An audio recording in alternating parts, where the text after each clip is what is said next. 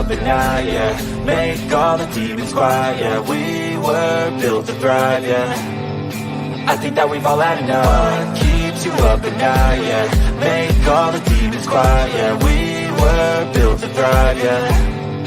I think that we've all had enough. Yeah, I think that we've all had enough. Sick of dealing with the old plan. They know that we're calling it wrong. You got me like, oh yeah. I think that we've all had enough. They know that we're calling it wrong. Hey, it's too late to try to go contain it. A generation fueled by creation. We live lives on a small screen nation. We control the airwaves, no negotiation. I refuse to think we need saving. Something good will come from creation. And when we think that the world is too anxious, we'll adapt, evolve, survive, and save it. What keeps you up at night, yeah. Make all the demons quiet, yeah. We were built to thrive, yeah. I think that we've all had enough. What keeps you up at night, yeah. Make all the demons quiet, yeah. We were built to thrive, yeah. I think that we've all had enough. Oh, yeah, I think that we've all had enough. Sick of dealing with the old plan. They know that we're calling it wrong. You got me like, oh, yeah, I think that we've all had enough. Sick of dealing with the old plan. They know that we're calling it wrong.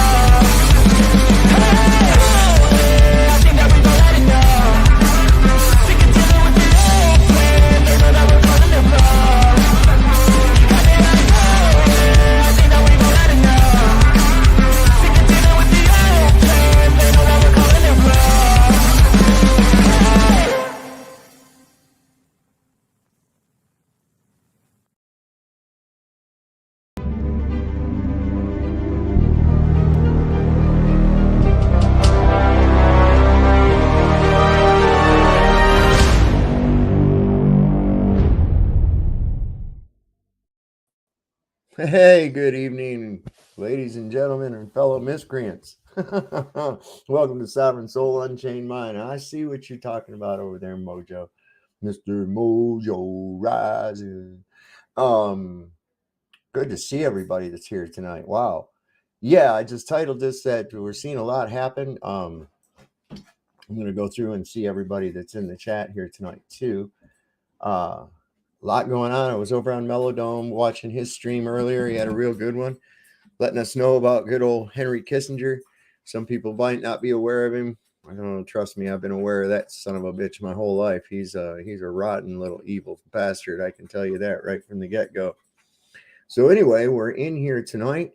Powered along. We're out near the neutral zone tonight. And the only way we could get there is with, that's right, ladies and gentlemen, Lucky Haskins' Dark Matter, contained in magic NASA foil, and now with patented Gravitol. That's right. We're able to, the Gravitol helps keep the refractogravitational sensors clean, and proceeds for the purchases of dark matter from Lucky Haskins also go to help the refugee Klingons that have been removed from Uranus. So that's always a good thing as well. And as you can see, got lots and lots of gravity in this. Lots. See all that gravity? Look at that gravity. It's awesome. Without it, we couldn't go anywhere. And I want to give a shout out to my man Lucky Haskins for that. That is awesome as all hell. So Carrie Skates the Pole says, hang on, let me open it up here. It says, do you believe there'll be a FE tipping point in 2024? The first option is yes, of course, and the second option is no. I've been having that same problem of seeing it on my phone on other people's streams too. So I don't know what the hell they're doing. Probably some monkey business. Probably up to no good. Being a bunch of damn miscreants. You know what I'm saying? So yeah, I saw a lot of Pastor Locke memes out there today. Wow. Let me see if I can find a couple of them. They're pretty cool, actually. Yeah,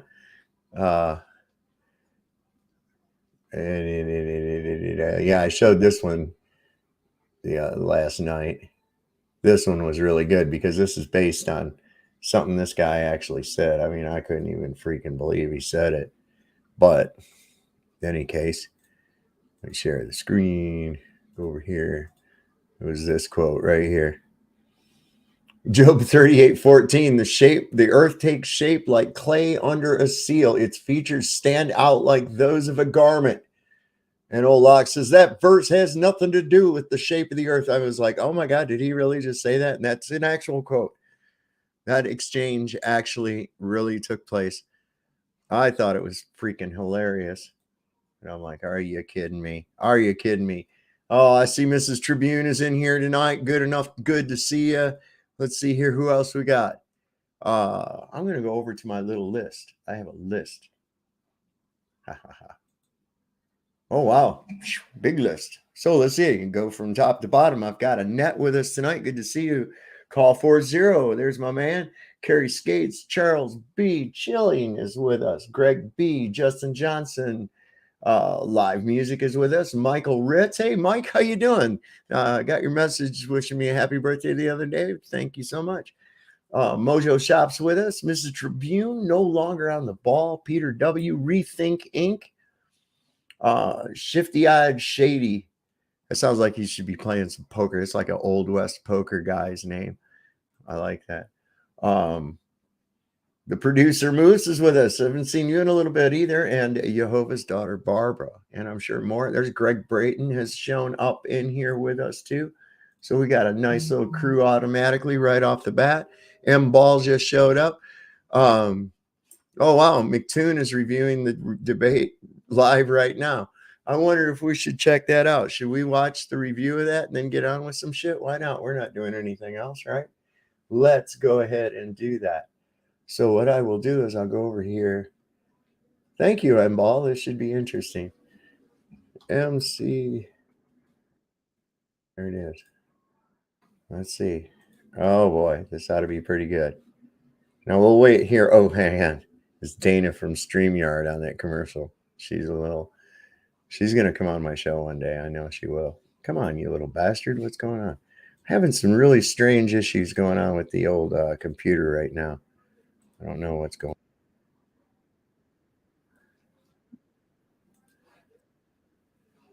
on. That's the one? Yeah. I just we'll see how much of his little irritating voice I can handle. So I'll put it up here. The Earth is slightly flat, and the poles do the Earth's rotation, making it semi-radial. You know what I would rather do? Longer than its semi-minor axis. You know what I would rather do?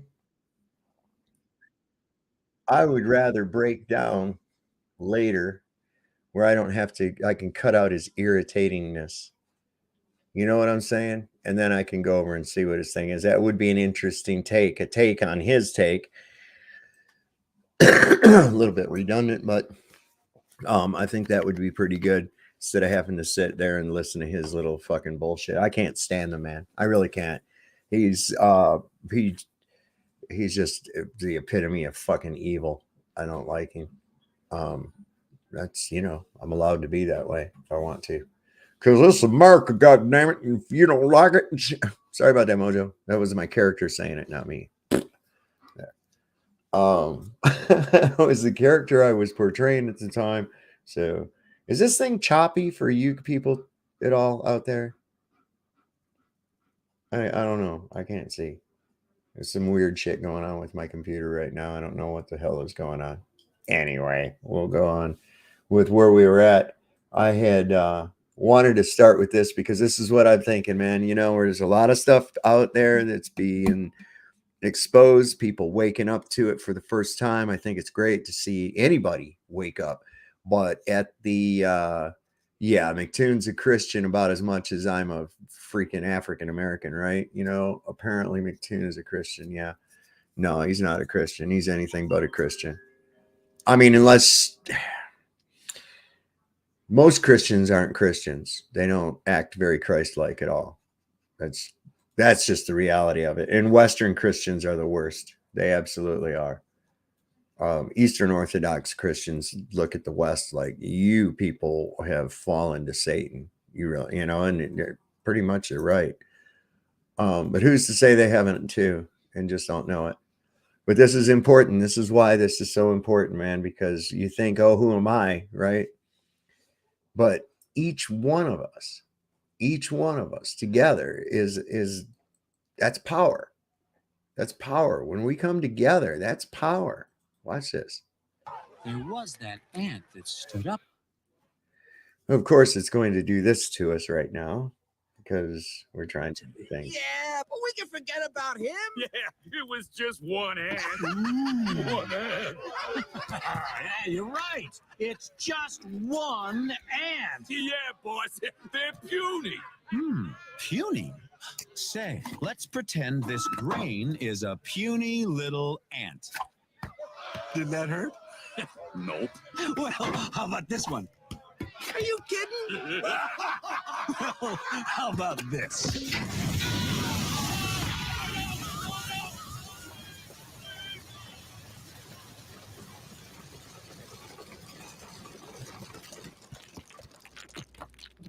You let one ant stand up to us, then they all might stand up. Those puny little ants outnumber us 100 to 1. And if they ever figure that out, there goes our way of life. It's not about food. It's about keeping those ants in line. That's Fucking thing. why we're going back. Does anybody else want to stay? So they're all ready to bail. And that's true. I mean, if you think about every bit of the control system, we outnumber them. Government officials, police, all of them. If you used to put them all together, we still outnumber them. And what are they going to do if everybody says fuck off? What are they going to do if everybody says no? What can they do? Other than resort to force, in which case we resort to defending ourselves. That's all you can do. It's a good one too. Let me look over here. I have to go to this here. And where did it go? There it is. And somebody just said something. Oh, is this from this is from Malcolm in the Middle when that kid went to boot camp, isn't it? I'm pretty sure it is. Let me stop that one and bring this one up. This thing's really lagging along tonight. I don't understand what's going on, but we're going to go through it. We're going to do our best. We're going to do what we can do. So I think this was, yeah, Malcolm in the Middle. Yeah, okay. Well, Troop, you've polished your boots before everyone else. How on God's good earth did you accomplish that miracle? I just did it exactly the way you told me to. Remove laces, pull tongue forward, apply polish, pull tongue backward, buff, replace laces, repeat. I did the same thing to make my bed and secure my footlocker. Well, that's the most miraculous turnaround that I've ever seen. I want you to explain to these recruits how the worst soldier in the unit has managed to put them all to shame. I just stopped thinking. I figured out that using my brain was the whole problem. Not just here, but my entire life. If I just do exactly what I'm told and nothing else, then everything gets easy. It's not even a question of smart or dumb. You just turn yourself into a tool. I'm much happier that way. I'm the world's happiest tool. You must be proud of yourself, son. I don't know if I am or not. I'm waiting for you to tell me. Oh my God. A soldier like you comes along once in 1,000 years. That's pretty good. Thanks, Greg. Yeah, I remember that. I liked that show. I thought that show was funny as hell. Malcolm in the Middle. It was a pretty good show. Yeah, it's pretty good.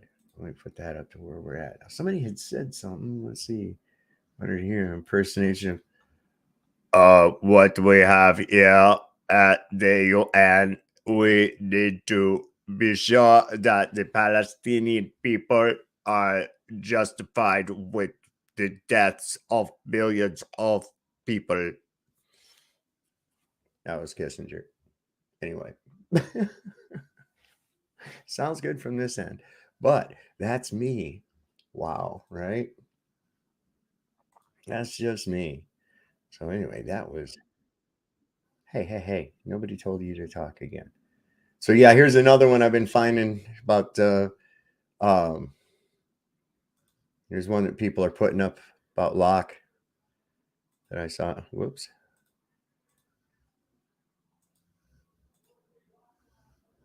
Just keep your mouth shut and get in your car and go. Greg Locke. Words to live by. Whew. I couldn't believe he did that, man. I really can't, but if the ego will do weird things to you. Here's another one somebody made. I lost the FE debate, so I figure I'd delete the video and just act like it never happened. Which brings me to another point. I believe if somebody wants to go ahead and check again to make sure that my information's right, I can myself here in a minute, but just to make things easy. I believe Felicia, the flat earther, is going to be debating Austin Whitsitt on Jaron's channel. I believe it's tomorrow. It's either tomorrow or Friday. What is today? Today's Tuesday. I'm not sure. Let's look. Let's go see what's coming up real quick. It won't take us but a second. Let's go to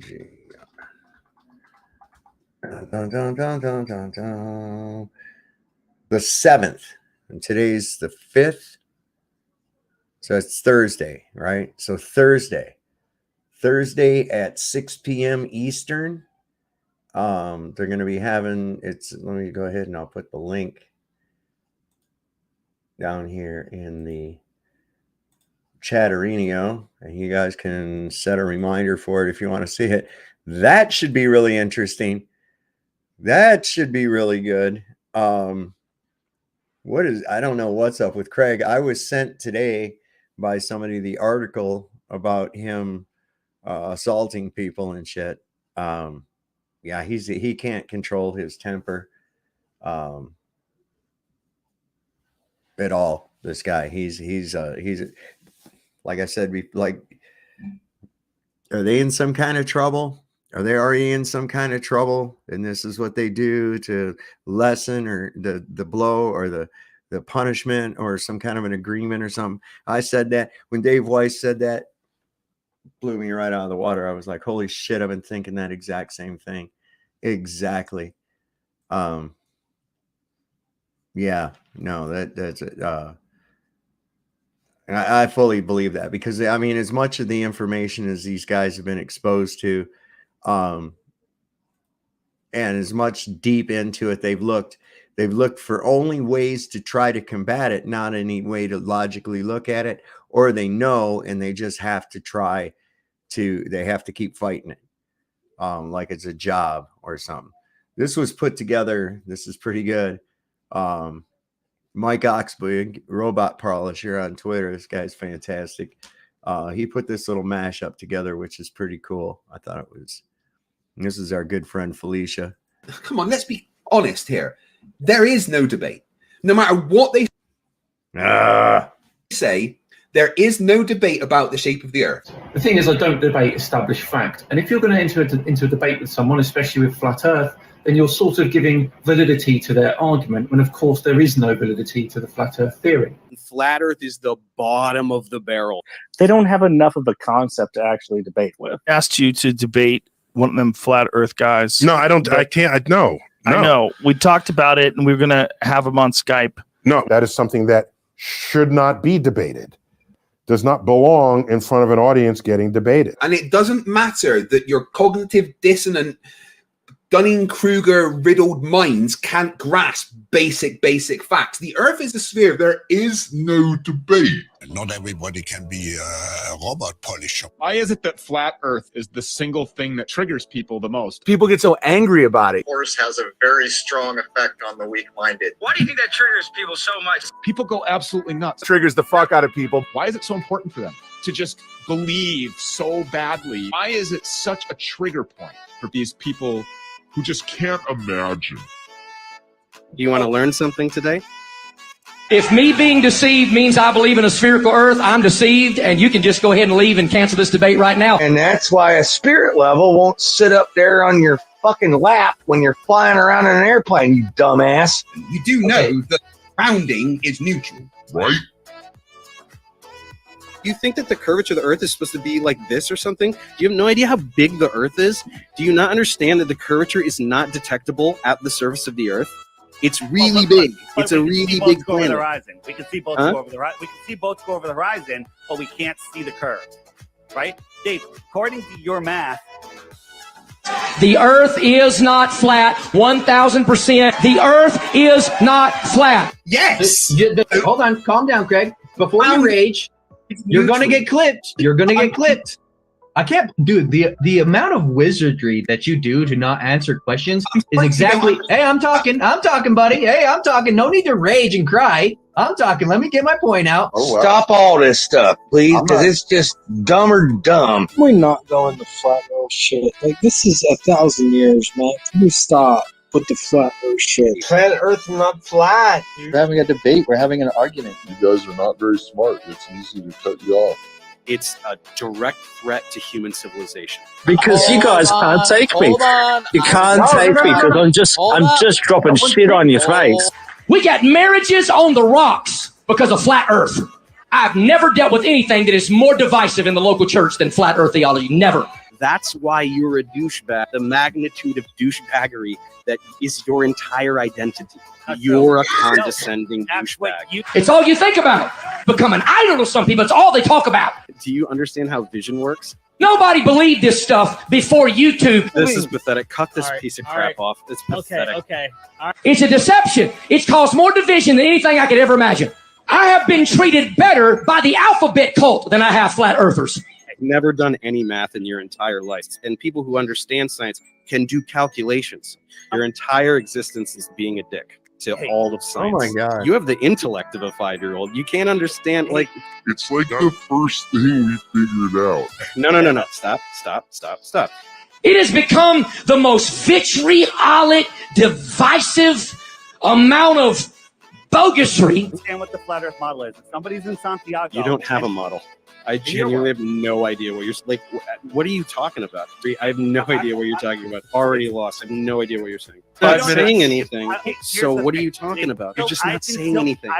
It's nonsense. It's a last day's deception. I would highly suggest that people keep their mouth shut, get in their car, and go where they need to be. Don't ever come back. I don't respect your cognitive abilities at all. Then why? I don't respect your love for Because I'm here to make unicorn. fun of you and prevent other people Everything from. you say. Like I couldn't hold it together. To be completely honest, I just laughed. Like I couldn't. I might be the Dennis Rodman considering how angry I get everybody. We might be a little bit agitated every now and then, but that's not because we're trying to be mean. Y'all don't make Chris leave.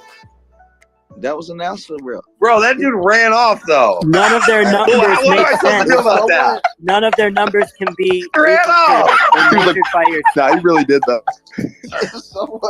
I kind of felt If bad. someone listen, I'll tell you what.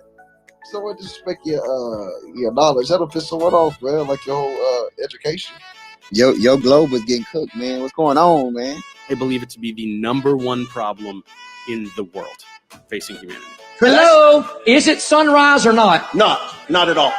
I don't agree with you. Turn his mic off. Get out. Wow. You're a Bible denier. You're a Bible denier. Are the flat earthers making you angry, my friend? No, never. It seems like they are to me. Just us talking. Based on what? You see how triggered the Globetrotters get when you come up here to step on their whole shit? And I kind of feel like, now that I think about it, like, while flat earth might be pretty niche, I think that maybe people willing to argue against flat earthers is even more niche of a group. Well, the amount of people who are publicly going to talk about flat Earth is almost none, right? It's offensive to a lot of people. You know, just the very thing, just the very idea of saying flat Earth, the fact that someone will believe it, it offends the very soul of many people, right? Just your brain starts to, hurt. Like sitting there for so many hours, like exhausts you. So I started with one whiskey, and by the time I knew it, I was on my fourth whiskey just to keep going. And they're going to say, oh, it's cognitive. No. Maybe there should be some training course or something like that, but it's the younger or the less experienced Globers don't help the cause. That is very true. Those are eaten alive by lions. They just devour him. Blood is squirting all over the place, and there's nothing left of the Glober at the end. Not everybody can be a robot polisher. The whole reason I actually know about you, Peter, is because I saw a video posted where you and a couple other people were saying not very nice things about the flat earthers. And so I just appreciate that you're taking a different approach here. It's much more digestible when people are calm and, can actually listen to the points and we don't just hear the anger, because that's a big thing. It's not really about what you're saying. It's about how people feel about what you said. So when you're coming at people with the anger, they're just going to take the anger away from the situation. So, we've really got to, the level heads kind of have it right. We got to be level headed about Thank you, Oracle. I know which video you're referring to. This is why we give our shout out to Mike Augsby, aka Robot Polisher. It's a special skill. It's a special skill. It takes special, right? That's why we do training. It's a campaign of hearts and minds. So I'll tell you this, like as an outsider, but somebody that does look in this stuff adjacent to this, it definitely has a ton of shills and disruptors, and probably that guy is one of them, and that kind of gives it some credence. But also it could just be these science nerds that think they know everything and they're all like uppity about it. I don't know, but there's a You lot hear of that, that guys? also. You hear that, guys, man? That was This real. dude is an outsider. He's undecided, but he's saying that you guys look like fools, man. Giza Santu says, I was globe earth my whole life until I saw Craig's arguments. Now I'm 100% flat. Let's go! Jesus. Yes! It's way too easy to dunk on flat earthers, right? It's like dunking on a YMCA basketball basket that's 3 feet tall. No, that was pretty good and pretty telling, because this is what I've said a whole bunch of times, is that the more these Come on, let's be keep fucking honest up, keep doing this shit, they're actually driving more people to look into it and come to the realization of a flat earth. And I think that's fantastic. I've had a number of other people I see have joined us in the chat here tonight. We've got, let me see, I'll pull you all up on this thing because it's so much easier. Let me go over here. Participants. See, well, Word Battery 79 was here just a second ago and they disappeared, because I see Chronic Enlightenment is here with us, and Rethink Inc. has come in somewhere in time. Got a number of other people. I know there should be more than what this thing is showing, because I've been watching. We got 82 people watching right now, so that's a good amount. So anyone that wants to come on up and talk about this subject, yeah, the link is up in the pinned chat underneath the poll. I'm going to be closing the poll here in just a minute. I just want to take a look at it. It says here the tipping point. So 63% of the people, that's out of 52. That's not bad. Believe that we're going to have a tipping point of flat Earth. And what that means is at least 50-50 by 2024. So that gives us, pretty much 13 months here that we can, the way I'm seeing it go, I'm thinking it's going to happen. So anyway, just to get that out of the way, well, I'll leave it up there. Why the hell not? Right. All right. And y'all can see the pinned comment too.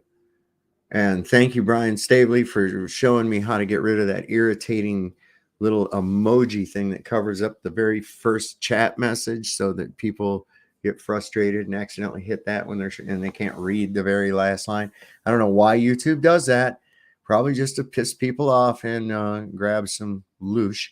There's the contingency plan is with us. I see Chilling, Peter W., Thrashless Smith. Let me see. Mrs. Tribune. Hang on just a second, guys. There's someone at the door.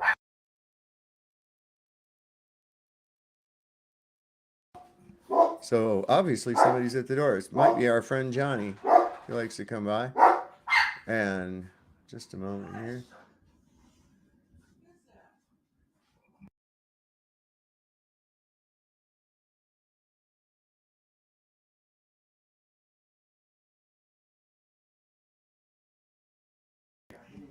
Anyway, hey Johnny, you're welcome to come on in here. Yeah, thank you, Dave. I sent you a text, but I knew you was on the show. Yeah, if I'm on here, if it's after 9:30, forget it. I'm not answering.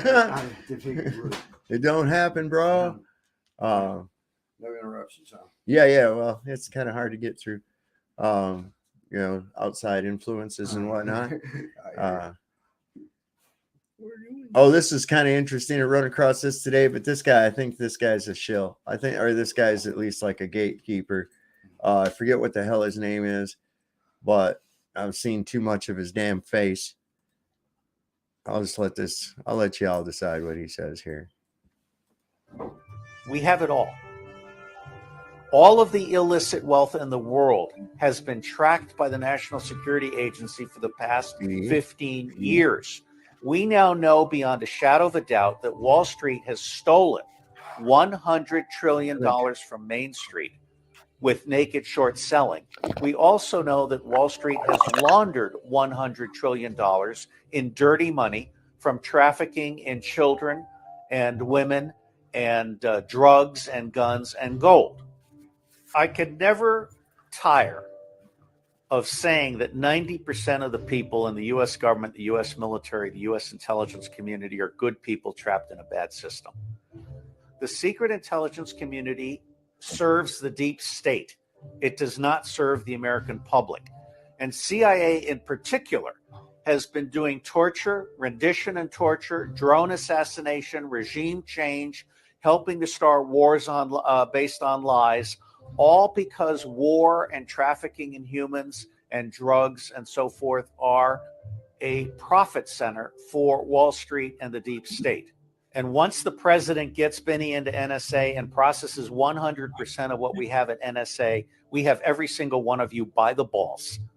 You cannot survive this. You have one out.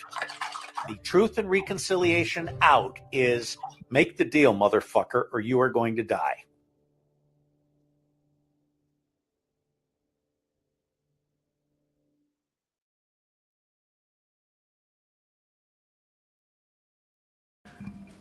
He said, make the deal, motherfucker.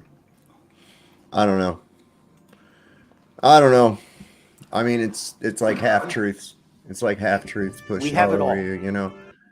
I don't know what to think. But I thought this was kind of interesting too, man. What do we got going on in the chat here? I've got more people. I got Alan Nordstrom is here. There's Dreamy. She's so dreamy. She's actually really Roseanne Barr. I'm not supposed to tell people, but I said, fucking, I'm telling people. Justin Johnson showed up in here too. Okay. Bulgy Gooch. What a name. Bulgy Gooch. What kind of name is that? That's this guy's name is Bulgy Gooch, it says.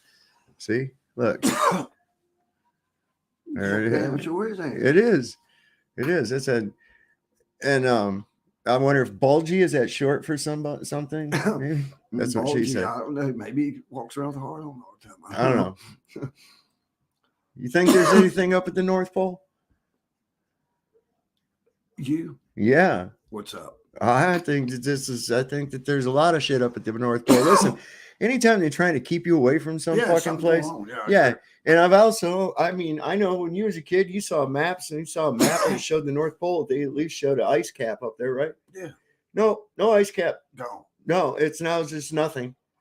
And even I can remember being at my grandpa's house and looking like in his old encyclopedia, and it had the maps, and that area up there was shown as ice, but just said unknown region, right? And I remember thinking, how could it be unknown? You know, that's stupid. But anyway, this is kind of a little bit of shit on that. This is some cool shit.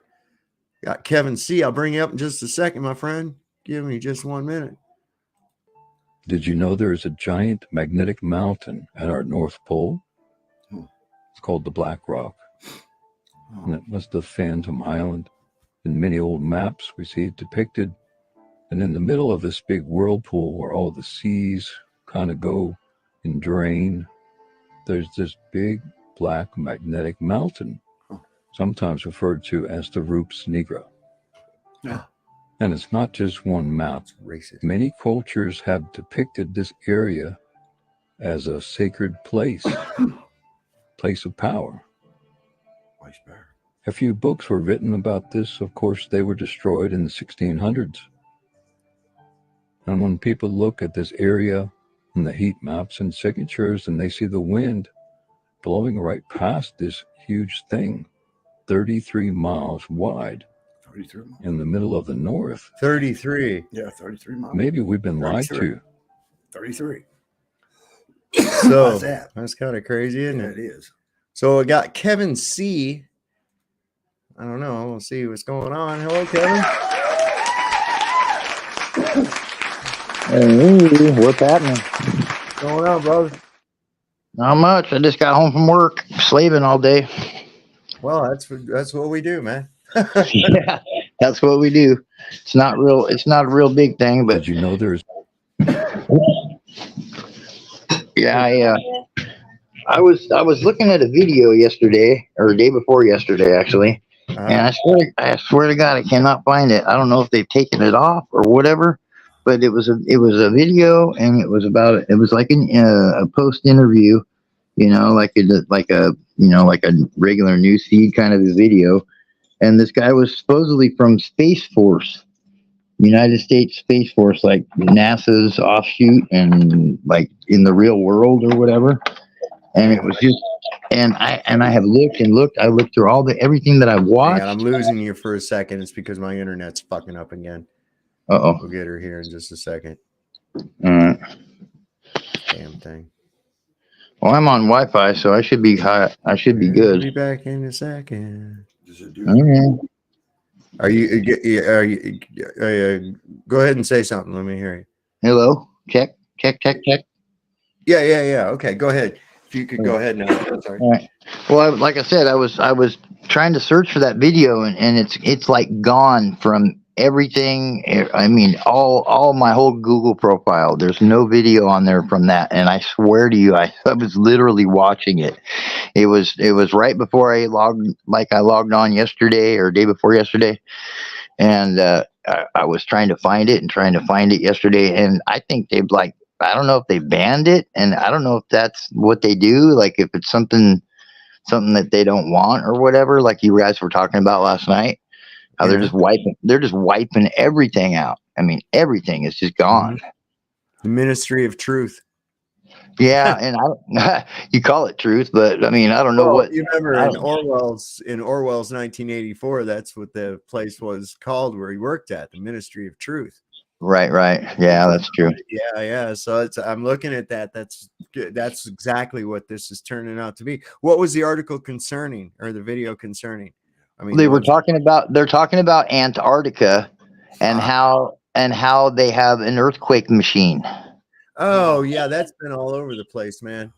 I know, and I was like, I cannot find that video to save my ass. They were interviewing some Space Force guy, and he was like, "You believe that? Do you believe that?"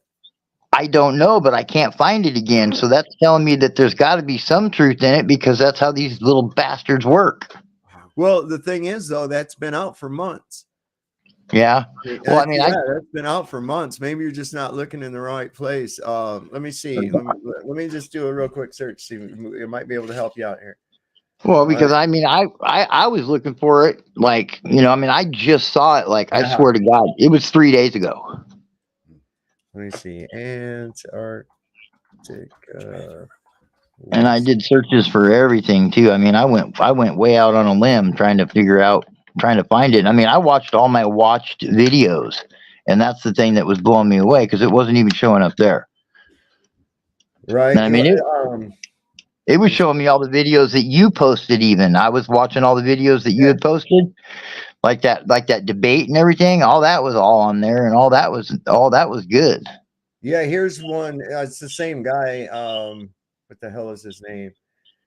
See, this is the thing. The fact that he's still alive after all that, after even that it first came out, is a Raytheon whistleblower.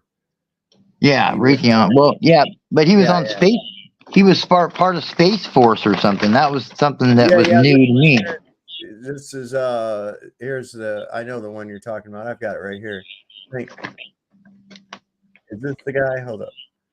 Let me. This is just a short, but you'll be able to recognize if you watched it if this is the same guy. That guy? Yep, that's him. That's him. In the facility, I had complete access to every compartment. Yep. Yeah. The circle jerk of hell. Yeah, they're even screwing it out. Hate that. I've got right now this thing showing me that I have my connection is unstable. This only ever happens when I start doing my show. Oh yeah, of course. Oh yeah, you could be surfing all day long and it doesn't give a shit until you're sharing. That's right, man. Yeah. That's how they do it. I mean, I don't foresee I'm saying that what we're experiencing right now and the ability, which is a beautiful thing, by the way. And I mean, I give you props, Dave. I mean, hands down, you are honest. You are real. You are concise to the friggin' point, to the letter end. You are right on the money. And, you ain't got to lie. You ain't got to bullshit anybody, and I appreciate the hell out of that. It's a big deal. I mean, all this crap that's going on. I mean, we're in a falling days of, we're falling, we're just barely reaching the precipice of our, just beginning to understand what the reality is. And then they're just going to wipe it all out again. And we're going to end up starting over from scratch, and that's just so disheartening. Mankind is so much stronger than what they've made us out to be, Well, and it makes you wonder how many times have we done this? Oh, countless times. I mean, the anthropological, evidence is just blatant. Because my roommate, she looks at like pictures and stuff from the past. Like the World's Fair. Look at the World's Fair. Look at those exquisite architecture and all those buildings. They don't exist anymore, Dave. They have been destroyed, leveled, and I mean they are gone. And I mean these buildings were like it's unbelievable how this shit was happening in the 1900s, and in the 1890s. I mean God, 100 years after the beginning of our country, they're building some shit that was way above what we can't even do it now. We couldn't do it. The thing is, too, though, you have to look. It's like all this stuff. I used to think. So how come every time the older shit is, the deeper down underground it is? Right. I was always like, what is everything sinking? And what would that mean? How much per year does that mean that something's sinking? And I thought, well, that's just fucking ridiculous, man. Well, that all depends on if the pole shift is real, though, Dave. If there was really a pole shift and that's actually a legitimate thing, which, I mean, I could see that scientifically how that could be. And if that happens, the crust of the earth is completely dislodged from the solid. How could there be a pole shift when there's not really any South Pole? Well, that's what they're talking about. I mean, I don't understand it. I mean, I know that's a globe earth thing. That's a globe earth thing. I know, but I mean, yeah. But I mean, even the situation like you and Brian were talking last night about the South America being like dislodged from the south of us, and how the Panama Canal is north and south now instead of east and west, which is totally crazy. But see, nobody felt the continent move or anything. Well, right? but I mean, but Just would like- you? But would we though? I mean, honestly, would we really feel it move? Because we're not Yeah. moving. Because we're not moving, right? No, I but mean, we're not spinning. land- you feel earthquakes, right? Right, but Okay, but so at you'd the same feel a time, continent- you'd feel a but- continent move, especially if it moved that far east. I mean, that Yeah, thing but- now should be called Southeast America. yeah, I mean, it's almost to our east side. I mean, it's almost on our eastern seaboard now. If you look at it, It's like but we haven't really. our But East Coast lines almost up with our East Coast almost lines up with its West Coast. I'm right, looking at and the map right now, and it's like, oh, it's a right. You know, and I mean, I was really digging that map that Ramesses map or whoever that guy's name was, that the old world map, that site that you were posting. David Rumsey map Yeah, collection. Rumsey. Yeah, that's the Holy, 1587. I got so fucking lost in that, Dave. I got lost in that. I just went through there and I was looking at all those maps, like the maps that you were looking at, like all those points around the edges around Antarctica. I mean, it's just crazy how there's other things that are on the Antarctic edge. You know what I'm saying? Like those other you know, whatever they are. I mean, the other land masses, how they're like highlighting all these land masses on around the edge. That was so trippy, and all the different animals and stuff. I mean, I'm just blown away by all that.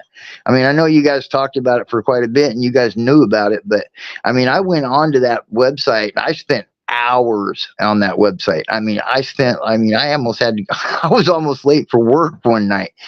I mean, literally going through all of this weird, and then the explanations of it, you know, that's even cooler. You know, where it came from, who made it, who was in, you know, who it was that was in, you know, in governing the, you know, the societies and all that at the time. And that is crazy. Now I've got a actual physical copy of that map. Right. But it's scaled down. I have it. It's 30 by 30 inches. Right. That Yeah. original, as you was probably reading, that original is actually 10 foot by 10 foot. Yeah. Yeah. That's so crazy. Now, and I mean, the detail is just exquisite. I mean, every single line is so perfect. The animals that they drew, I mean, I was blowing it up in my viewer. And I mean, it was like, I mean, every single line and every single stroke on that was so cool. Like they don't do that shit anymore. They don't do that anymore. Did you know that did you notice there at 0 degrees north? Yeah, the G. Yeah, the G. I thought that was kind of cool. So do you think that's part of the Illuminati's sign, the G for the center of the Illuminati symbol? I don't know. I haven't really figured that out yet. I haven't either. And I didn't hear any reference to it either at all in there. Yeah. So I just see that there, you know, and I'm like, that's interesting. You know, I mean, when I see little anomalies in these little areas like that, and especially when it comes to areas that, like, you look at today's map and there's, you know, nothing there. Just nothing. I know. You know, and go back 500 years and they had 4 continents and they showed Mount Meru there. Meru, yeah. Negro. Got to be careful how you say that. Rufus Negro. yeah, I got you. But I mean, it's so cool though. I mean, the amount of the truth that's being leaked out, you know, through the leakage, you know, just the leakage of it. And it's amazing now because they never anticipated when they created all this shit. They didn't anticipate the internet to where billions of people are watching and learning and growing and coming out of the shell. Right. Well, here's the thing though, you have to be real careful about it, because here's this guy supposedly with the government, shows his face on multiple different interviews. Yeah. And talks about all this stuff, right? And he's still breathing. He breathed long enough to go on the first show. Yeah. Much less to go on the other ones and do the other talks that he did. Okay. So let's compare that. Does that meet reality? So every time there was somebody going to whistleblow or testify on Clinton or Podesta or any other one of these politician scumbags, they always find them where they accidentally shot themselves in the face 6 times, you know? Or they hung themselves. They hung themselves impossibly hung themselves. Yeah, yeah, you know, and just preposterous shit like that. Who's that? No, any of these people that go up against them, they never get a chance to go in front of anybody and tell the story. They really don't. Right. Yeah. I mean, that's why it's so hard to make any money off of these stories, you know. I mean, all the people that have had instances that are like legitimate, like, you know, being aliens taking them away, which is just our government taking them away, and they're in our ships, you know, just to create the fear factor, you know. But even those people don't make any money. There's no monetary involvement in it, because by the time they come out, they're dead. See, a lot of times, though, in a lot of instances, it's not a monetary desire to come forward. No, of course it's They're not. really No. risking quite a bit. They're really risking quite a bit. This guy's casually sitting there without a nervous bone in his body, telling about all this top secret shit that they've got in Antarctica, where they can start earthquakes and everything else like that. And you know, it's fine. You know, no drone strike on this guy. Not at all. No. It's a lot of whistleblowers, you know, out there now. so you're meant to know that you were meant to, they put that out there for you under there's that a whistleblower. There's that one guy that was disclosure. That was soft disclosure through a manufactured whistleblower. It's all that was. Right, but you know that one guy that comes out. Who's that one guy that comes out every year and he talks about the new technologies and shit? It's like a TED Talk or something. The guy comes out and he's like I don't know, basically some kind of an ambassador for the Americas or whatever. I mean, I don't remember who he is, but he does it every single year. He comes out and does a TED Talk and talks about the technologies and the biologens and the war shit, and like how far we've advanced, and how far the shit that's like under wraps that's kind of leaking out, you know. And he talks about that every year. You know, and it's like a repeating thing that he does, but half of that shit's all governed anyway, you know, so you can't really count that. But I mean, I don't know anymore. It's hard to guess because there's so much bullshit out there. David Crome says that they make a lot of money off of conspiracy theories these days. Not really. The gatekeepers do. The true ones, like myself and others, we don't make nothing. I mean, I have a few people, and I want to thank those of you that have supported through the Cash App. I haven't applied for monetization on this channel yet. I don't know if I will, but I probably will. I think you get a lot of response, Dave. I think you would get a hell of a good response, because I'm here to tell you. I mean, if it was up to me, I mean, I would hella tithe to you guys easily, especially Brian. You and Brian both. Because Brian rocks. I mean, he rocks. Brian knows some shit, man. He's been in the game for a while, you know. I've only really picked up the YouTube mic about 1.5 years ago. Right. But you've been acknowledged, though. You have knowledge beyond your years, even, you know. Yeah, well, and the more of that I come across, it's the more you find out that you don't know. It's just like it's daunting. It is. It's daunting. Yeah. It really is. We've passed through here before. We're just catching up on what we forgot. Right. There you go. I like that. Yeah, that's true. I mean, I you know, and there's things where there's situations in my life where like these things that come about, and you see it on the news and you feel it in your soul that you knew what was going to happen, or you're anticipating something, you know, falling apart or whatever, and it happens because you knew it was going to, you know. And that's a reality. That's a reality check, you know, where your own body and your own soul, you know, when things aren't right, you know when your silver thread's not vibrating right, you know, when you're doing, because just like when you're doing the right thing. If you do something nice for somebody, you help a lady across the street, Dave. Yeah. You have a quickening in your spirit. Sure. You have a feeling. You have a feeling of endorphins and whatever the hell your brain releases, and that is a real, viable, and it's a provable aspect of the human nature. Feel good moment.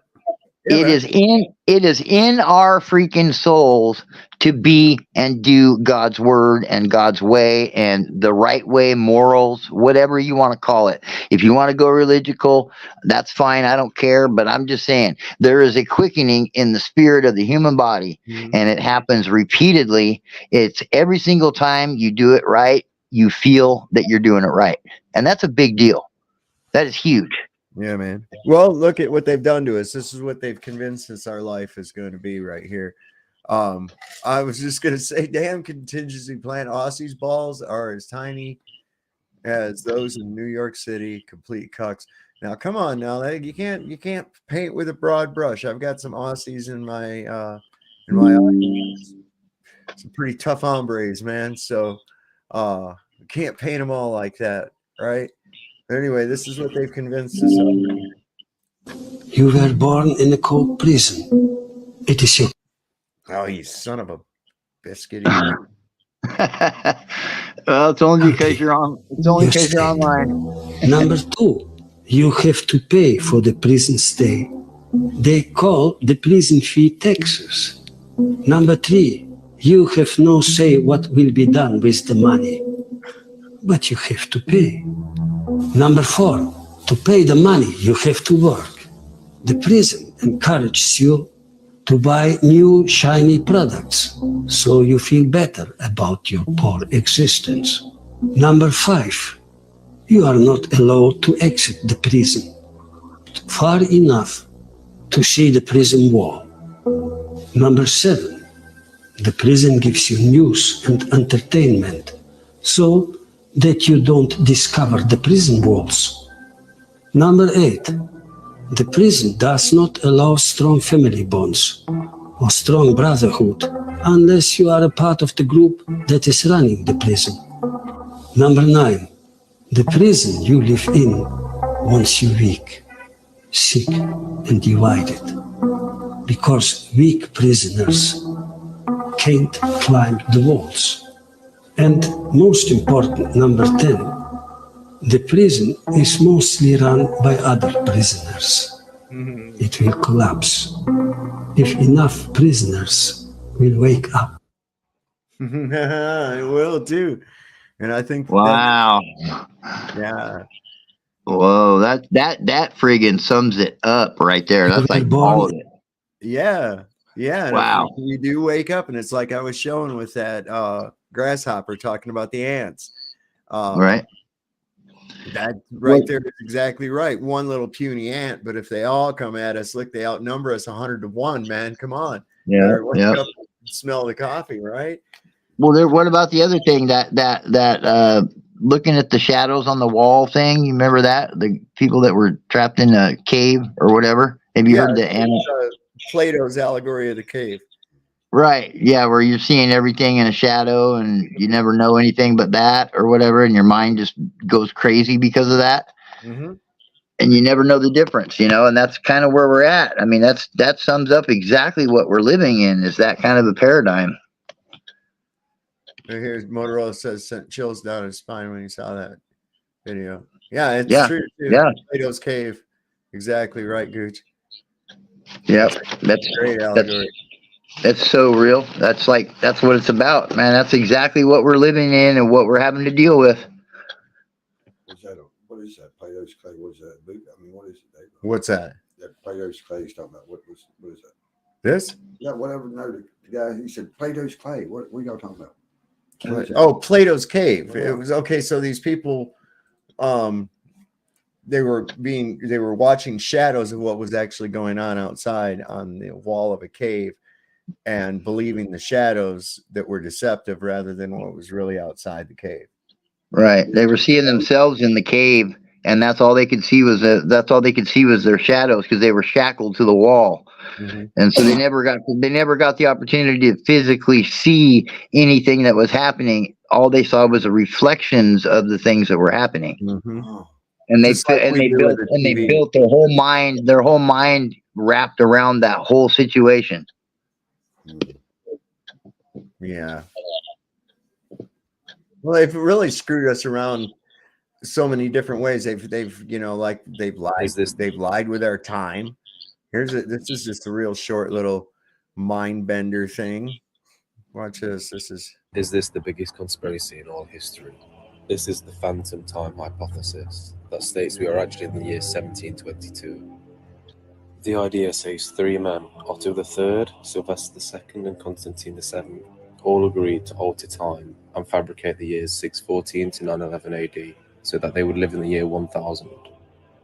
The main evidence for this comes from the idea that there were discrepancies between a Julian calendar and a Gregorian calendar, which equated to the conclusion that 3 centuries had never actually existed. And due to a lack of historical evidence, those 3 centuries were pinned to the Carolingian period. Is this the biggest conspiracy? So, you know, how many times have they jacked around with the time that we don't even know what year we're really in? You know, Right. so how are we supposed to really decipher? Well, this is from the year blah blah blah. Well, according to who? Right. Well, and it's the same thing with carbon dating. Carbon dating is so flawed and so weak, you know. I mean, even trying to find the date of something, the age is impossible. Did you catch? We did a show on that one night. I remember. Yeah, did I you was see there. that? Oh my God. Yeah. We know this is, and it's basically said right straight out. We know this is wrong, but we have Yep. to use it, or else our calculations won't work. And that Exactly. just like this crap. Here's good old Copernicus, right? Yeah.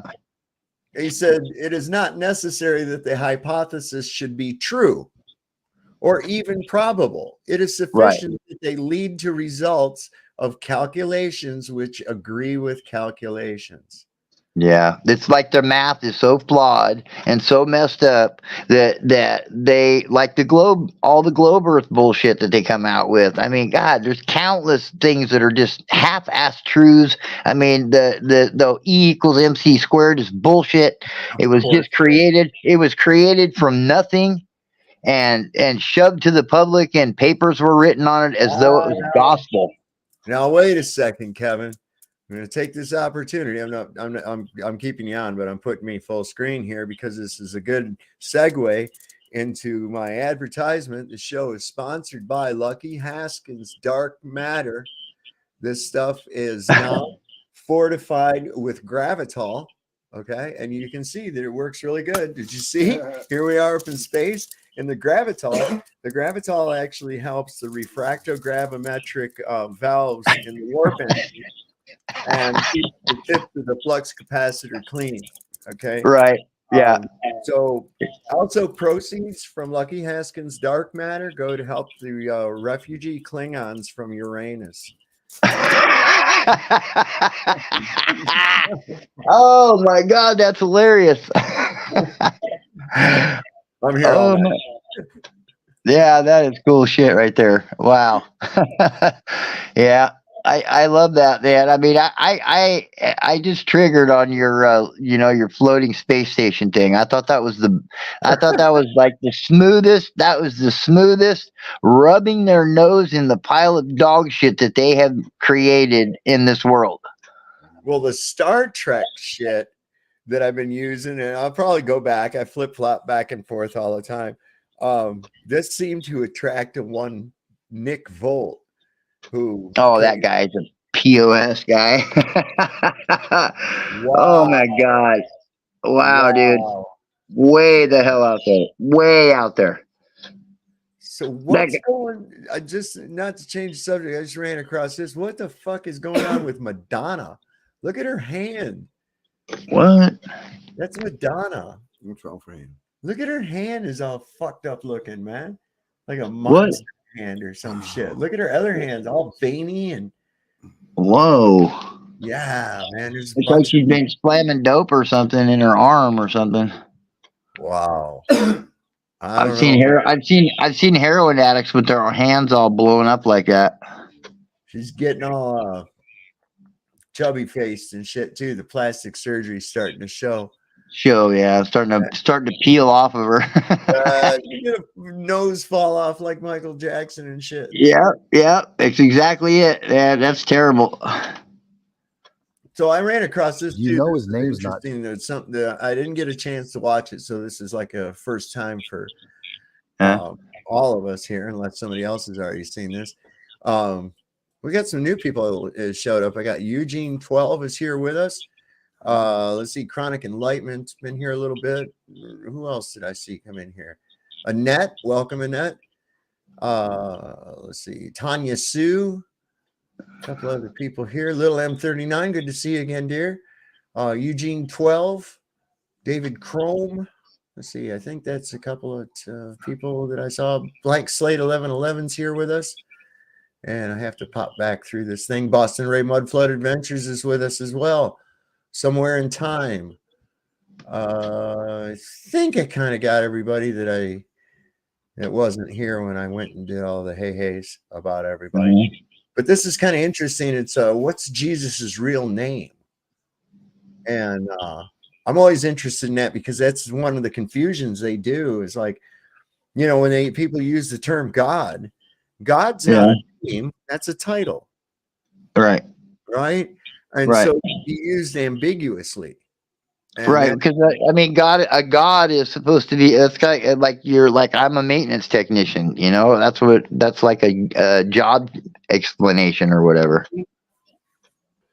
Right. So, and like people don't realize this too. A lot of people don't realize that Satan is not a name either. No, it's Lucifer. It's a title. It's a title, and it means comes from Shaitan, which means like nemesis. Yes, nemesis. Nemesis is like your worst enemy. Right. Yeah. The dread, something you're dreading to have to deal with, or somebody you dread to have to experience. Yeah, your worst adversary is the Shaitan. Okay. Yeah. That's pretty much it. And it says that we fight not against flesh and blood, but against powers and principalities, right? Right. You know his name's not Jesus, right? If you go back to where Jesus was walking the earth and you walked around and said, "Where's Jesus?" Nobody would know who the fuck you're talking about. If you start looking deep into the scriptures, man, one of them says, "My children will know my name." Well, his name ain't Jesus. No, the scripture says, "Seek and ye shall find." Listening to a pastor tell you something isn't seeking. Why am I so big on the name? Well, because if you look at certain scripture, it says, "Give praise to my name, give glory to my name." What's his name? No, it says Jesus. That's not his name. So everyone says it doesn't really matter. He just, as long as he knows. Look, I didn't read the part in the scripture that said that. I didn't read that part. I didn't read the part, "Hey, call me whatever you want. Just call me." Because his name was given to us over 7,000 times. But then at some point in time, way back in about 383 AD, they translated it and they were told not to use the name anymore. One of the 10 commandments is, "Thou shalt not take the Lord's name in vain." In vain. Now, what does the word vain mean? It means to make meaningless or useless. How much more useless can a name be if you just stopped using it? You're making it as useless as it can be by not using his name. And he says, don't take the Lord's name in vain, which most people think says, don't say goddamn. Goddamn is it. First of all, God ain't his name. That's a title. Secondly, that's not what it means. It says, don't make God meaningless and useless. But that's not actually what the thing said. He basically said, don't make my name meaningless. That was his commandment. And then we are all doing it when we say Jesus. We're all doing it when we say God. Why? Because that's not his name.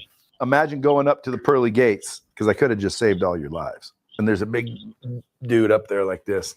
He's standing there all big and buff as shit. He goes, "What's up?" You say, "What's up?" They say, "Who you here to see?" You say, "Jesus." And he goes, "I don't know who you're talking about." You ever read the scripture where he says, "Go away, you do not know me"? Because if you knew me, you'd know my name. I'm going to walk up. They're going to be like, "Who you here to see?" And I'm going to say, "I'm here to see Yahshua." My man Yahshua is supposed to meet me here so I can go meet Yahuwah or Yahweh. And if I'm wrong, we're all fucked. Oh my God. That was all right. Yeah, Yahweh. That's what I knew of. Not Jesus. I've heard that too. I think I'm gonna. That's a keeper. Yeah, that's a keeper there. Yeah, that's got to go. That's got to go center line on that one. We'll put that one in my. Because you know, and isn't that just about the way it is though? Because they're, because the powers that be, or whatever the hell they are, powers or the people that are in control, they all are trying to peel away God from everything. I mean, they're changing the Bible. They're changing they're evil, turning evil loose in every church and religion, and all of that has just been rampant with these people. And outside of that, you can't, what is somebody supposed to believe? Where are you supposed to go to find this information that they're hiding, that they're suppressing? There's thousands of years of this shit going on. Yeah. So you remember? Did you watch last night, Kevin? Yeah, I was there for a little while. Did you see where I was talking about that explosion that took place in Arlington? In that house, yeah, the house blew up. And I guess saying it was a flare gun opened, whatever. Nobody's believing that shit. I just ran across this today too. This woman talking about it. A lot of people talking about it. I was thinking it was a meth lab. Yeah, right. I don't know, man. That went up bigger than a meth lab would even. I mean, that was like. Oh, I've seen meth labs make trailers disappear. I've seen a trailer house literally fragment to nothing from that. They said they heard it 5 miles. And yeah. Now you got to figure, because 5 miles in a densely packed area like Arlington and DC, you got a lot of buildings close together that would absorb that sound. So that was something else for in a dense area like that to be heard 5 miles. There was something like that has to have compression, just like you were talking about all the time. Compression, compaction, even if and you saw the flares or whatever going up, I'm thinking that it had to been probably like a 8-inch freaking firework that went up in the house. something I saw one today. This is no shit. I saw this video today, a little short one, and I guess it was in China, and these guys were loading into this mortar that was like as big as a freaking sewer pipe. Oh, and yeah. They were lowering this ball down into it that was a firework. And I swear it took 2 guys to guide it. And it was a mortar. And they shot that thing up, and it went up, and it was a firework, and it blew up and then turned into a whole bunch of other fireworks that was just covering the entire sky. I was like, that is foolish. Yeah, I've seen some of that shit. I've seen a lot of it. I mean, I used to make fireworks all the time. I mean, I've done that as a kid, I mean, I've done all kinds of crazy shit. Different metals and stuff, and different elements to make fireballs and some pretty cool shit. Yeah. It doesn't take. It really doesn't. It doesn't take much. It doesn't really take much, and all that shit's the lost art. We're losing all that shit too. Yeah, they don't want people knowing how to make shit that blows up. Let's see what this chick says. This just happened a few hours ago in Arlington, Virginia. Cops supposedly went to serve a search warrant to a guy named James Yu, and he wasn't having that. He blew the house up. Look at this. Yeah. Look at that, man. Look at that fragment. Flying up. I've seen that. Fucking plywood and all that shit.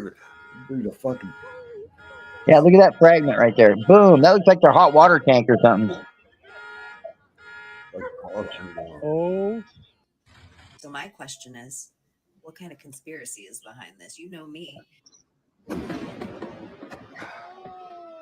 Yeah, that was. Look at that right there. Do you really hate the cops? That wasn't no gas tank or anything like that, was it? Some kind of false flag so they can shut down DC for the whole holiday? It looked like a hot water tank. Did he blow himself up inside? Is this a couch? No, that's a hot water tank. So that shit went up, man. Those are 2-story houses, man. And that shit. It was that's a hot water tank. It's a hot water tank. It's even got the plumbing hanging off the end of it, Dave. Wow. Or the wire, the wire with the power box, out of the ceiling. That's what it looks like, a junction box and the wire coming off of the hot water tank. Well, I say he recently posted a lot of interesting things over the past few weeks that actually weren't him posting it. Let's see. I don't know. I was hoping to find some more video in there of it, but there was no more. Oh, this is another guy. Now, this guy sounds sus as shit, man. I heard him yesterday. This guy sounds suspect as shit. He's like, he's there to sow the narrative, right? Right. Come out, we don't want to hurt you. And then they ended up driving the SWAT truck through the front door with like a pile driving arm. And at that point, he started firing a weapon back. I mean, I believe it was like an AR. It was a high caliber weapon. It's not a flare. Bullshit. They shot flares at the beginning. He was not shooting flares near the end. They started returning fire with non-lethal weapon, with a non-lethal. They kept saying non-lethal. They're shooting a shotgun back into the windows, blasting out the windows a little bit. And then at that point, they reversed the truck back. They kept trying to yell to him. He sounded like he was trying to say something back, but they were like, "Look, we can't hear you. You know, please come out. Please come out. We won't get hurt." And at that point, they reversed back and they like changed the angle of the truck, and they were going to try to take out the window, the front window there, tell them to back up from the window. And at that point, they were driving forward to the window, and that's when the whole place went up. Huh. That, I don't know, that. Come out, we don't want to hurt you. I don't That's sound that's a tough call right there, Dave. Because I mean, well, that they'd have to know some. They'd have to know something by now as to what. Yeah, use the term long rifle. I'm seeing that in the comments too. That I found that kind of suspect too. Nah, yeah, I don't know, man. I don't give a shit. I mean, that was a freaking bomb. That was not. Yeah, I mean, that was outside of like, I mean, it almost looked like the hot water tank it wasn't electric, like it was gas, and like the whole basement filled up with gas, and then he lets off a flare gun and blows the whole house up. That could happen. That does happen, and that does happen frequently in New York and in big cities. Yeah, I just wonder because there was flares in there. You know, there was flares up in the air. Natural gas isn't really a big thing up around Arlington, is it? They don't. Do they run natural gas? Because we don't get that here. Okay. Because I know it's hard for them to have it here. Most of the people, if they got gas here, it's propane. Yeah. Natural gas, yeah. Well, natural gas, propane. I mean, what you're talking about having the pump truck come in and fill your propane tank outside? Yeah. Yeah. Because that very well could have been what that was too. I mean, who knows? I mean, that big tank going up in the air was something. It was either a hot water tank. It wasn't no fucking couch. I'll tell you that right now. Because it had pipes. It had connections to it. That was legitimately a tank of some kind. But it wasn't the explosion. It was just the result of the explosion. See, that wasn't if it was the bomb, then it would have been fragmented with the explosion. And that was not the case. It was one piece. Let's see if there's anything else on it. Arlington explosion. Let's see if there's anything on it. So that's anything. The only thing anybody's got that you can really see. Let's see under latest. Oh wait, here's today. Some pictures from today. Wow, it really took. Okay, hold up, man. It really took the freaking place out. Check this out. Oh yeah. Whoa. Look at the house next door. Is lucky as shit, man. I mean, it looks like their windows got broke out up here. Maybe, but man, not really. See, that's odd. Yeah, it's just like that. That could have been a directed energy weapon, like from the space, like they've been doing all over the place. They've been melting like all those fires and shit, where they're burning up houses and shit. They didn't have a blue. They didn't have a blue tarp over them. You know. Oh man, that's a good. This one's get it bigger. Wow. Yeah, there's a whole bunch of videos here. Wow. Yeah, that's- Look at that. That is a tank. That is definitely a tank. Look at that. Yeah. Oh. That's totally a tank right there. Oh, it did take the Yeah, house really. next to it. It did take the house next to it. It was a tank, wasn't it? I didn't Yeah. see it. Let's see. Yeah, it was a hot water tank or something. That's definitely a tank. And it's not fragmented either. So it wasn't part of the explosion. It was a result of the explosion being thrown up in the air. I don't know. That's pretty big for a water tank. Look at it in comparison to that door, that house. I don't know. Let's see. Maybe it's perspective. Let's see it. I don't know. It's pretty big. I mean, it could be a backyard tank, maybe. Wow. That's a hell of a... Yeah, and then look at the flares. Oh. And then you see the flares, too. What the fuck is up with that? That's weird. That's the guy. That's James Yu. James YouTube channel. He's got on there. U.S. is the world's biggest terrorist. Fuck the police. Ice Cube. Persian form. God, he sounds like me. Damn. NWA Purge. Wow. That's weird. I think it's just damn. That guy got a dome on him, don't he? Holy shit, he's got to be a Glober. That guy right there is a Glober. He's got to be with a head like that. How could you not be a Glober? Come on, man. Ain't no way. Yeah, he's a Glober. He got Glober written all over his forehead. You can write it on his forehead and be like, that motherfucker got a 5 head. Yeah, he got a 6 head. So there ain't no, let's see. This is LinkedIn. What's this video about? I mean, is there talking in this? Let me see if there's any narration. Hopefully. No? All right, so. Well, they got suspects. I see that.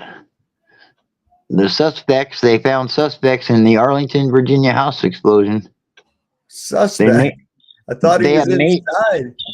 They may have shot off in it. They may shot at officers trying to serve a warrant. That's what it says. That's what I'm reading.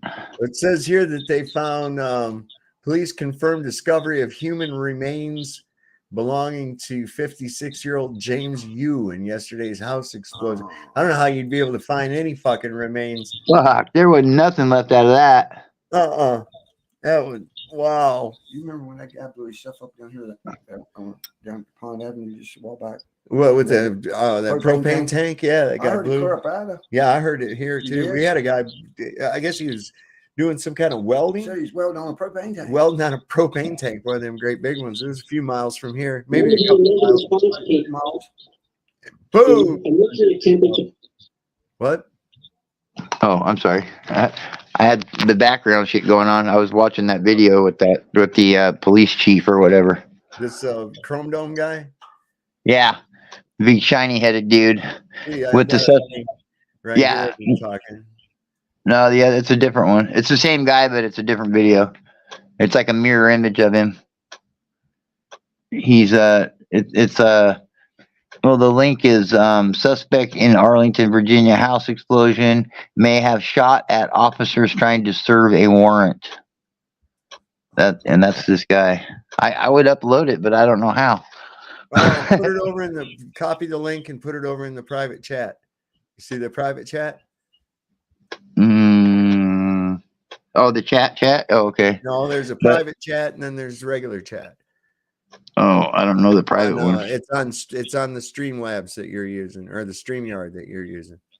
Okay. Well, I got chat with everyone in the studio, but I don't know how to drag. I'm on my phone, so it's kind of. Yeah. Remember, I was telling you, I can't get I still to this day cannot get my laptop to work. I can't get the sound to work with Chrome and all that. So for some reason, Chrome's got some issues, man. But Chrome works, but it works fine now. I mean, it works great on my mobile phone, but it just does not work on my laptop for some reason. I can't get the sound and the camera both to come up and work and register. It won't work. It just doesn't. That guy looked Otherwise, like he about ready to sneeze, man.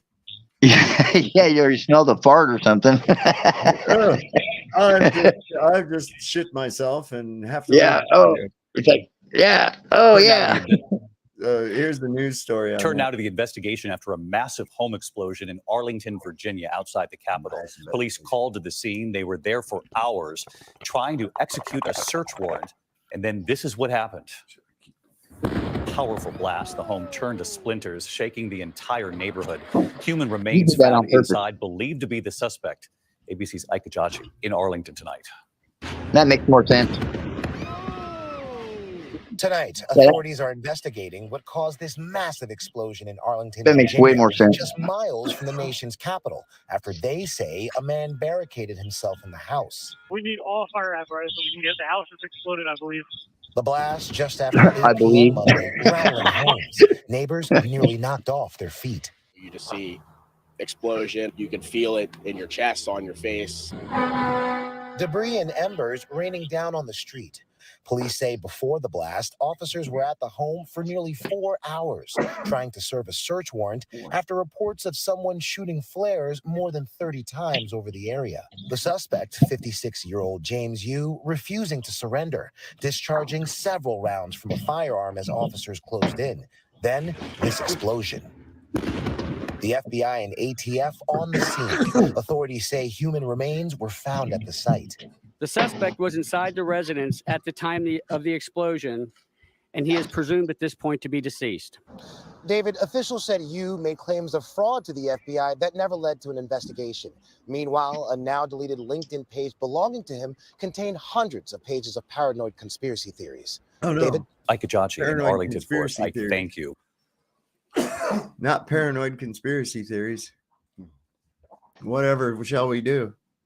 Yeah. I don't know. That guy took care of the problem. I mean, he blew himself up. Nobody's got to worry about it anymore.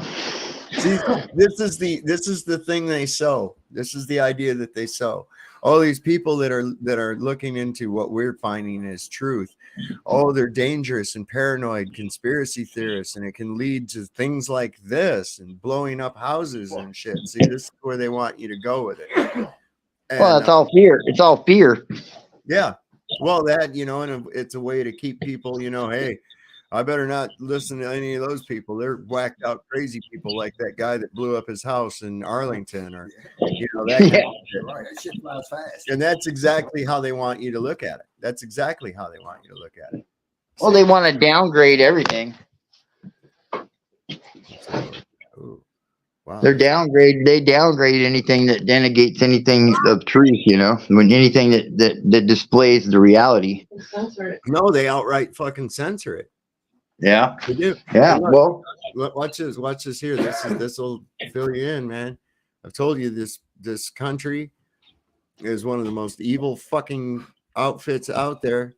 Listen to this. This is about everybody's favorite source that I try to tell people is not a gosh dang source. It's don't use it, and that's fucking Wikipedia.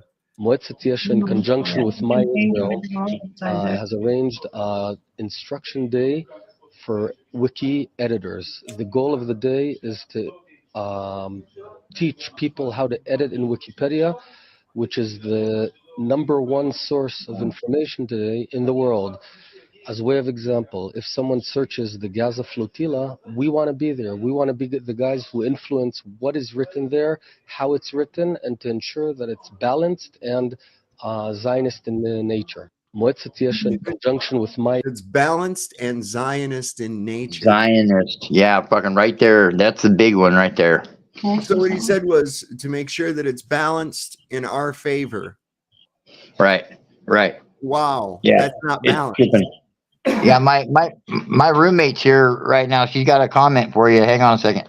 All right. Yeah. Hey, I just wanted to say that we keep thinking it's about censorship, and there's been so much of it, and just ordinary people that you're like, why would they censor me? But the thing is that the AI, they don't want the AI to be exposed to our ideas. They're trying to cleanse the landscape of the internet so that, it's not introduced and it doesn't learn.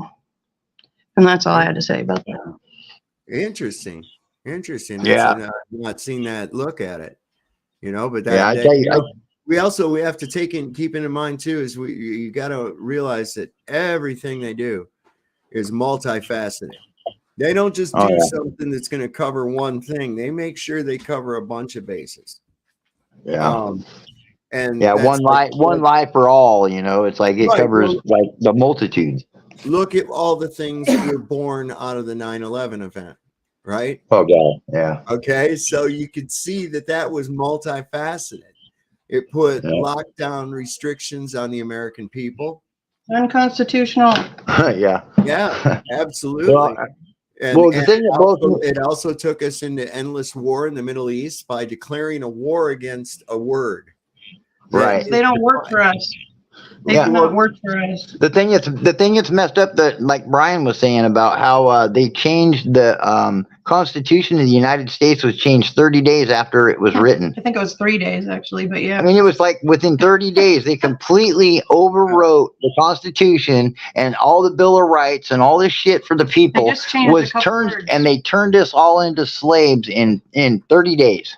It's because they just changed it instead of America, America. It was instead of for America, of America. Yeah, they corporatized the Americas. That's what happened. It was the Constitution of the United States, and it used to be Constitution for the United States. You got it. Yeah.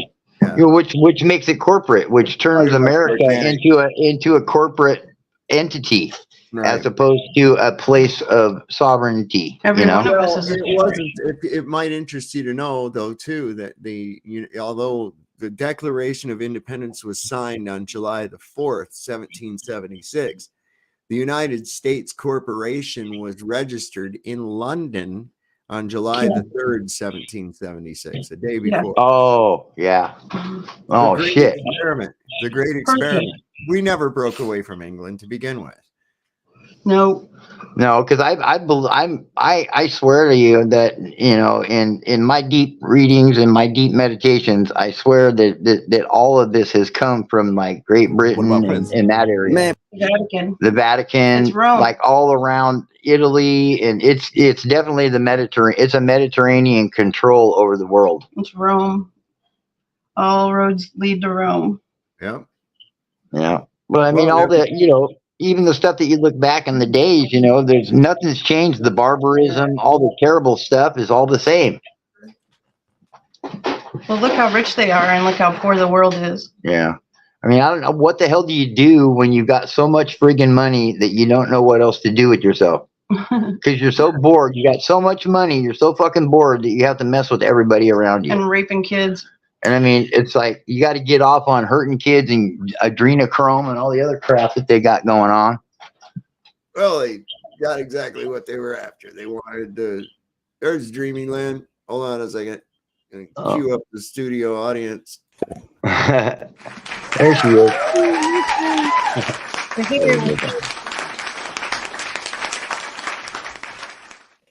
Thank you. How you doing tonight, doll? Doing pretty good. Trying to get my critters fed. Who's this guy? Your critter fed? Yeah. Oh my goodness, he's been pillbug today. Oh yeah. he's in the I think the terrible twos. I know. I equate that like when my dogs were puppies too. They go through that little stage almost like people, but it's faster. Oh, right, exactly. Sooner and go through it quicker. Yeah, I mean, anything he can get a hold of that he thinks when no one's looking, he can tear it up. That's what he's doing. Clothes, bedding, blankets, jerking them off the beds. Oh, it's been something. But no, I wanted to. I heard her, Kevin's girlfriend, wife, whatever, say all roads lead to Rome. Actually, all roads lead to Spain, because the Pope is the Pope of Spain, the Bishop of Rome.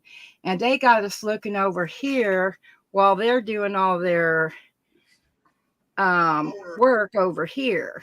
So it was Spain and the Pope of Rome that decided back in the late 13, early 1400s what they were going to do to the Americas, the North and South, the whole continent, not just a piece of it, not just the United States.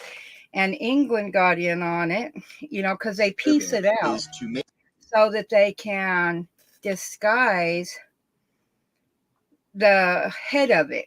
So if you say, oh, but over here, because London's a city-state, DC is a city-state, New York's a city-state, Los Angeles is, Geneva is, there's city-states all over, so they'll point and say, oh, this is over here or that's over there. But it's actually one entity all working together for the Pope. That's where they're getting all their instructions. He's the God of this world.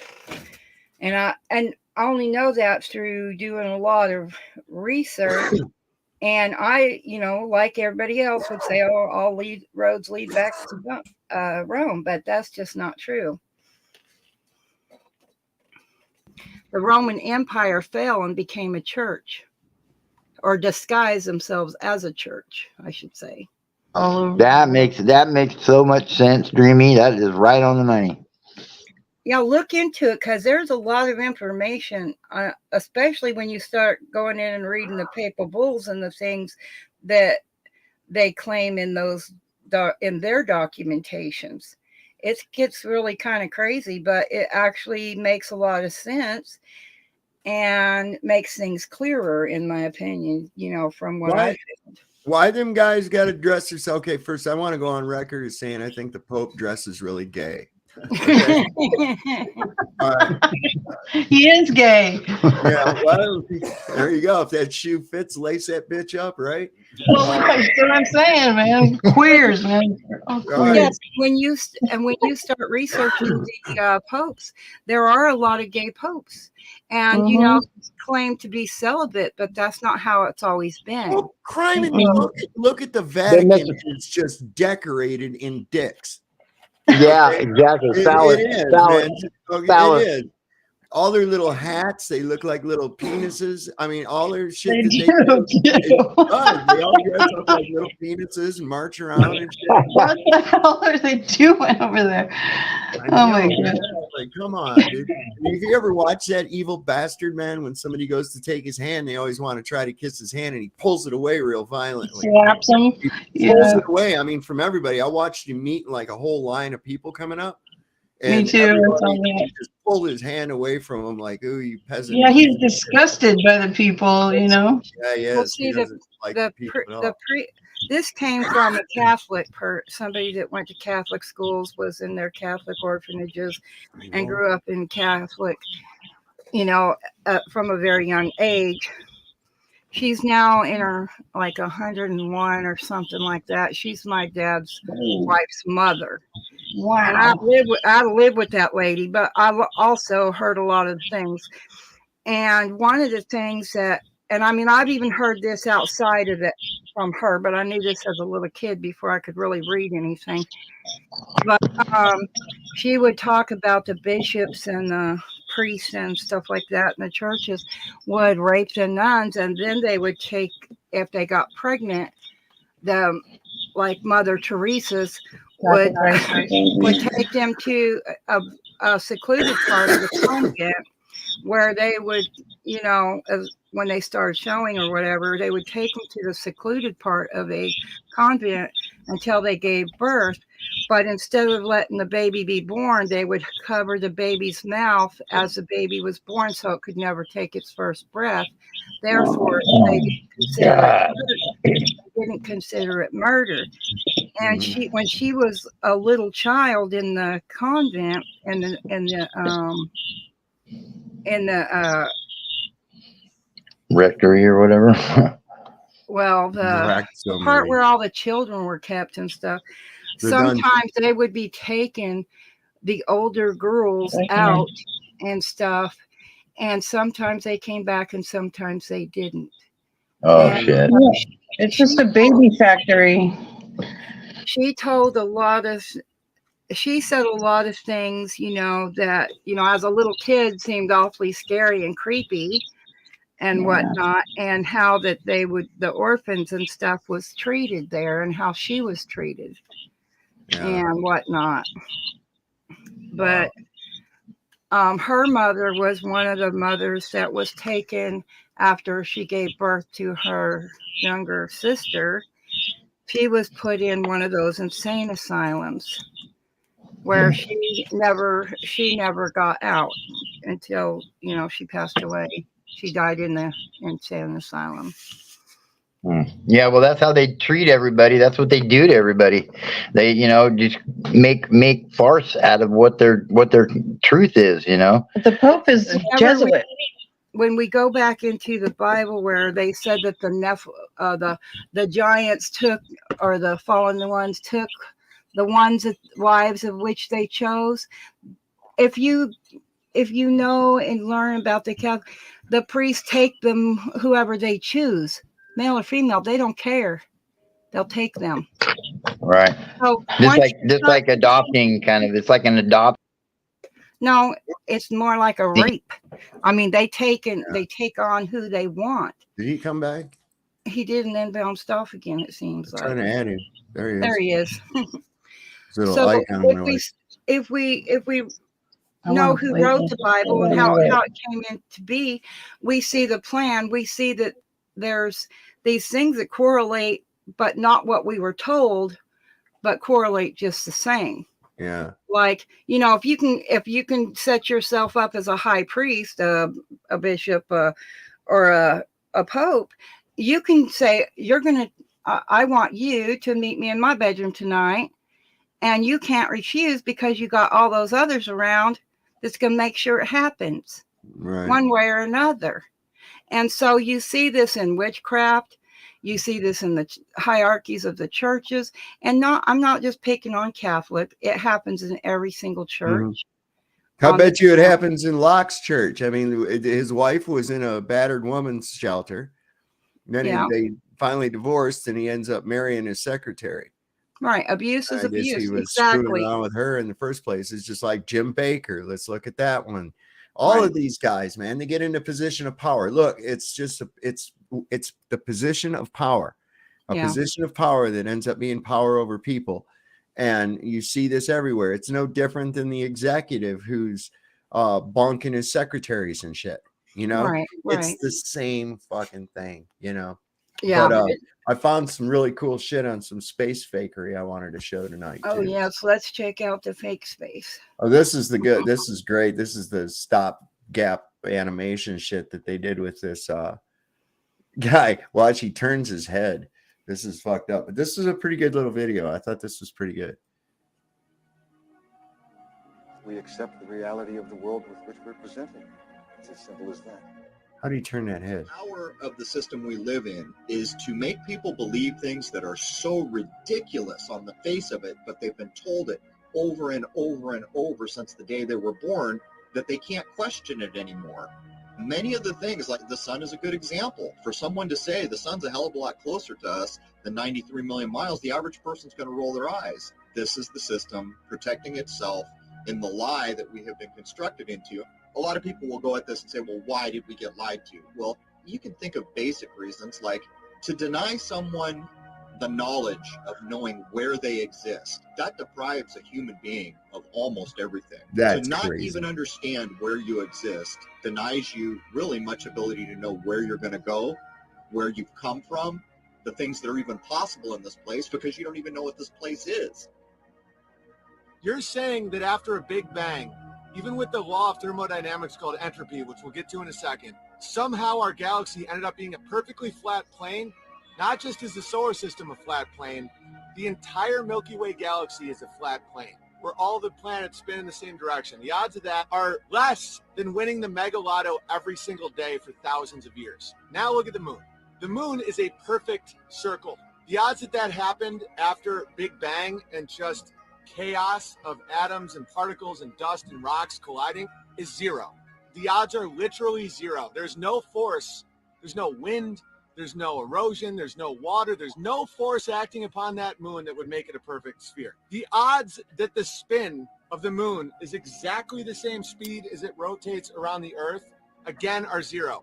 If it was 1/4 of 1 mile per hour different, it would slowly turn. And there is zero physics explanations with the model of gravity as we know it to explain why its axis rotation is exactly matching it rotate around us so that we only see one side. Light being shined upon a sphere does not make the luminescence the same all the way across. You can do a test with a tennis ball and a flashlight. It's impossible. It can't happen. It only happens on two-dimensional objects. Seeing as you've only seen one side of the moon because of its miraculous rotation and its perfect circle, and the fact that the luminescence is the same across the whole thing, implies, I'm not stating this, it implies it's a two-dimensional object, okay? The size and weight of the moon, according to science, it is impossible for it to be rotating around our Earth. The way the moon was created according to mainstream science is that an object the size of Mars hit Earth and created the moon. That's nonsense. We would have rings like Saturn. Where's all the dust? Where's all the debris? Where's everything? That all just disappeared. That makes no sense at all. Next up, the sun is 400 times bigger and miraculously 400 times farther away than the moon. And like two machine-cut quarters, they line up perfectly to make an eclipse. The odds of that are 1 in trillions times 1 in trillions times 1 in trillions. It's not possible. That the perfect circles in this world line up perfectly with something 400 times larger from a third factor, which is your fixed position on an Earth, that they claim is spinning 1,000 miles an hour. The shadow of the eclipse is 70 miles wide. There is no way to make a shadow smaller than the object. Of course, there are people that say umbra, because like goats, they've been trained to say that, but they cannot recreate an umbra on Earth. They only believe it because they've been indoctrinated to believe it since the time of their birth by people who want to remove their connection to God. Science is a bit of a religion now. When you come into a scientific group and you challenge NASA, they're not going to talk to you. They're just going to call you a silly man and ignore everything you say. Well, you see, this is the programming of science doing this. Science should be dictating that anything we can question should be questioned, and yet this is not what we see. The law of entropy is that matter and energy naturally go from order to chaos. If you break a glass, even after 1 billion years, the broken shards will not reform into the glass because objects have a tendency towards entropy, towards dissolving, towards breaking apart. So how do we have a human eyeball from a Big Bang? The Big Bang happens and it creates a never-ending waterfall, cascade, domino effect of atoms smashing against each other in an empty darkness for eternity. So given the law of entropy, that things go from order to chaos, how on earth do we have the structure of a human eyeball in which we can see light and then recreate the light in our minds as images that represent our physical reality? It contradicts to a point of laughable mockery. Absolutely. Yeah, Absolutely. with that. Yeah, you can't break something and expect it to all of a sudden rejoin itself. No, it's never going to happen. I'm sorry. It just is never going to happen. You know, and the stuff that that's like when I was trying to get with Nick there, you know, and I said, you know, how the fuck does a ball of gas form in a vacuum to begin with? How does a ball of gas form anywhere? In his dreams, so in his dreams. Imagination. Yeah, I don't know. Hey, it does acquire someplace. You know, you do have containment right at your rectum, right before you fart. Well, I'm like, you know, you got to figure this is somehow, and his idea was, now this is what you have to believe, is that each one of those little atoms of hydrogen, which only have one thing going around them, supposedly by science, right? One electron. How the fuck would they ever come together in the first place, much less form themselves into a mass so huge that they would collapse in and undergo nuclear fusion. That is the dumbest thing in the world. Well, I don't know Who the could answer to possibly that, believe Sovereign. that? I just know that when my dad was asked to be part of the super collider, he turned it down. And even though I asked him questions, why did you turn down a job like that? You know, because that's a big thing, especially to a kid. And Can't he happen. never It would only answer happens on that. He would not answer that. He just turned down the job and refused to be part of it. I mean, that's how could you not ever wonder that? You know, you're actually just going to buy somebody's cockamamie shit that says, oh, well, here's some math. And why would you need that much space to build a super collider? That's what it was called at that time. It's now called CERN. But I mean, back then, whenever it was just in its infancy stages, before it was built, they called it the super collider. But how, like you say, why would you need that much space to get a little tiny particle to fly around? Why would you need that immense amount of space to build something that you could have done in a laboratory? Right. You know what I mean? You wouldn't have needed that much space because you wouldn't need a huge tunnel for it to fly through. Dreamy. We have, because of Lucky Haskins' dark matter. This is another opportunity to Oh, I love advertise Lucky. He's Lucky awesome. Haskins' dark matter now with gravitol to keep your burnometric and gravifractional points clean in the hyperbolic chamber of your warp drive. But it is the quality premium dark matter, and as we said before, proceeds help to support the refugees from the Klingons that have been removed from around Uranus. So that's Lucky Haskins' dark matter. Woo, woo, that was so rad. Available at 7-Eleven near you. Oh, yeah, Lucky's very commonsensical. I like him. He's got small amounts of it you can get out of his gumball machine. He's got So I don't know how long you figure they've been manipulating the weather, Dreamy. I'd say it goes back to 50s, 60s at least. It's a very minimum. All right. What about you? I'd Kevin? say 1957. That's my guess. 1957, when all the other BS, when they got gravity and they can control gravity. I was just listening to a guy who created it. So it's these guys are saying 1915. So we'll see what they say about it. I haven't watched this yet. Or later, it is. If you had a bunch of chemicals and you built a tower, could you make it rain? No. Well, that's the subject of tonight's weird weather. It's got really low volume, In the doesn't it? early 1900s, Yeah, it does. there was a gentleman who said he could make it rain. Charles M. Hatfield. Well, he said for $50 he could deliver. Well, Los Angeles farmers said, we need rain. Will you make it rain? He did. And they were so happy, they paid him $100. Well, there was a lake in the area, Lake Hemet.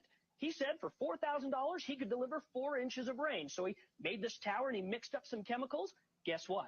11 inches of rain fell and it rose 22 feet. Operators say it was the best bargain they'd ever had. There was another area that needed it. San Diego City contracted him to fill Lake Marina in 1 year. If he did it, $10,000. Wow. If not, he didn't get a penny. January 1st, he put his towers up and started sending his chemicals away. January 5th, it began to rain. January 10th, heavy rain kept going. And by January 15th, it had been a downpour for nearly 5 days. Okay, so the rain did come, and apparently it was Hatfield that was doing it. But look what happened after that. On the 19th, Marina Reservoir filled. The 26th, record-breaking rains were still falling, and the next day, dams were rupturing. Huge amounts of water pouring out of the mountains, heading into San Diego. 20 people lost their lives. 35 inches of rain fell that month. Well, you can imagine there were lawsuits in the millions. The city council says, nope, we're not going to pay. Hatfield said, I'll settle for $4,000. Council said no. It went to the California Supreme Court. They ruled that was an act of God. Well, if that's the case, neither Hatfield nor the city was liable for the damages. Also, if it was an act of God, then that means Hatfield didn't do it. City Council? Nope. They say they're not going to pay.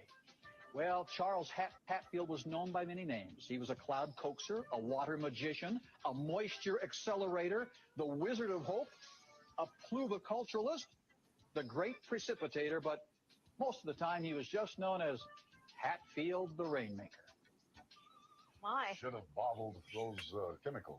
Maybe not. Makes you wonder exactly what was taking place still in Lake Mead this last couple of years, huh? Well, he asked, well, it kept raining. Well, he was guessing lucky. Well, he guessed really, really lucky.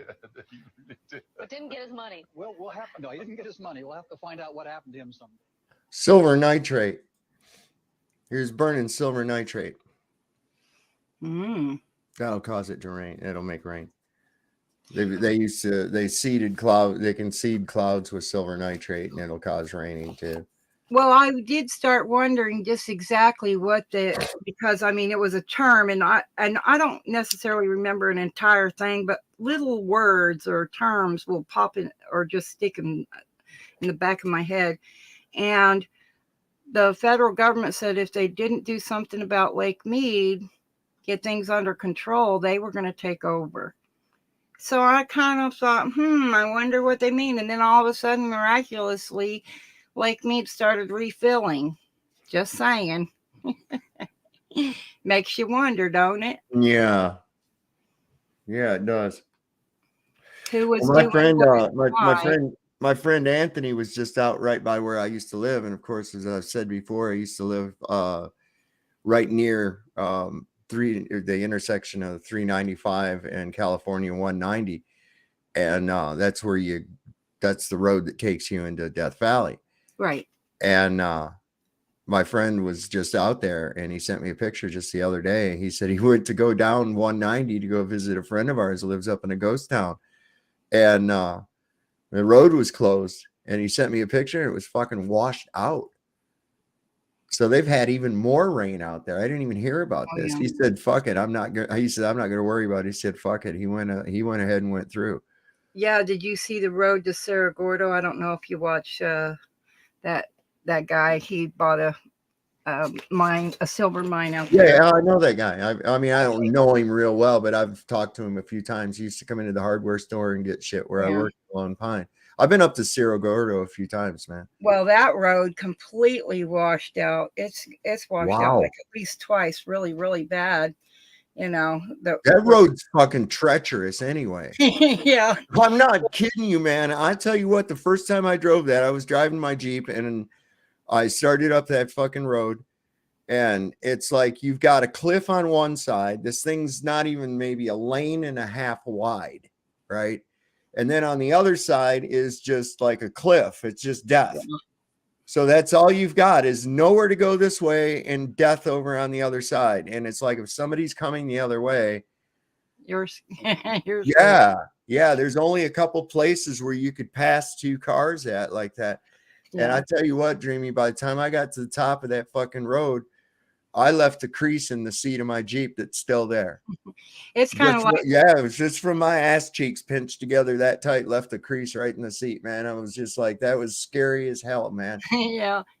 I'm not fond of going down the highway along the Salt River Canyon either. It's kind of like that freaking windy ass scary spot. But I don't know if you ever been to Crown King there in Arizona. It's like that. Super narrow road, very, very steep. It leads to a logging town, but it's super, super steep. You need 4-wheel drive. My dad always, he went where he wanted to go even without 4-wheel drive. But there was spots and there was really, really steep. That's how I learned all about granny gear and how to make them work. But that road's like that too, very steep and treacherous. Look at this stupid shit that they're going to try to do here. They're going to land a daring spacecraft on a world 800 million miles away. Shut up. People don't even think about how far that really is. But yeah, listen, 190 is a trip. You go through some places there, and there's these turns. I've stopped You know, there's no traffic. I've stopped and I've looked over the edge, and you look down in there like 100 feet or more down at the bottom, you'll see the wreckage of a car from at least one decade, at least from every decade. Yeah. One car. And Yeah, a because friend there's of always mine's somebody mom. going off that shit. And this one time, man, I was coming down. I got this on dash cam. I have to find this. It was so fucking cool. Okay, so the road was all cliff on the right side. I mean, it was all just drop off, right? And on my left side, there's mountain. And as I'm coming along, the road turned to my left. And so as I'm coming up to that turn, right just on the other side of that cliff, at eye level, comes whipping through this F-18. And it looked almost like it was on the road. I thought I was going to hit the fucking thing. Oh, yeah. And I turned. I mean, it really freaked me out. They fly really low in there. They've come down on me driving down 190. Other people have had this happen too. They come down, they practice like they're strafing and bombing. And the first time it happened to us, man, we were going down the road, and all of a sudden I heard this, and it sounded like something was dragging underneath of my Jeep. And I was like, what the fuck is that noise? About the time I started to wonder, I heard like that, and I saw the fucking afterburners like right there in front of my Jeep, man, flying, and that thing went flying back up. And oh my God, that was so cool. I mean, the feeling of it is amazing. I mean, from the vibration of it is awesome, but yeah, it would be scary in that situation. Oh, there's an overlook. There's an overlook there. Father, it's called Father Crawley Overlook, and you go there, and a lot of times these F-18s, they come flying right through that canyon where you can like almost look down on them. Yeah. And the tourists are always standing there waiting for these jets to come flying through. It's pretty cool. But this, how they going to do this? How are you going to control a remote control aircraft 800 million miles away? I mean, you know how long it's going to take you to even get signals back and forth? If you could, how are they even going to get a signal that far? Shut up. That's exactly. I was just going to say that. Well, you have to think about it like a remote control car or a remote control anything. Once it's out of range of any kind of receptors, it can't function. Right? I mean, it's just like these self-driving trucks. They can only be on routes where there's a receptor for them to be able to be controlled, or otherwise they just wreck. Mm-hmm.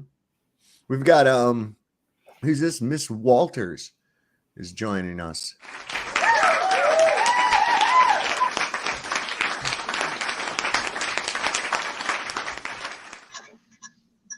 So what's going on, Miss Walters? Nothing much. My friends call me Walters. I'm actually Kevin's roommate. Okay. Okay.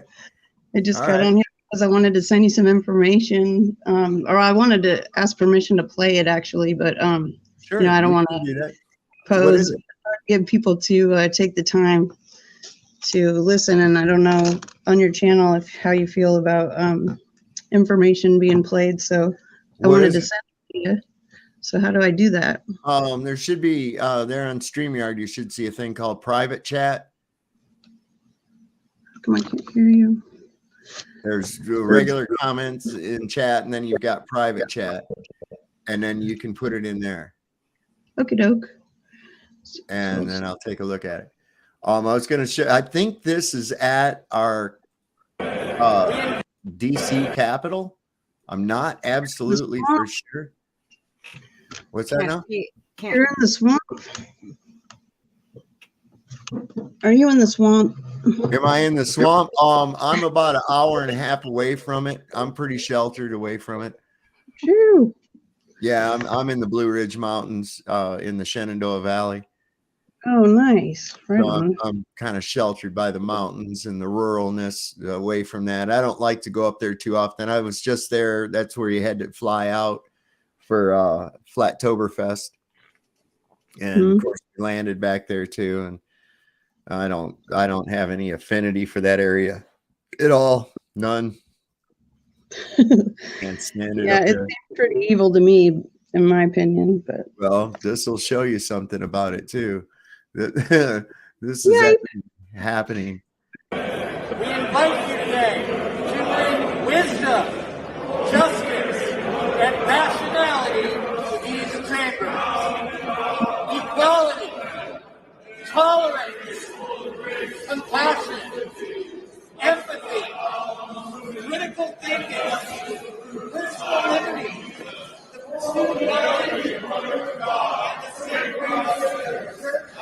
Baphomet.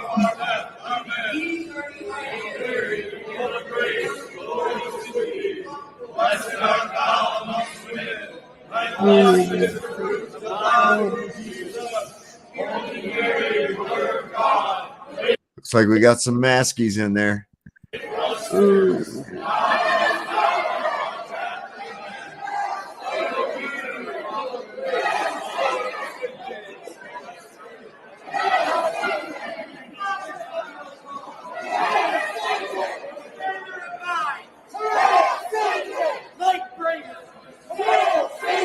Let satanic thought prevail now and forevermore in these hollow halls of power.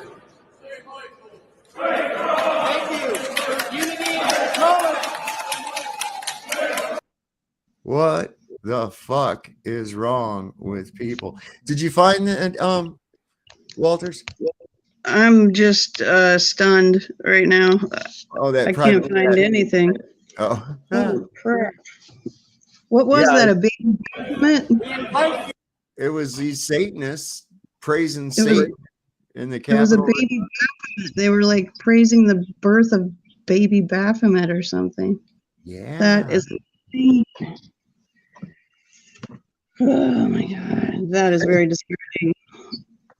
Well, you know, I don't have any problems with StreamYard either. I haven't been able to find that drop chat thing either, Dave. Oh, the private chat. It's see. Yeah. Are you on a phone? Yes. Oh, that's I see. I never use it on a phone. And see, Walters is on. Bottom. I think if you pull up from the bottom, there comes up a menu or something. Well, Walters is also on a tablet, so it's kind of like what I'm on. Yeah, it works just like a phone on a tablet. Yeah.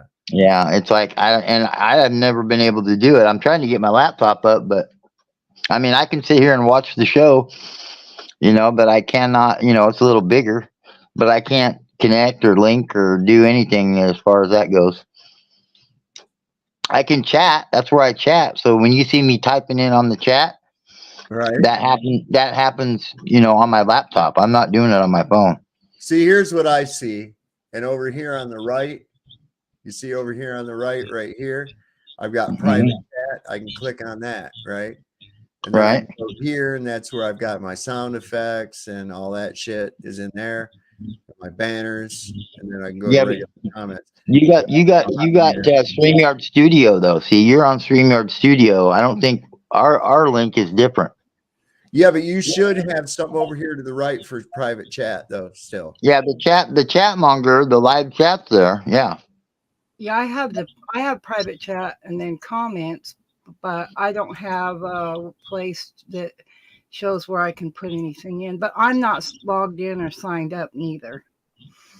Well, I'm 100% all that. I got the studio and everything, but it's only on my phone. Gotcha. So you remember what I've said before about change the viscosity or change the medium, and you change the acceleration, right? Yeah. Okay, this is a great demonstration, and this is a tool that they use to demonstrate motor oils with. I'm sure you've seen these before. We had one of these at the hardware store that I worked at. So, right? You've all seen one of these. Watch what happens, right? Oh yeah, yeah. Turn upside down and watch. Look. Yeah, I see those. So you see, the rate of acceleration is dependent upon the medium that it's in. It's the ratio of the object density to the medium. And That's what I've said all along. And they want to go, well, it's why do they have F equals mg? And it's like, well, it's just as valid to say F equals ma, right? But there again, that's the variable is the medium, because You as need you to say see, that. You need to It's say the that, so when they start to argue with you, Sovereign, you just say, look, here is an experiment already in use and used all the time. yeah, it's used to demonstrate the viscosity of different motor oil. of metal or motor oil. Yeah. Yeah. And that's the thing about it is that there is an equation for that, Dave. I mean, it's probably it's a half a page long in order for you to actually equate it. But it's just algebraic logic. Yeah, this is not good. It seems that globe science is now doubting gravity. Oh my goodness. What? I hope Nick's Gee, what? Finally? Gee, what? I see what you did there, Kevin. That was clever. Gee, what? Gravity, right? Yeah, I got you. Hello. Come on now. I'm not old. I may be old, but I'm not dead. Whoops. It helps if I do this first. There. Scientists dismiss Newton's theory of gravity and warn Einstein is next. Groundbreaking black hole research has now disproved Newton's theory of gravity, and even Albert Einstein's theories are starting to fray around the edges, a scientist has warned. We only have 4 fundamental forces to describe how the universe works. Gravity of those 4 is probably the one that we have the most intuition for. You throw something up, it comes back down. But it's actually the least explored. I think I developed a passion for proving people wrong. Scientists are peering deep into the fabric of the universe and are discovering that gravity may not be what it seems to be. Scientists dismiss Newton's theory of gravity and warn Einstein is next. Groundbreaking black hole research has... Anyway, that was just starting over. You know what? They do this every damn time. Anytime somebody turns around and starts saying, hey, you're full of crap, everything, they want to bounce back in and say, oh, well, we made a mistake. No, they didn't. They're just outright liars. And then they would turn around when we, just common folks, without all the expensive wallpapers hanging off our walls. Yes. Say, you're full of crap. Then they go, oh, well, he made a mistake. We're so sorry. That's when you want to slap them upside the head. Yeah. Well, that's when you can't take anything with a grain of salt. You can't even give them a fucking grain of salt. I don't. You know what I was just thinking, Walters? Do me a favor, and I'm gonna go over to here real quick onto the stream. If she put the link in there, can't you play it for her? Well, she don't know how to find the private chat. So if she can get into the regular chat, just type hi or something real quick so I can see your well, she's on. Well, no, what I'll do is I'll give her. You mean give her a wrench. I'll give her a wrench. In StreamYard, you can just post it down at the bottom. It says private chat. You can just post it at the bottom, the link, and then Sovereign can play it from StreamYard.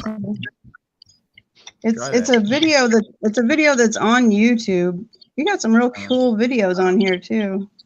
Wow. Are you on Telegram? Yeah, I told you I got a pretty good podcast. I've been watching this for months now.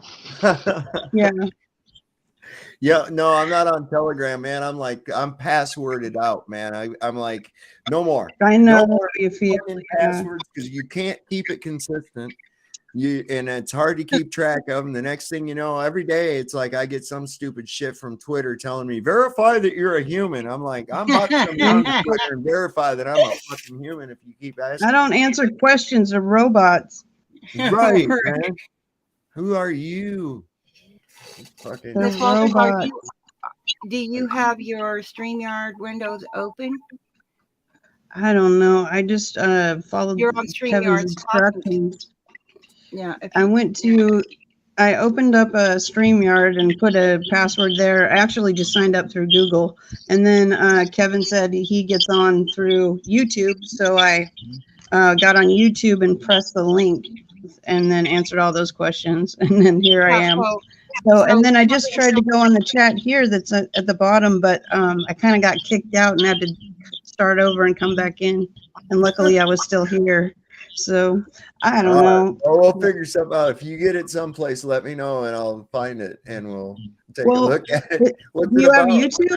YouTube, Yeah, the videos on YouTube. Yeah, The videos on YouTube. And I got to find the specific one. I'll come back and tell you. Let me find it first. All right. So this was pretty cool. I was going to show this last night, but we got into some other stuff. This is from our friend Caleb. He's hot right now, boy. How to understand that the Earth isn't spinning in 60 seconds using planes. We're told that the Earth spins 1,000 miles an hour. So hypothetically, and that's the only way that I can speak about the spin of the Earth because it's all hypothetical.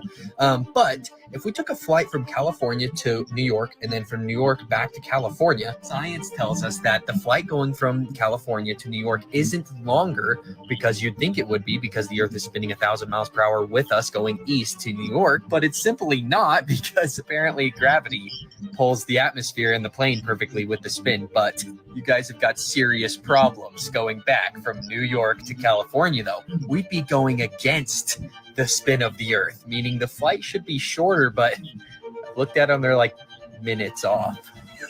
Maybe that's why NASA always assumes a flat, non-rotating Earth in their documents.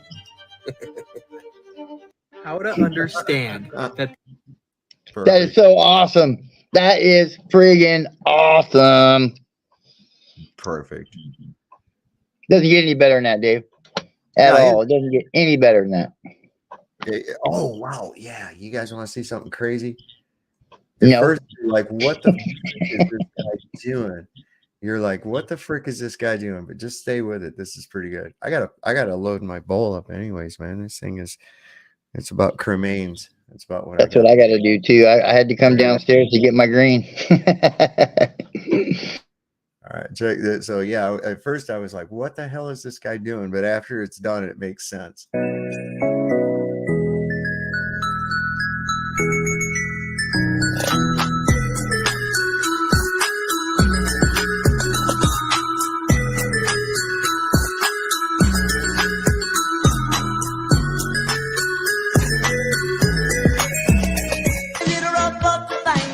And you said you had to get your laundry clean.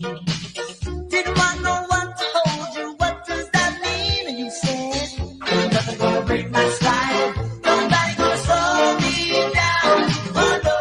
From everywhere, feeling the air. Oh, how they come raising the sound. Oh, everything, telling the truth. Hearing while people sing songs of good cheer. Christmas is here. Sing merry, merry, merry Christmas. Merry, merry, merry, merry Christmas. All of me said, up in the bed, beautiful song to everyone. All round the bells, sweet silver bells, all sing the same, broken away. So tired of slowly coming back to life. I've been giving you hell, I've been giving you hell, darling. Let go of all your haunted dreams tonight. I've been giving you hell, I've been giving you hell,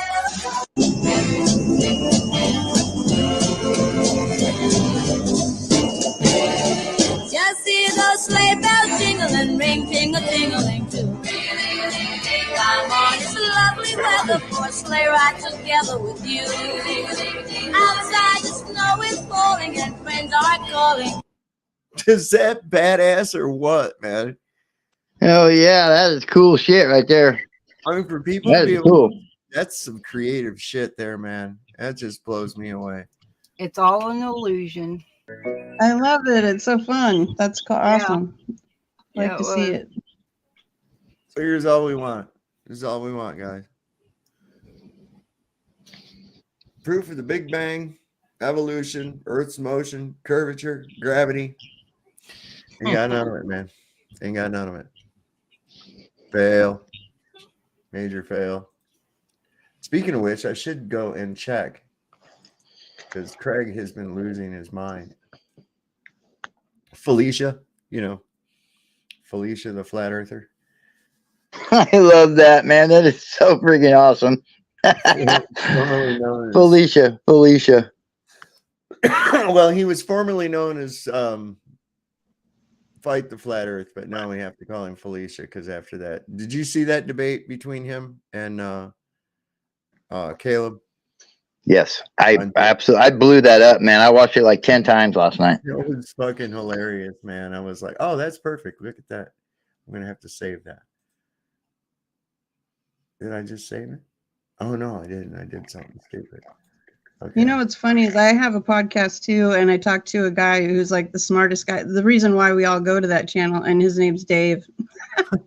He can be in my council of Daves. It's all these people I meet named Dave. It's so crazy.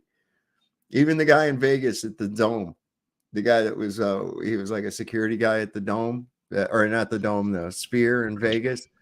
I was sitting there talking to him for a long time. Come to find out his name was Dave too. I was like, God, I make friends with Dave.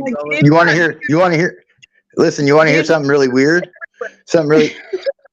Hang on. Really weird is that I was listening to Kathleen talking to Dave, the other Dave, on her podcast, and I mean it's so like the paradoxes, or what do they call it? He calls it synapses or something, where like so many things that are the same over and over again with different people. And I mean, I shit you not, he knows the CEO of the company that I work for.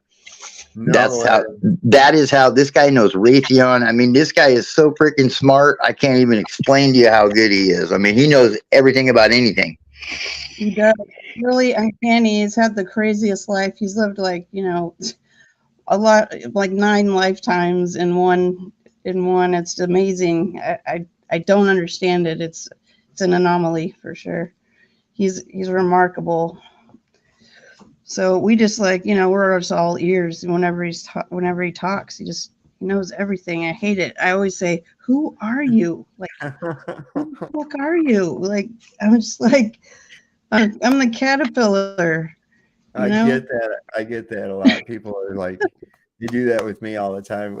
They've always done that with me. In fact, this guy, a friend of mine on Facebook, he's not just a friend on Facebook. I've known him since I was 8 years old, and it's pretty funny because he put on my thing. He said, on my happy birthday line, he says, I remember meeting 50 years ago, meeting a precocious little 8-year-old.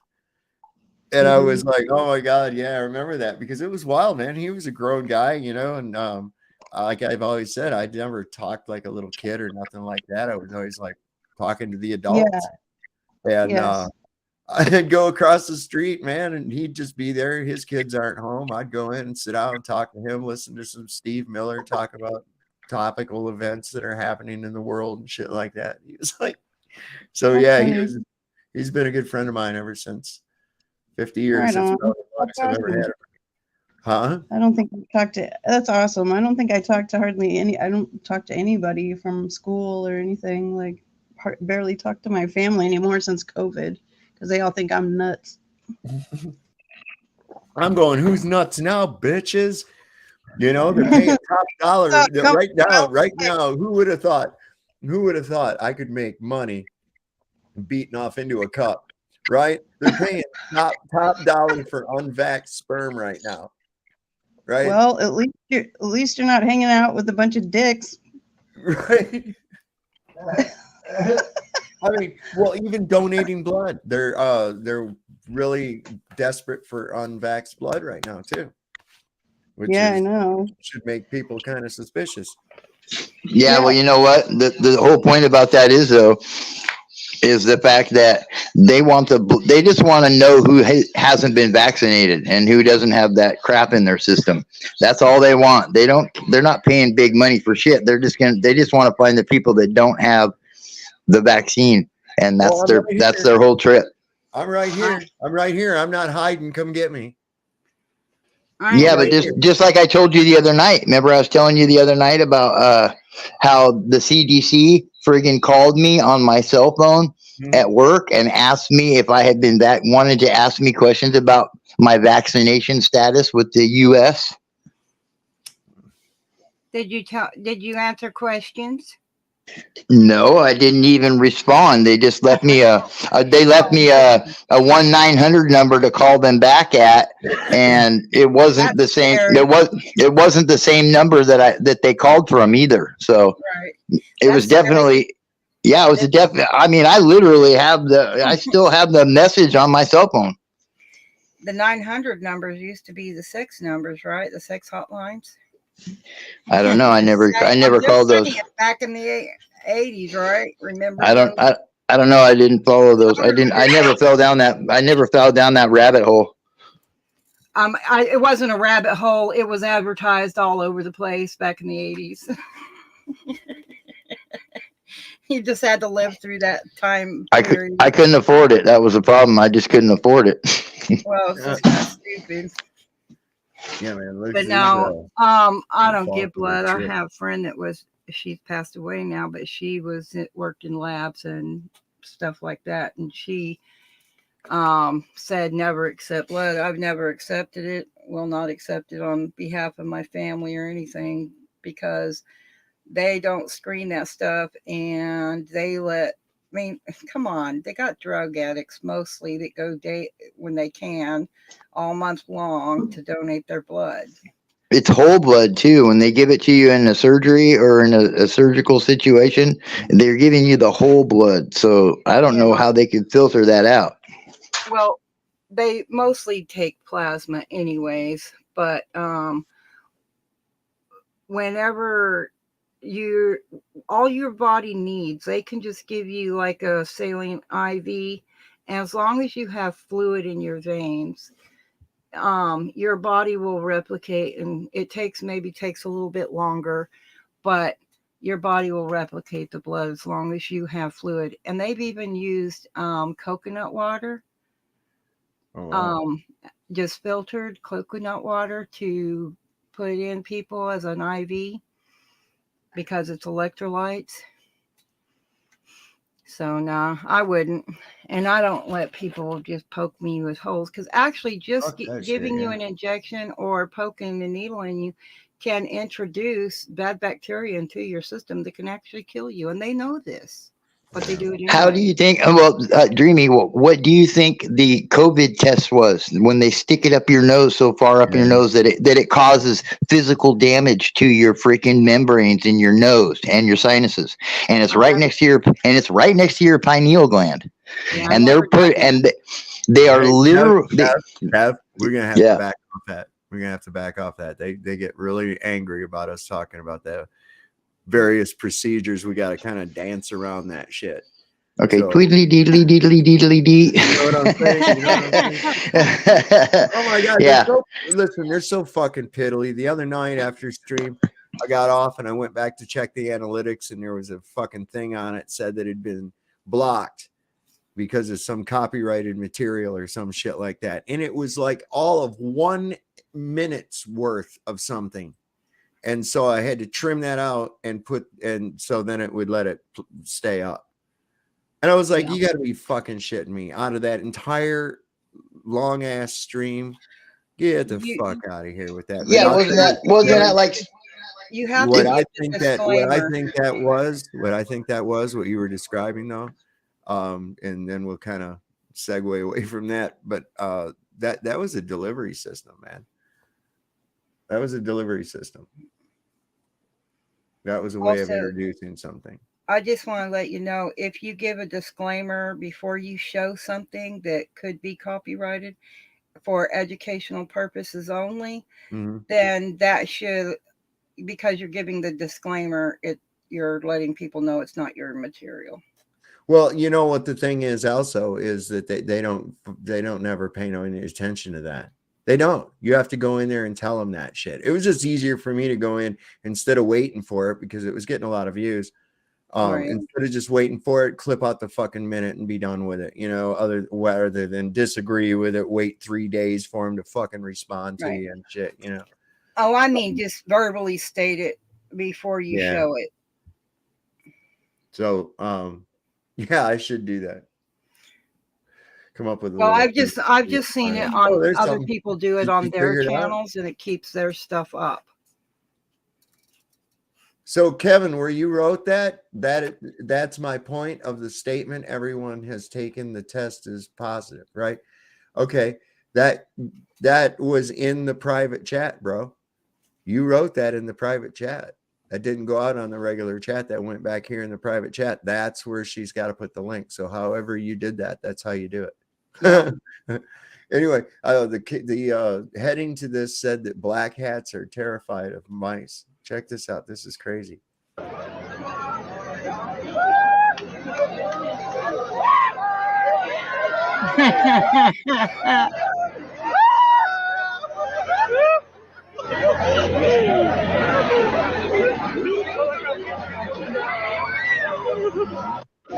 Looks like Kevin got kicked out for saying that.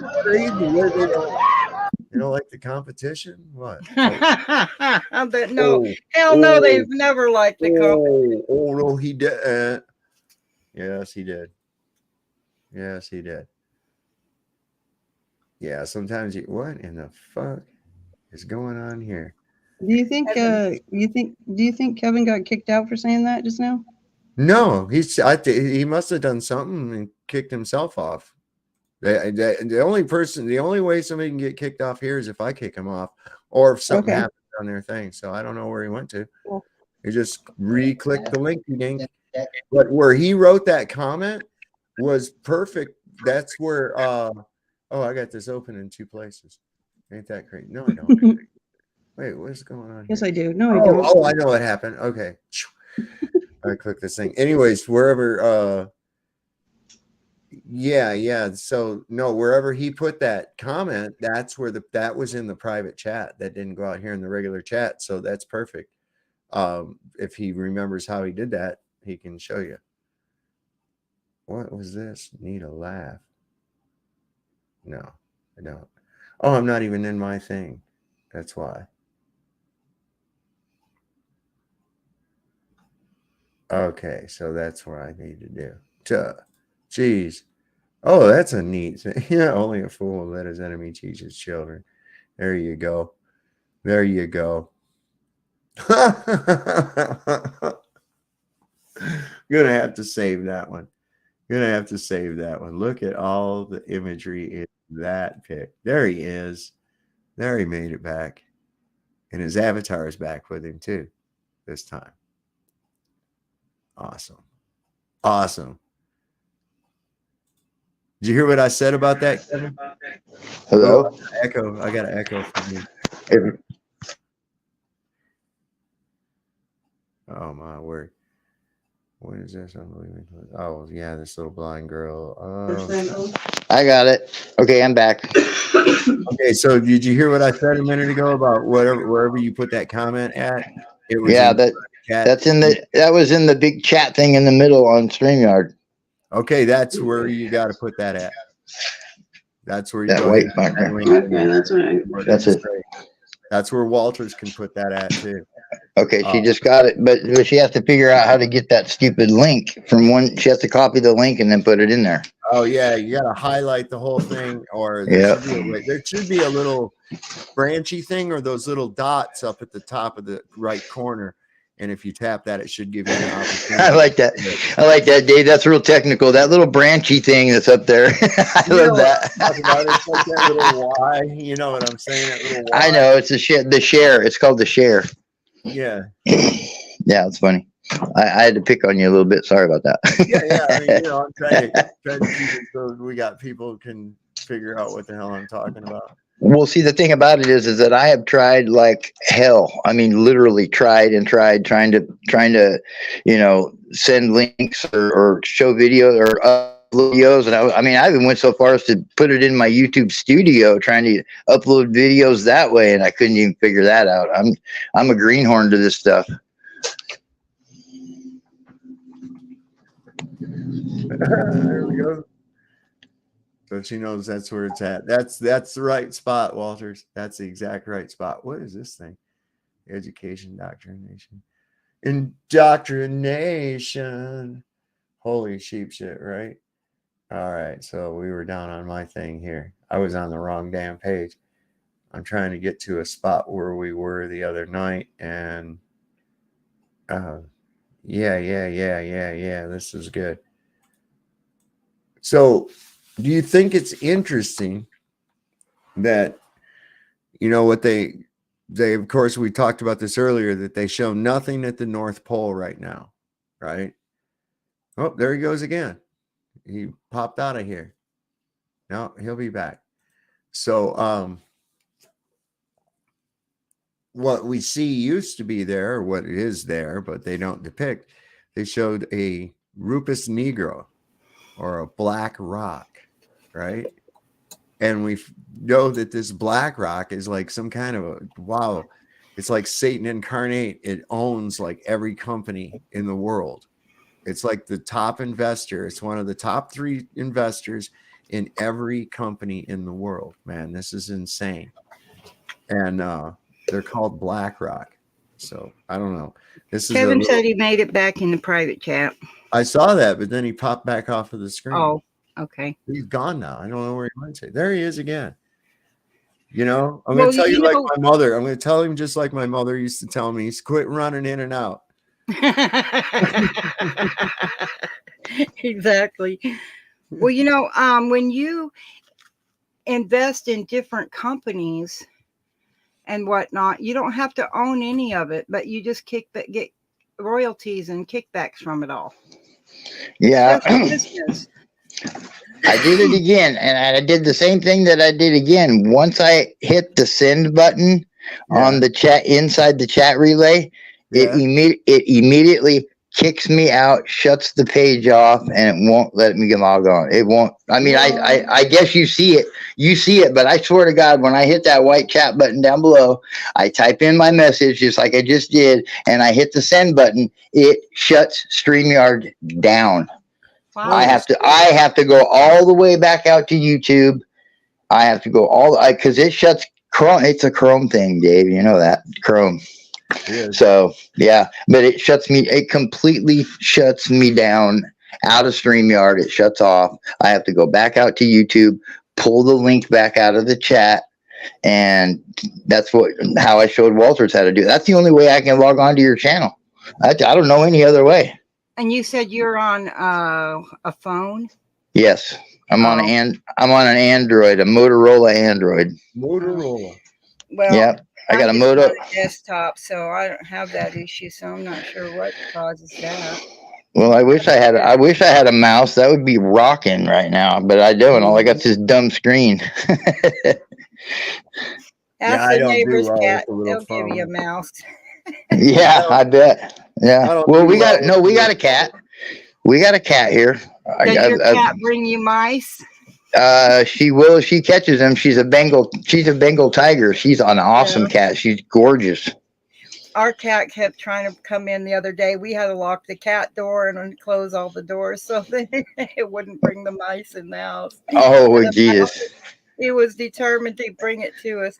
Well, my daughter, we got a cat, one of the cat doors in the window so that the cats can go in and out. Right. And she come home from work and find dead birds and mice in her bed. Oh, God. In the bed? In her bed, yeah. Oh, Jesus, that's terrible. Yeah. But cats don't know the difference. They don't know what they're doing. They bring you, if you're a good owner, they'll bring you gifts. And so instead of eating them, they bring them to her to thank her for taking care of them, I guess.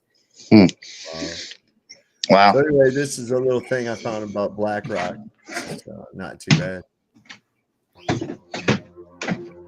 Tiffany and Larry Fink hold such power. Why is it that you have not heard of them more? There is power in anonymity. If BlackRock is barely featured in print publications and news channels, it's because they want it to be so. If they wanted, they could feature every day. BlackRock currently owns 18% of Fox, 16% of CBS, and 13% of Comcast, which in turn owns NBC, MSNBC, and Sky. If any of those companies wanted to make a decision, they would have to also consult with BlackRock before doing so. The same is true for Google, a tech giant currently worth $853 billion.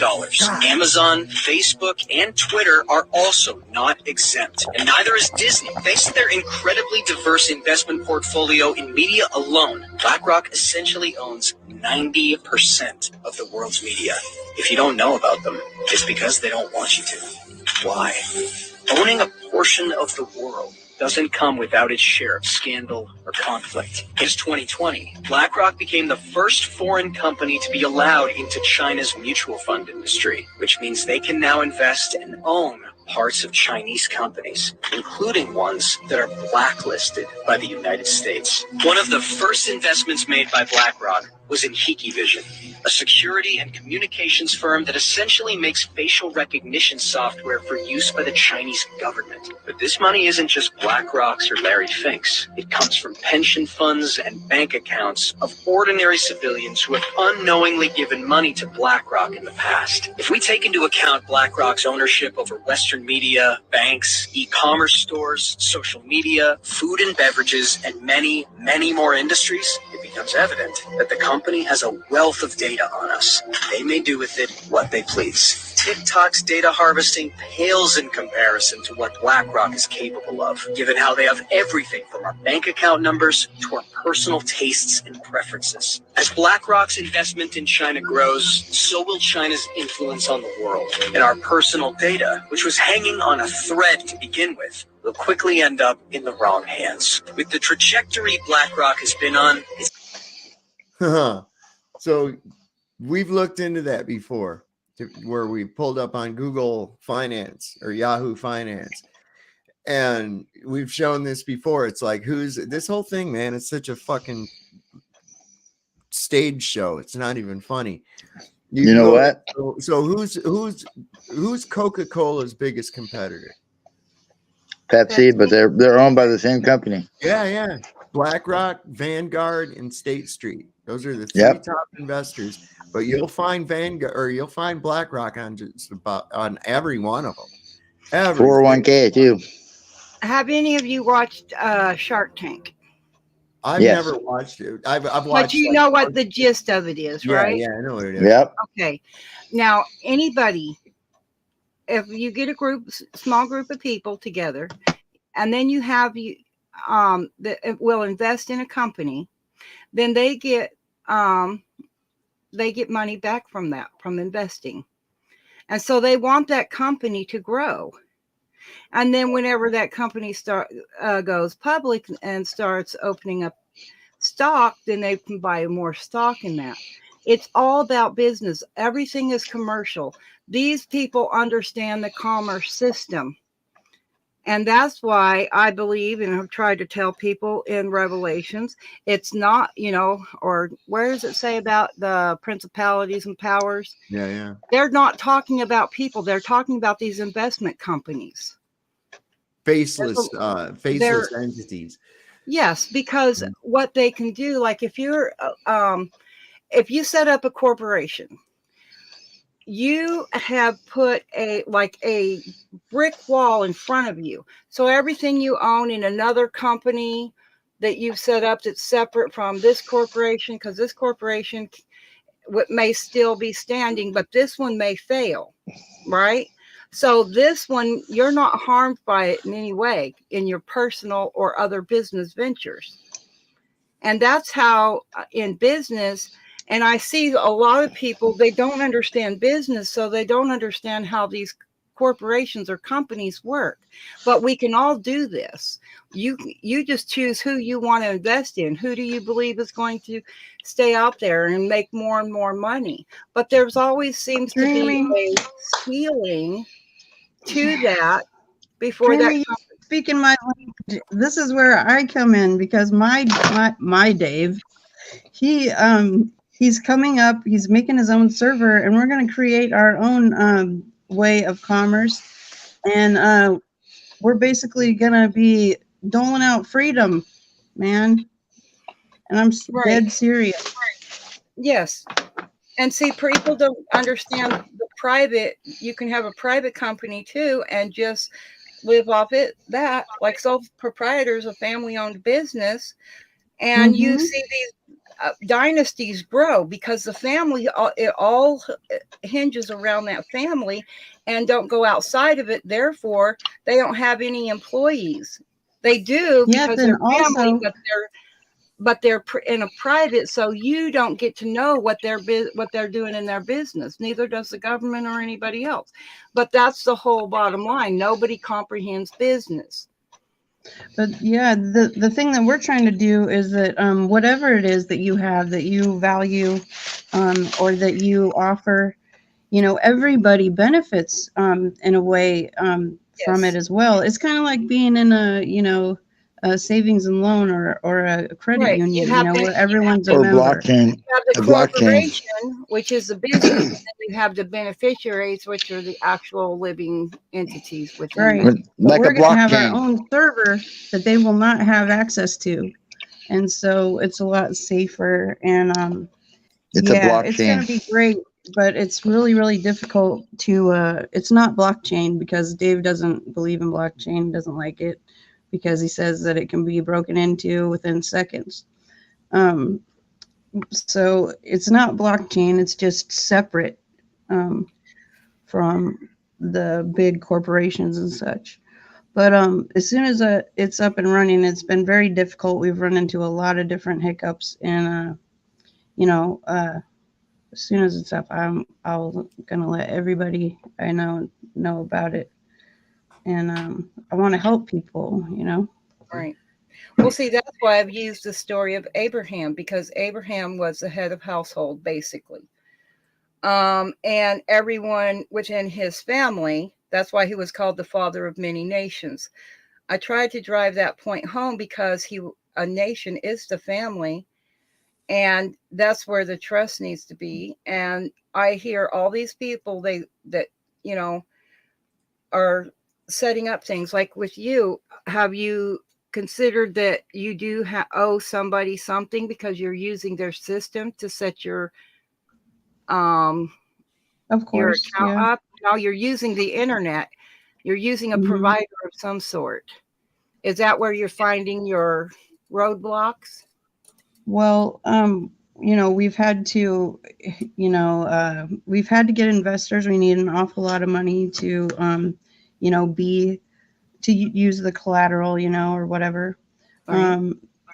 But for example, if we were to get like an energy company or something, when you get your bill, you would have a benefit from that just by being a part of the system.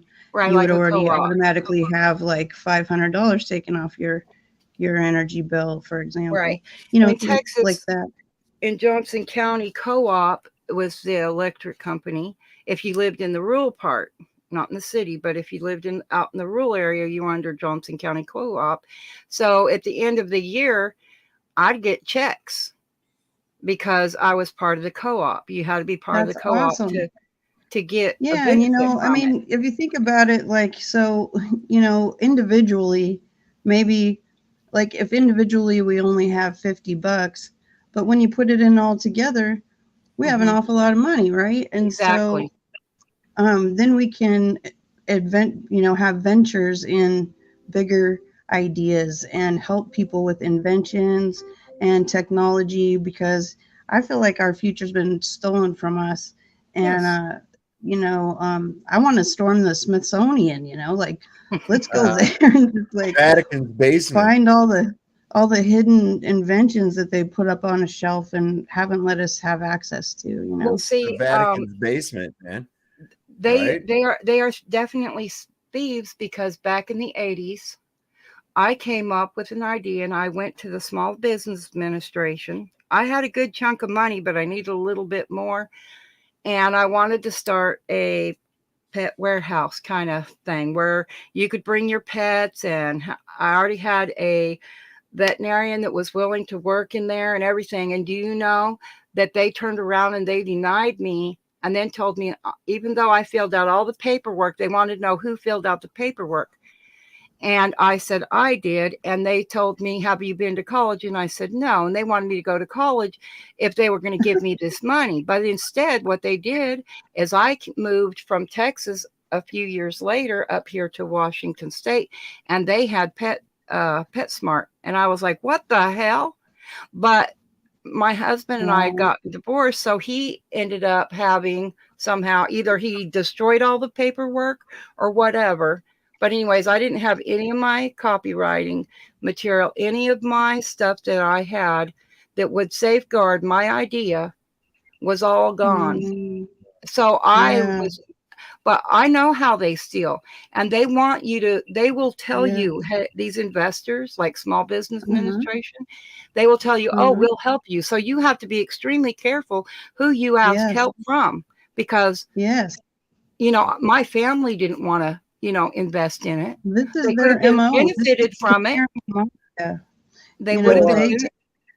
that's what they do. They assume people's identities. Mm-hmm. The name Yes. stealers. Taking our children's name from birth is actually identity theft. If you go and read what identity theft is, I'm gonna get into that here in just a minute. I'm gonna get right into that, what you're talking about right there, Dreamy, in just a minute. I have a video queued up about that. This is what Walter sent me here, the Jesuit Oath Part 35, and you say this is from your guy Dave.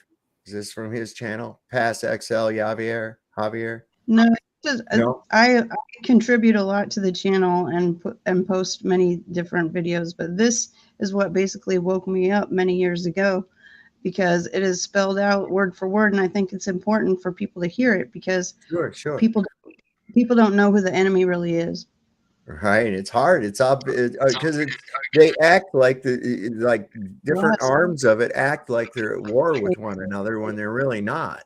Yeah, I was That's their 13 or 14 when I heard the pastor of our church saying, know thine enemy. And I wanted to know who my enemy was. And I asked him, and I remember getting this rigmarole bull crap. And every pastor I met for several years after that, I was asking who the enemy was, and they wouldn't answer me, you know, but I know they knew, you know, as I grew older, I know they knew.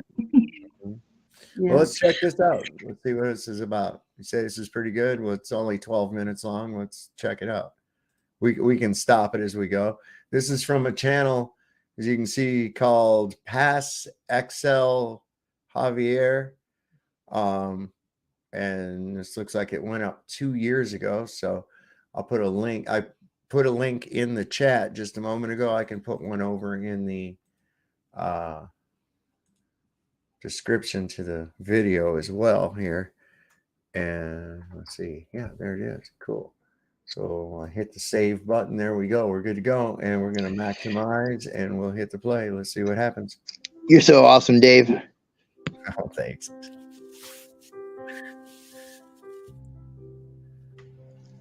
We're now going to read the Jesuit Oath to gain an insight into exactly how they went about trying to destroy the work of the Reformation. When I warned that we'd be going into some twisted and disturbing stuff, this is one of the things I had in mind. It's an extremely disturbing document, but it's important to go over it, as it doesn't just give us insight into the Jesuits. By proxy, it gives us deep insight into the mind of our demonic enemy as a whole, and the tactics that Satan may still employ today against us. Remember, he has no new tricks. Incidentally, I'll post a copy of this in the notes section of the Fuel Project Facebook page if you want to read it again. My son, you have been taught to act the dissembler amongst the Roman Catholics, to be a Roman Catholic, and to be a spy even among your own brethren.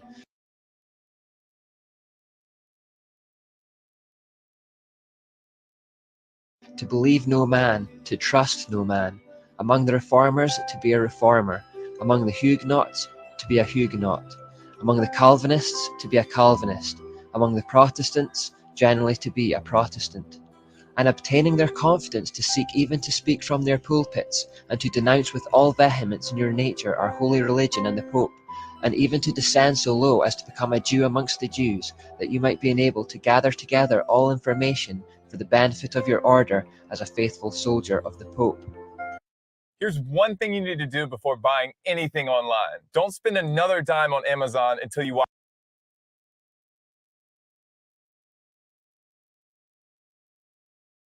Plant the seeds of jealousy and hatred between states that were at peace, and incite them to deeds of blood involving them in war with each other, and to create revolutions and civil wars in communities, provinces and countries that were independent and prosperous, cultivating the arts and the sciences and enjoying the blessings of peace. To take sides with the combatants and to act secretly in concert with your brother Jesuit, who might be engaged on the other side, but openly opposed to that which you might be connected, only that the Church might be the gainer in the end, in the conditions fixed in the treaties for peace, and that in the end justifies the means. You have been taught your duties as a spy to gather all statistics, facts and information in your power from every source, to ingratiate yourself into the confidence of the family circle of Protestants and heretics of every class and character, as well as that of the merchant, the banker, the lawyer, amongst the schools and universities, in parliament and legislatures, and in the judiciaries and councils of state, and to be all things to all men for the Pope's sake, whose servants we are unto death. You have received all your instructions heretofore as a novice, a neophyte, and have served as a coadjutor, confessor, and priest, but you have not yet been invested with all that is necessary to command in the army of Loyola in the service of the Pope. You must serve the proper time as an instrument and executioner as directed by your superiors, for none can command here who has not consecrated his labours with the blood of the heretic, for without the shedding of blood no man can be saved. Therefore, to fit yourself for your work and make your own salvation sure, you will, in addition to your former oath of obedience to your order and allegiance to the Pope, repeat after me. I promise that, and declare that I will, when opportunity presents, make and wage relentless war, secretly or openly, against all Protestants and Liberals, as I am directed to do, to extirpate and exterminate them from the face of the whole earth, and that I will spare neither age, sex, or condition, and that I will hang, burn, waste, boil, flay, strangle, and bury alive these infamous heretics, rip up the stomachs and wombs of their women, and crush their infants' heads against the walls, in order to annihilate forever their execrable race. That when the same cannot be done openly, I will secretly use the poisoned cup, the strangulating cord, the steel of the poniard, or the leaden bullet, regardless of the honour, rank, dignity, or authority of the person or persons, whatever may be their condition in life, either public or private, as I at any time may be directed to do so by any agent of the Pope or superior of the Brotherhood of the Holy Faith, the Society of Jesus. By reading these words, we gain a full appreciation of their shocking tactics, which can be summed up like this. Their intention was to become part of the faith, system, culture, or group that they intended to destroy. Then from within, they would sow seeds of hate and division. Their method was to present themselves as one thing on the surface, but to be secretly working away with each other for a very different purpose behind the scenes. They would sometimes pretend to be enemies on opposing sides in public, but behind the scenes they were actually cohorts, working together towards the same goal. This type of attack is sometimes referred to as becoming a fifth column, meaning that the most effective way to attack something is not from the north or the south or the east or the west, but from within. Cicero once said, "A nation can survive its fools and even the ambitious, but it cannot survive treason from within. An enemy at the gates is less formidable, for he is known and he carries his banners openly. But the traitor moves among those within the gates freely, his sly whispers rustling through all the alleys, heard in the very halls of government itself. For the traitor appears not traitor, he speaks in the accents familiar to his victims, and he wears their face and their garments, and he appeals to the baseness that lies deep in the hearts of all men. He rots the soul of a nation, he works secretly and unknown in the night, to undermine the pillars of a city. He Why do they want to keep doing this? infects the body politic so that it can no longer resist. A murderer is less to be feared. The fifth column tactic is of course a trademark of Satan. It was the very tactic he used to persuade a third of the angels to fall with him and to become his army of demons. He went around whispering in the ears of anyone who would listen to turn them against God.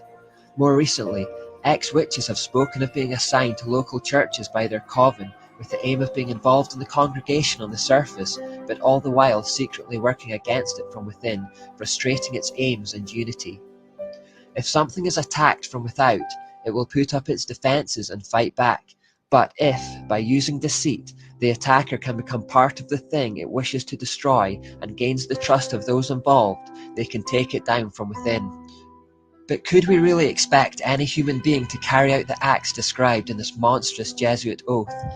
Well, remember that the spiritual exercises were designed to eliminate all human emotion and to turn the men into machines. And just as demonic influence was so clearly at work in Loyola's cave experience, so they are involved in the spiritual exercises. H. Boehmer in Les Jesuits writes, "We imbue unto him spiritual forces which he would find very difficult to eliminate later. These forces can come up again to the surface, sometimes after years of not even mentioning them, and become so imperative that the will finds itself unable to oppose any obstacle and has to follow their irresistible impulse." In other words, through the spiritual exercises, the Jesuit initiate becomes possessed and finds themselves compelled to act according to the will of these demonic forces within.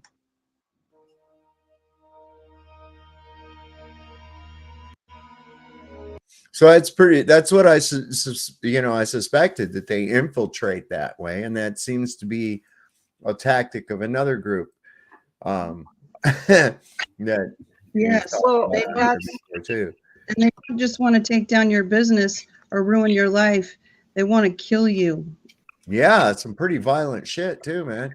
Here's Well, somebody. see, they tell us. This name cracks me up. Biden should prosecute FE. Biden can't fucking tie his own shoes. You got to be shitting me, man. Go ahead, Dreamy. I'm sorry. That's okay. That's what this whole system is, though, and it's like,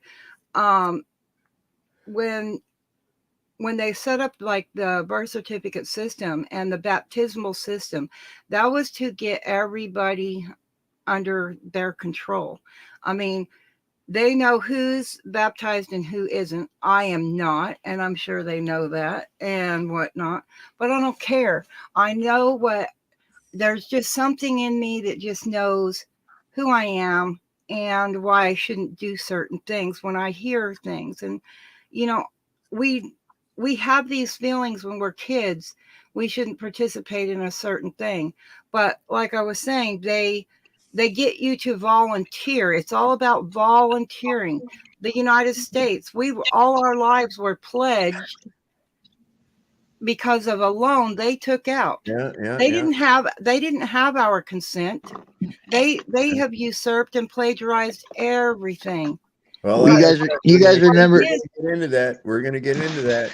You remember Tom Cruise, right? You remember Tom Cruise's church? He's notorious for that right there, where he's at. Yeah, Scientology. But that's why it's so important to know our adversary. He's if gay. You don't know, you can't fight. It's like terror. It's a figment of everybody's imagination, because you have nothing. Yes, you're absolutely right. And they get us to do it to ourselves. Yes. But the thing is, we need to remember is that God has given us dominion.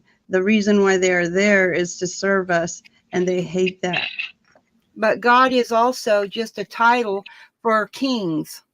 That back in the ancient days, they were called God King so-and-so. Like God King Nebuchadnezzar or whatever, Right. Michelle, hold on a second. Michelle, Biden should prosecute FE as Nick Bolt. Okay. Nick Bolt Bolt needs to be flushed down the NASA toilet. Sorry. I'm just saying it like it is.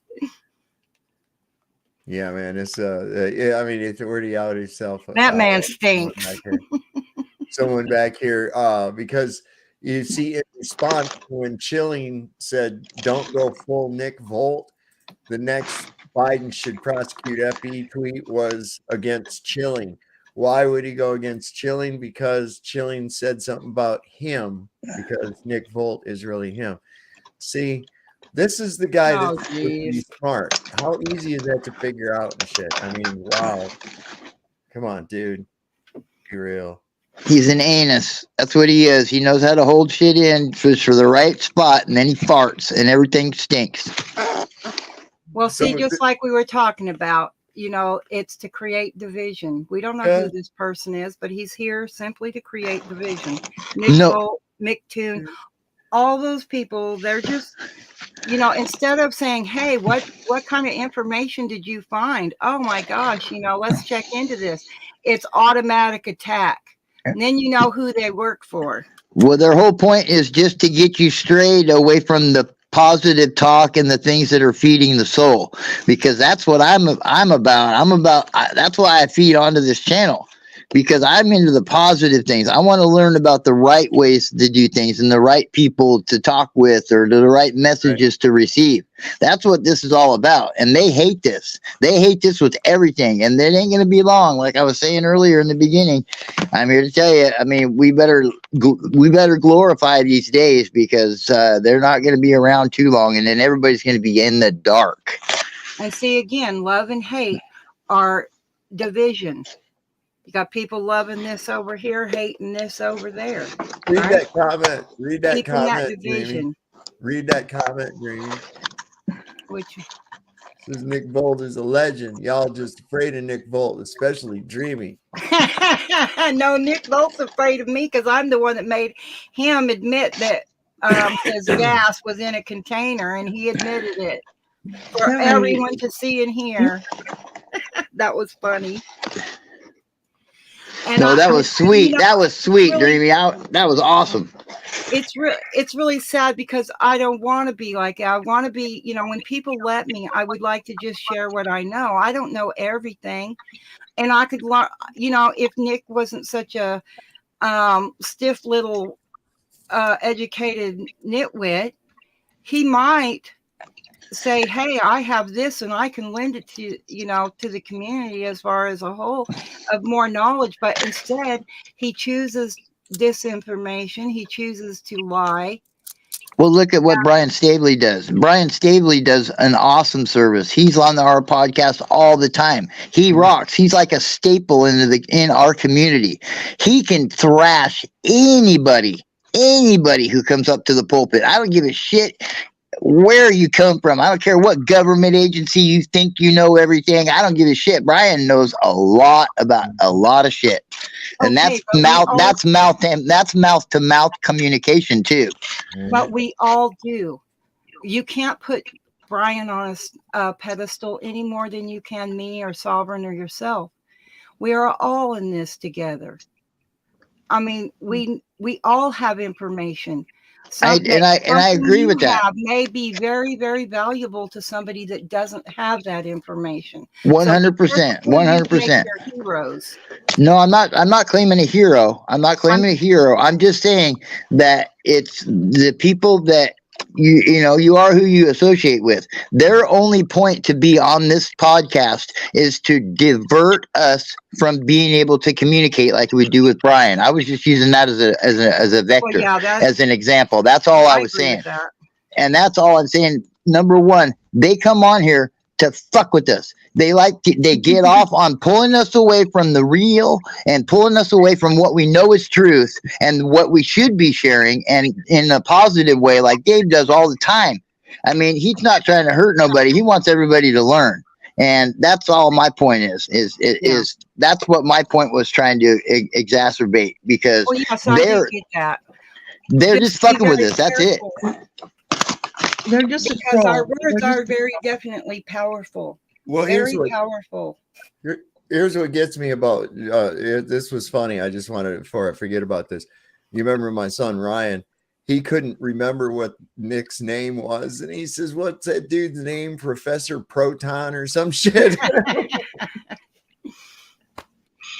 But yes, we should be wary of those. But I look at it like this: he doesn't know that he's just perpetuating the nonsense. But you know what?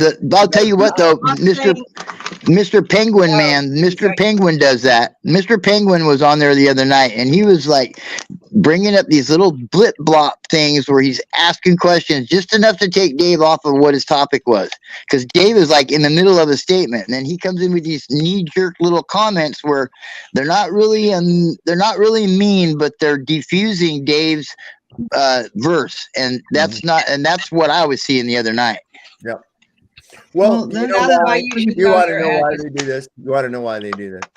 You have to know your adversary. They don't want anyone to hear what you're saying.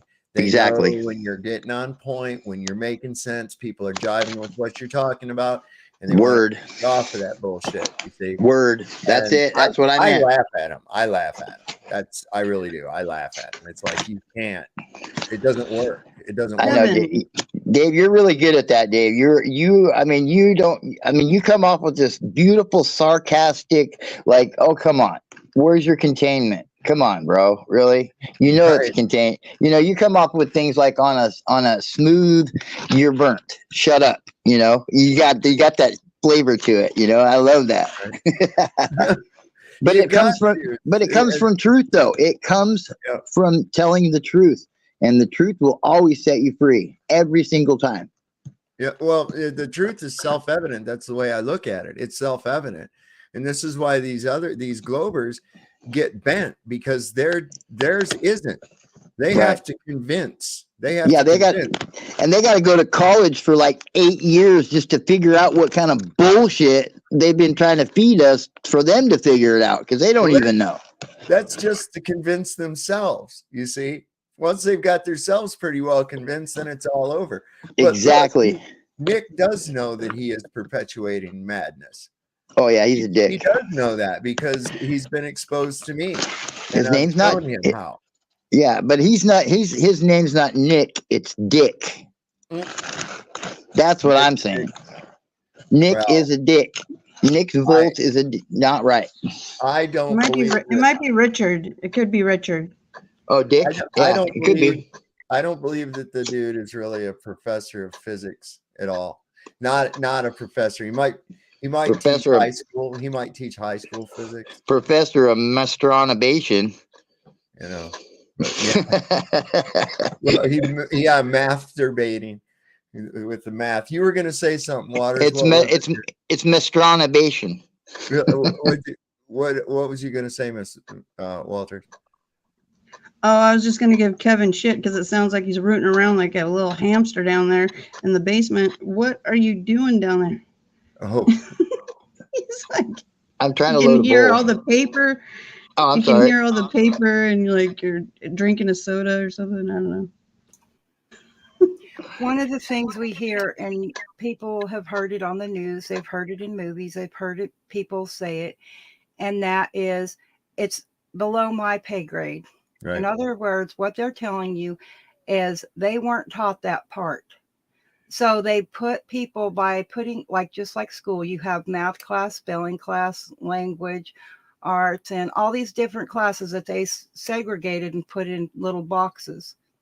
So whenever you start talking about, say, security, you have lower security, and then it gets more and more and more secure. And the people below don't know what's going on at the top, and the people at the very top don't necessarily all know what's going on at the bottom because that's not where they are.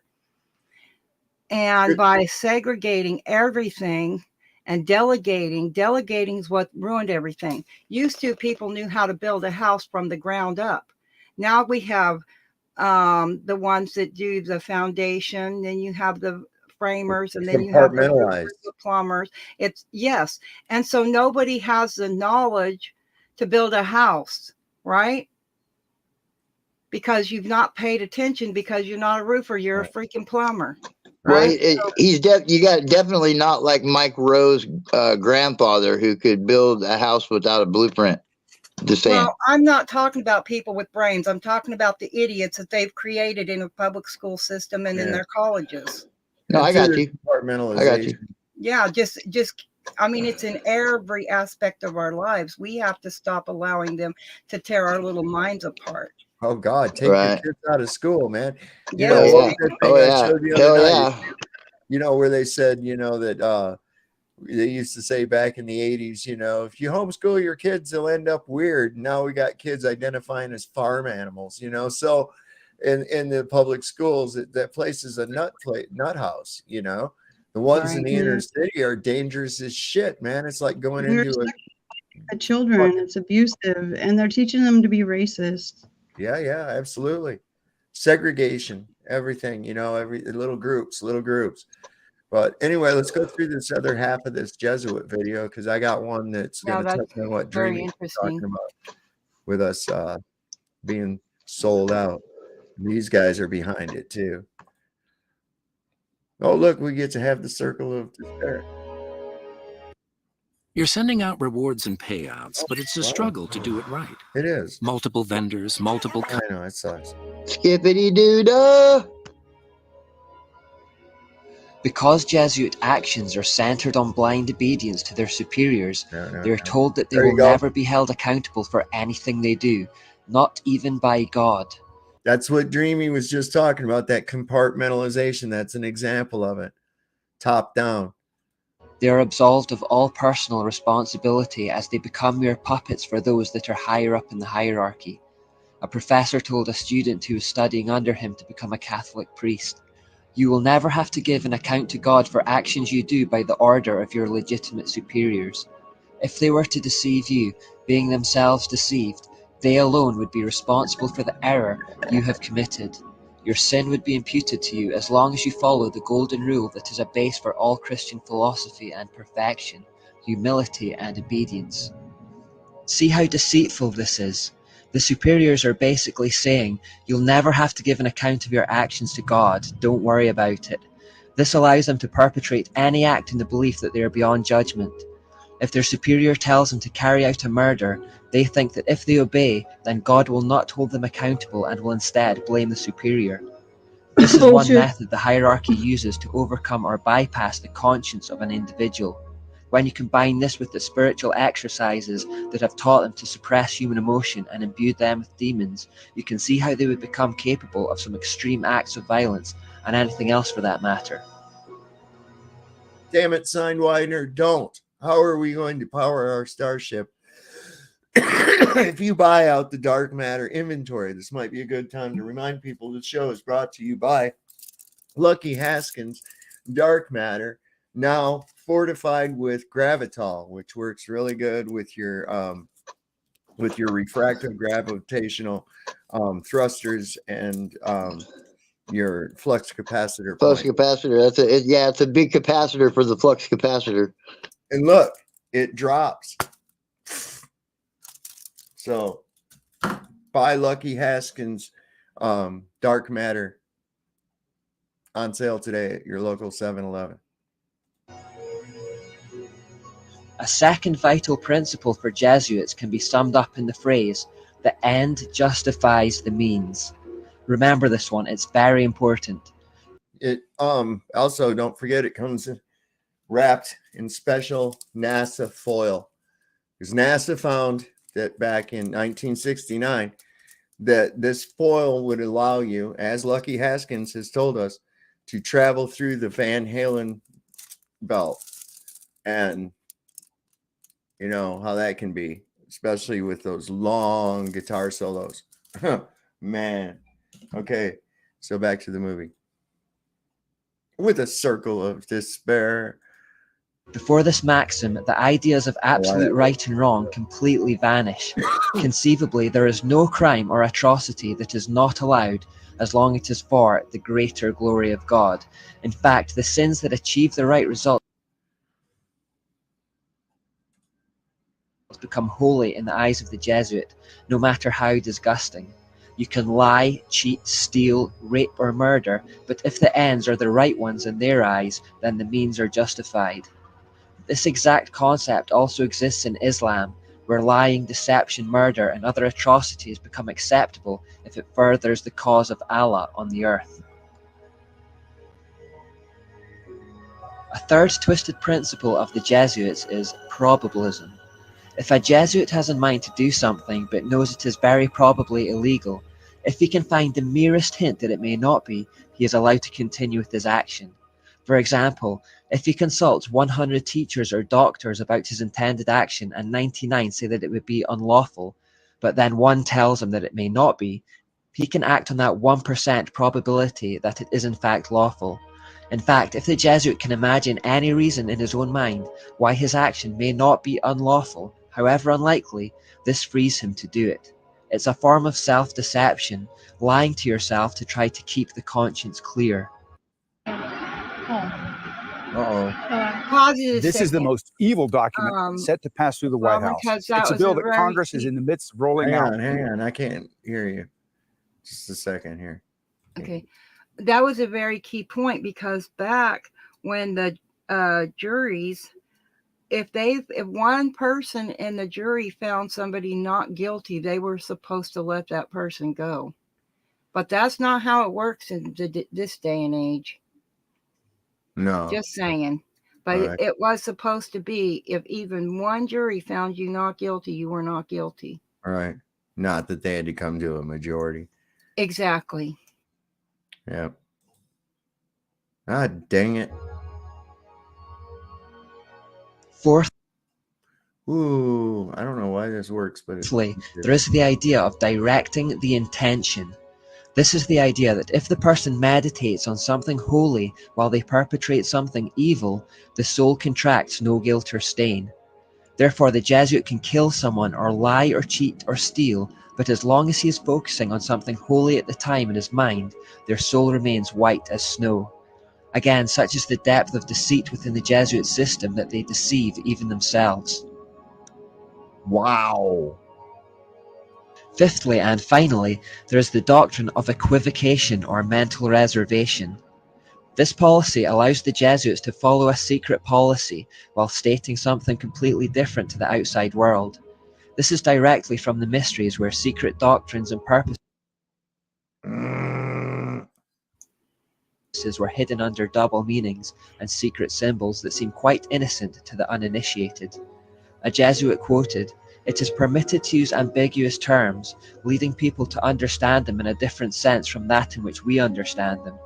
A man may swear that he never did something, though he actually did, meaning within himself that he did not do so on such a day, or before he was born, or under any circumstances, while the words he employs may have no such sense as would discover his meaning." He goes on to say, "It is the intention that determines the quality of the action, and one may avoid falsehood if, after saying or denying something aloud, then add something under his breath that, if true, would make his statement the truth." So take this example.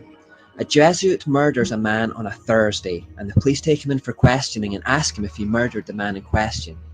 The Jesuit replies, "I did not murder him," which is obviously a lie because he did, but then under his breath or mentally, he adds the words, "on Friday." These inaudible words that he whispered to himself after the initial lie have now made the statement true. By doing this, Jesuits can permit perjury and in their own eyes remain blameless. That's pretty cool. That's telling. Yeah. I'll put the link to That's that why video. they do the. That's why at Bohemian Grove, you know, they do the cremation of care. Yeah, That's yeah, why it's they. the same type of thing. Somebody mentioned heavy gravity. So yeah, that's exactly the extract that they use. They get the gravity and they take an extract from that, and that's how they make the patented gravitol that's in there that keeps the refractogravimetrical thrusters. Man, I've been looking for that everywhere. I'm so glad to hear it's a 7-Eleven. Yeah. Just look for Lucky Haskins dark matter with gravitol, and tell Right them on. you saw it on Sovereign Soul Unchained Mind. That was a Answer really my good prayers. video. It'd be really nice if more people actually paid attention and could comprehend what they were actually saying and all that. Yeah, I mean that's pretty damn telling. This is Because me. you I got have- the video queued up, but yeah, go ahead. I'm gonna show this here in a minute. I was going to say, they do the same thing. The judges are the ones that gave police qualified immunity because judges, court clerks, police officers, lawyers, and court personnel, they all work together, and the judges gave the police the qualified immunity. So there is actually no separation there when you walk in a courtroom, and it's the same thing that they were just discussing in that video. It's the same hierarchy that continues, in all aspects of what you see. Once you see it, you can't unsee it. Oh, wow. Mint flavors coming soon. Get out of here. You've got people that, they're arrested on the streets. They didn't do anything wrong, but then they go in the courtroom and look at how much is extracted from that one person financially, let alone their time with their family and other things that they could be doing that, are perfectly, in line with life. Yeah. But no, they've done this to so many, and they feed off of everyone. That's the whole bottom line. They feed off of everyone. And they keep the control because they keep everyone blinded. Oh, I've got a really cool video here that kind of touches on what you were saying. I'm going to play it here for you. A lot of people aren't really aware of this. It's kind of basic for some of us, but still it's relevant and good information. You should be able to hear it okay. Let's give it a shot. If you can't hear anything, let me know. Meet the scarecrow.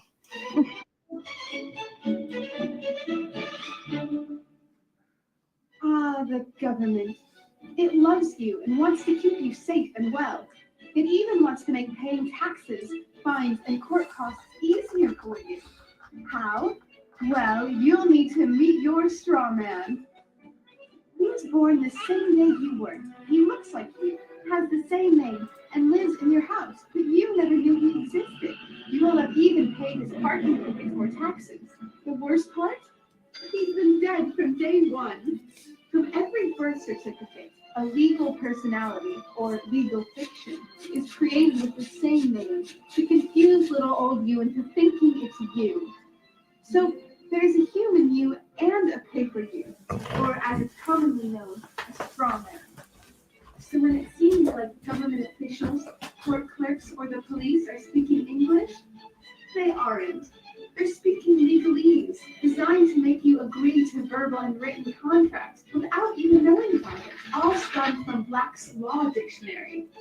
For example, when the police say, "Do you understand?" you'll say, "Yes." What they are really saying is, "Do you stand under our authority?" Oops-a-daisy, you just created a verbal contract with them. Oh, you clever government. Do you know that whenever you register something, you are handing over title to the person you register it with? That's right. Whenever you register something with the government, they assume it belongs to them. Register your car? Super! Now you are the registered keeper of your vehicle, and the government can crush it when you don't pay your straw man's taxes. Expecting a new bundle of joy? Well, then you need to register your little darling with a birth certificate.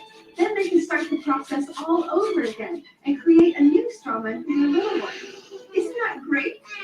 So when Junior grows up, he'll be able to generate revenue just like you have. When you notify on your baby by signing the birth certificate, your child becomes a ward of state. And if the government doesn't like what you're doing, they'll assume it's okay to take the child away or make new rules for things they don't like. Not enough school? Smacking your child? Shouting. That's where they take your identity at birth. Services for the little one. When you get a bill, it's sent to you, but belongs to your straw man, not you. That's why bills, fines, and summons start with Mr., Mrs., or Ms. Sometimes you'll see your surname in capitals, just like on a gravestone. That's because your straw man is dead, but just a silly piece of paper, created before you could comprehend or even consent to it. When you go to court, you represent your straw man. So you, the human, take on any costs, fees, taxes, and fines involved for the straw man. The human you doesn't even need to pay them. But you made a contract with the court court by appearing on behalf of your legal personality or straw man, just like the government knew you would. Confused? Well, don't worry. The government doesn't want you to know anyway. If you knew, you'd stop paying things like council tax and parking tickets. Because when you go to court, you are representing your straw man. You are you, alive and made of flesh and blood. Your straw man or legal personality is a piece of paper created from your birth certificate. And you think it's you. What a silly Billy. Does that kind of touch on what you were talking about then, Dreamy? Yes, but see, also, whenever you heard their oath, when they was reading the oath, it's not going to matter if you're bond or free. They are they claim to be the ruler of everyone and everything and control over everything and everyone. And it goes right back to the Pope. You heard him say the word Jesuit. What's the Pope, Francis? A Jesuit, right? That's what they claim. So, you know, I mean, does it not matter? What year was it that Pope Benedict supposedly stepped down? I don't remember that. Damn it. Let me Google that. I'm going to have to ask Google because I forgot. But, you know, there's all these people that went to all these Jesuit schools, too, like George Bush, fucking even Donald Trump, you know, and Biden. 2013. Okay, now this is very important. Remember in 2012, that's when the Mayan calendar ended, right? Yeah. 98 was the final bankruptcy, right, for the United States. And then that's whenever FEMA and Homeland Security stepped in. So the United States no longer exists as in a corporation or a business or a country. Okay, they disappeared. They lost everything. And so we are not being ruled by them, but we are under the Jesuit order, who is ruling not just the United States, but all the lands that they've claimed, right? So that's part of the war with all these other countries in the Middle East who weren't part of it. So whenever you take yourself out of those little compartmentalized boxes, and you know, you have to know a bit of everything to start seeing it. You need to know a little business. You need to have a comprehension of vocabulary, because right there in that video that Ms. Walters shared was them explaining exactly what we're doing. We don't care if you're if you're living under your straw man or living as a free man, they're not going to care. It's not going to matter. But they got us at each other's throats in every area and aspect of life to keep us from coming together and saying, no, we're done with your dumbasses. You don't rule us. Right. You know what it is? People on my side here. It's like we're little sperm. They turned us into little sperms. So everybody's trying to fight that one to get to that one spot, and nobody's got the real information or knowledge to get there. You know what I mean? Yeah, and they're telling you that one little spot's God, and if you get here, you'll be saved. Right. I like that little metaphor, Kevin. That was a good one. So I thought this was pretty good. This is Israel seems to be losing support worldwide. I heard today that Erdogan of Turkey has said that he's going to execute Netanyahu as a war criminal. Oh my God. Yeah, I mean, it's just getting kind of crazy. You know, I mean, we know it's a big show, but I mean, there's a climax coming in that show, which is kind of interesting. But this is, they're having a rough time running their propaganda. Well, I think everybody should check into Russell J. Gould and The Claim of the Life and watch Last Flag Standing and his one thing on Dynasty. You will start to understand what's coming. And these people are starting to shake in their boots because they know what's coming to them for what they have done. They won't be able to walk down the street Well, here's going on. Everything, the Jesuits are going to pull the plug on all of this shit before anybody has to go to court or anything. Everybody's just going to end up. The Jesuits ain't going to be left standing. After do a little more research. After God comes back, no. After the second coming. Oh, geez, Louise. I just told you who God was. He's a damn pope. That Jesuit thing that you just watched, they just told you. You have to pay attention to the words they say, not the way they say them, the words they use. They pick and choose. And that Black Law Dictionary, that's not the dictionary you would use if you're going to court against the state. You want to go to the state codes and you want to read those definitions. Not some Black Law Dictionary. It's all black That's magic. black It's like magic. Yeah, it's a spell. It's, Yes. So you want, like, the Merriam-Webster's dictionary was written to describe the words used in the Bill of Rights and the Constitution and the government stuff at that time.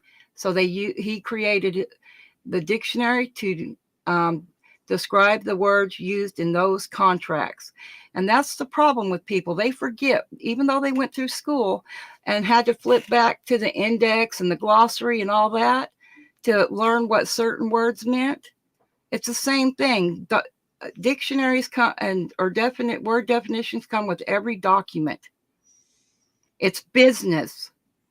It's encoded because every corporation has the right to trade secrets. It's business. They keep it in code. So if you don't go and read their code definitions and you're over here looking in, some Walt Disney book, that's why they got such huge, giant prisons in the United States. People are illiterate and people bitch because I can't spell. Well, who cares? I don't. Because I at least know the definition and know what I'm talking about. And 99% people on the internet knows Taiwanese and can translate and everything. That's how they can correct you, right? They proved that they can correct you, so they understood what you're saying. It don't matter. But you're right, there's spells. And I hear this a lot from different people, but I pay attention to those words because we really, really need to boost our vocabulary and learn definitions, learn how to do research. I'm really good at research. Can find anything or anybody with very little information. It's crazy.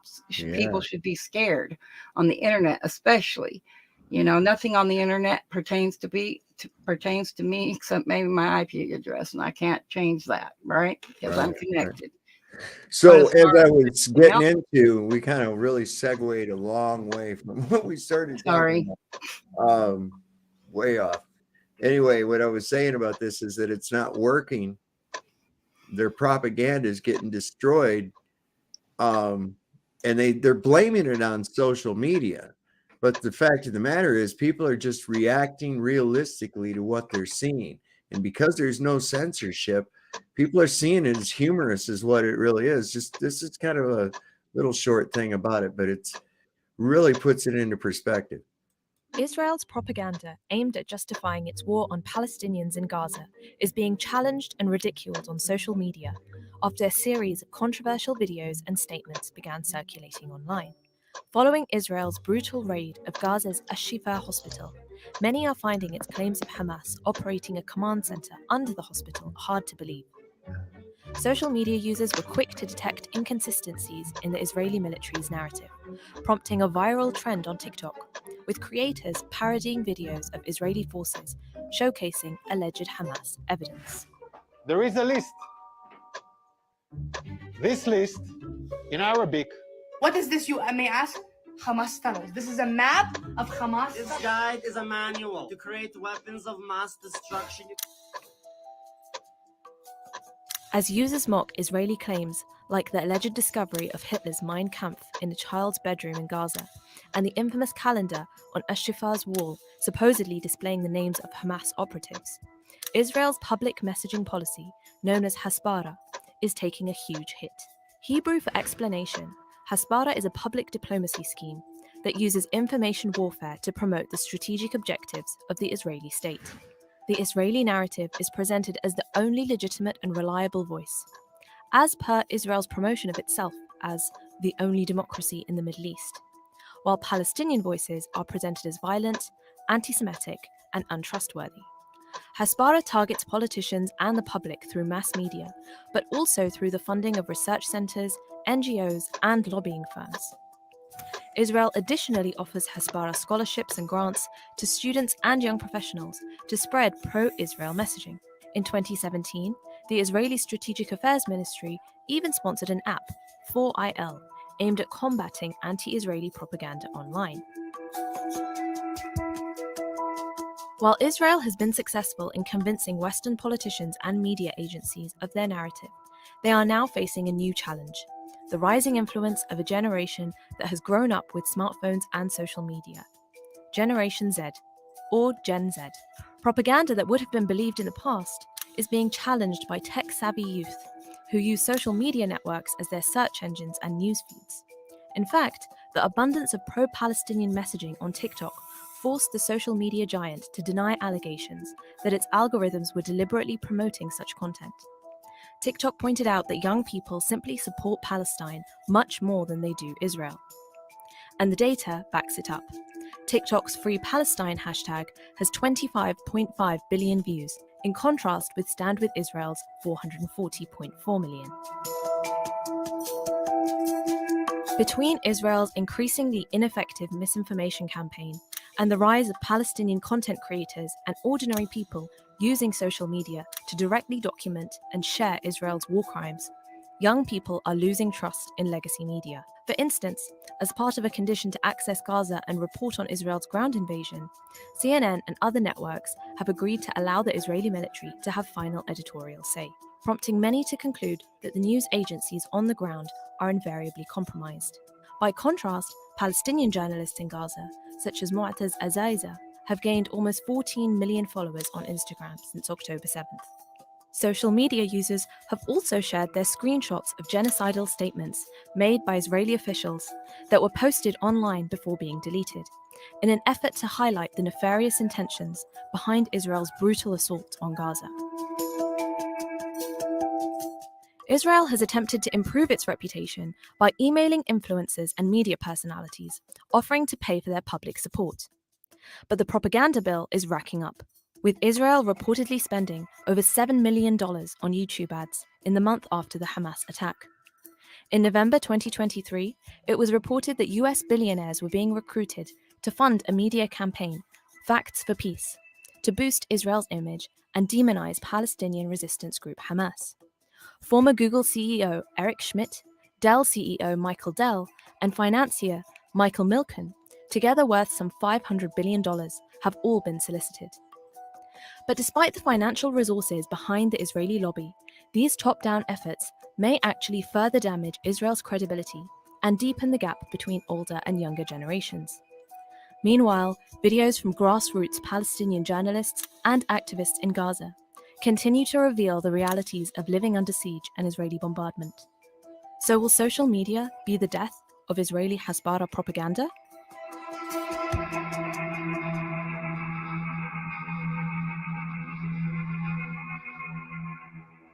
Wow.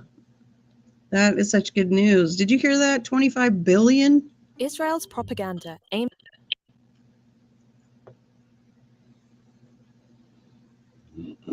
I can't hear you, Dave. You're muted. I was going to say, yeah, this whole thing is such a crock of shit. The whole thing is coming down. If people have been paying attention to what's really going on, their whole thing is that they're perpetrating this false flag and then going in and demolishing the shit out of this place. It's basically an extermination to get these people out of there. They've been wanting these people out of there. The only thing that's been stopping them is the rest of the world saying, no, you have to be human. Right? So this gives them an excuse. They go in, they stomp the shit out of them, they move them out, they take more land, while simultaneously, everything's multifaceted, saying, oh, look, these weapons obviously came from Iran. Oh, that means the U.S. You see, that's always, they've been trying to get into Iran for years now.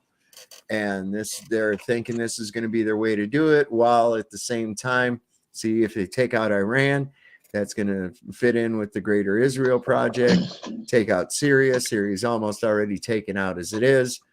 What the hell, right? Hey Dave, on a lighter note, I ran once and I racked my nuts.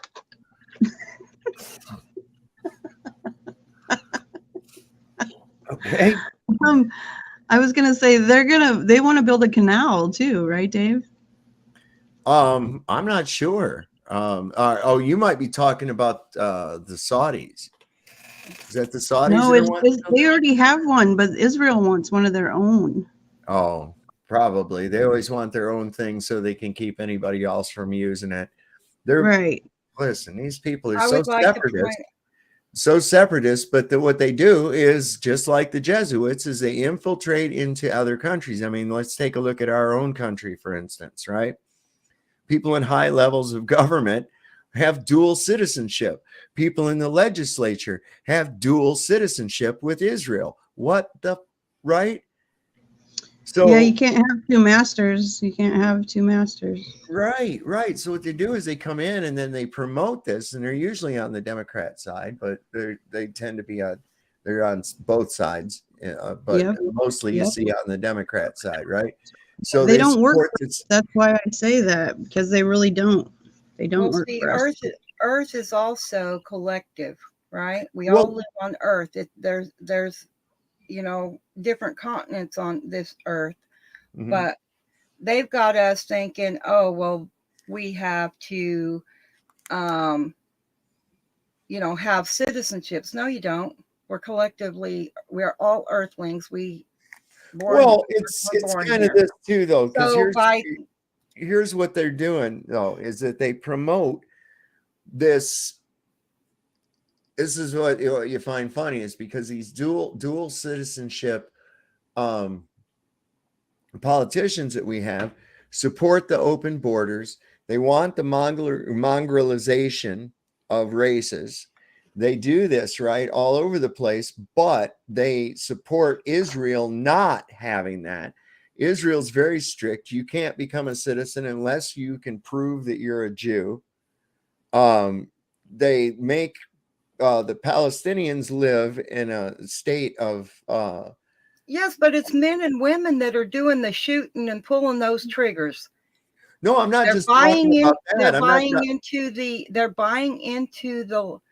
right. I'm not just talking about that. I'm talking about the condition of the state when there's no firing. These people are literally in an open air prison all the time. I mean, it's some fucked up shit. And it's like right. Yeah. Israel's done what Israel's done, gone from land to land, calling themselves by different names and taking over, just like that video she shared. Yeah, but just I think like it's that ironic video. that they don't have their multiculturalism that they promote over no way. here. Not in their own country, of course. No way. They know what it takes to take down a nation. That's exactly what they're doing. It's illegal in Israel for an Israeli to marry a Palestinian, even. Wow, I did not know that. Yeah. Wow. Isn't that crazy? That was the Palestinian land in the first damn place. That's who was living there. Sure was. Yeah, it wasn't anybody's to give to them in the first place. And the same entity that was involved in taking and setting up Israel is the same one that decided to step in and start taking over the Americas. Yeah. Well, it's kind of weird that they don't belong anywhere. They get kicked out of every place they go. So why is that? Yeah. But I'm still saying there's no magic here or anything. It's men and women, and these are the choices that people are making to harm one another. No, but they're in positions of influence. Huh? They're in positions of influence that can make it so we have an open border. Right. And through through bribery, here's you some money. Right. We have no voice. We have no voice because of the lobbyists and everything. We'll give you some money if you come and shoot and kill who we want you to. You know what I mean? And the people are instead saying, no, I'm not doing that for $1. They're taking those. Look at the disgusting amount of money that we make. We make so much money in this nation, and look at it all, how it all goes out to the world, and nobody should be wanting for anything right now. It's all it just goes in the, there's no excuse for it. Right. It's all our energy collectively. We have people that like doing what they do. They love it. They enjoy going to work. It's not work to them. And then we have all this junk that people want. Well, why shouldn't we want life more than we want some trinket to put on a shelf that you got to dust every week? Well, why should we be giving our money to people who lie to us and they don't spend it on what they say they're going to? I mean, we don't expect them to be lying, and that's what we need to change, is that we all need to open our eyes and see that their actions speak exactly Do you what. know that way deep in the rabbit hole, they admit that nobody owns the earth. Anyone could live on it and not be having to buy and pay and pay user fees. Come on. God didn't, people keep saying God this and God that. Well, God doesn't charge user fees once you're born here. That's men that set themselves in high places that are tricking you into paying that voluntarily and saying you'll go to jail or they'll take your land if you don't. And then they got other people that they go, hey, you know what? These people over here living and they ain't giving us our cut. Can you go over there and take them out? You and I That's can't why do that. That's what said they do. covet means. They rely on covet means, but it's impossible for the people who actually generate the money to owe anyone anything. We're the ones who generated. They don't generate shit. They just steal it from us. Exactly.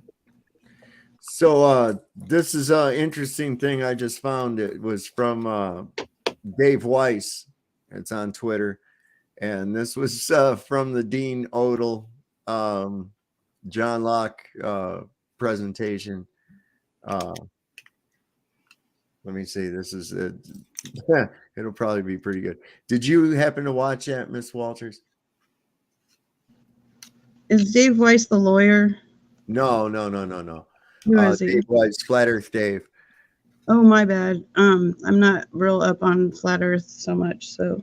Okay, so anyway, there was a debate between two pastors the other night, and the globe pastor that believes that the Bible says the earth's a globe, he got upset and threw everybody out of his fucking church. But anyway, oh no, it was epic. It was epic. This looked like it was pretty good. So Dave Weiss is pretty cool, dude. I gave you the Bible. I gave you the Bible. I gave more Bible than you did, for a fact, right there. All right.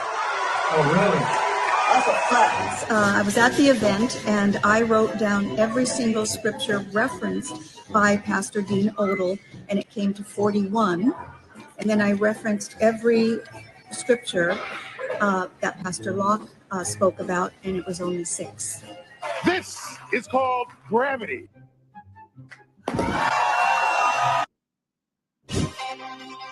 That was tight. We'll let this play out. That was really cool though. He goes, "This is gravity." yeah.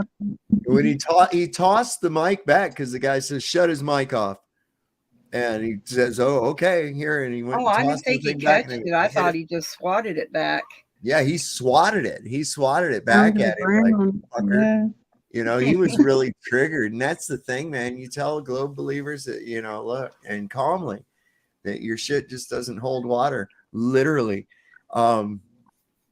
They lose their shit real quick. And Man, I don't know what to believe. We really don't know except for what they tell us. But I can tell you that I had a dream. I don't know if you believe in that so much, but it was kind of a weird download of information. But it was that the earth is so large and so big that it looks flat when we go to measure it, like it's much bigger than they've told us, and there's a lot more land there. I often think that we're in an area that's controlled, kind of like North Korea or something. You're not too far off the mark. But your dream holds some truth, but you probably needs a little more interpretation. I know what you got going on there with it. Yes, the earth is large. Okay, it's large, and I do believe they are hiding land. Absolutely. But the whole idea, I don't care whether it's 1,000,000 times as big as it is now. The reality of it is that a globe earth is scientifically impossible. A globe Earth in a space is scientifically impossible. That's just all. And water is where that really set me when I was a child, because, if you like water and you like swimming and this and that, and you've been to rivers and streams and lakes and the ocean, and you can't deny what you see, what's actually there. yeah, water always And how water, level. yeah, water, and naturally, just the way water works, it just finds a basin. Watch it when it rains. There's puddles everywhere afterwards, where there's an indentation in the ground, right? It tells us its story no matter how we look at it and what situation and setting. Mm-hmm. Well, and that, and, as we pointed out before, just the impossibilities and the basics of their solar system. Okay. Yeah. How does a ball of gas form in a vacuum? First question. That can never happen. Okay. Second, how do you have a vacuum without some kind of containment? Right. Can't. Okay. And then, of course, thirdly, you've got the problem of how could we have air, pressurized air, that we breathe at 14.7 psi, and that's just basically because of our displacement to the ratio of that atmos that's at this altitude. Unless we're in a big butthole. You couldn't have any of it without containment.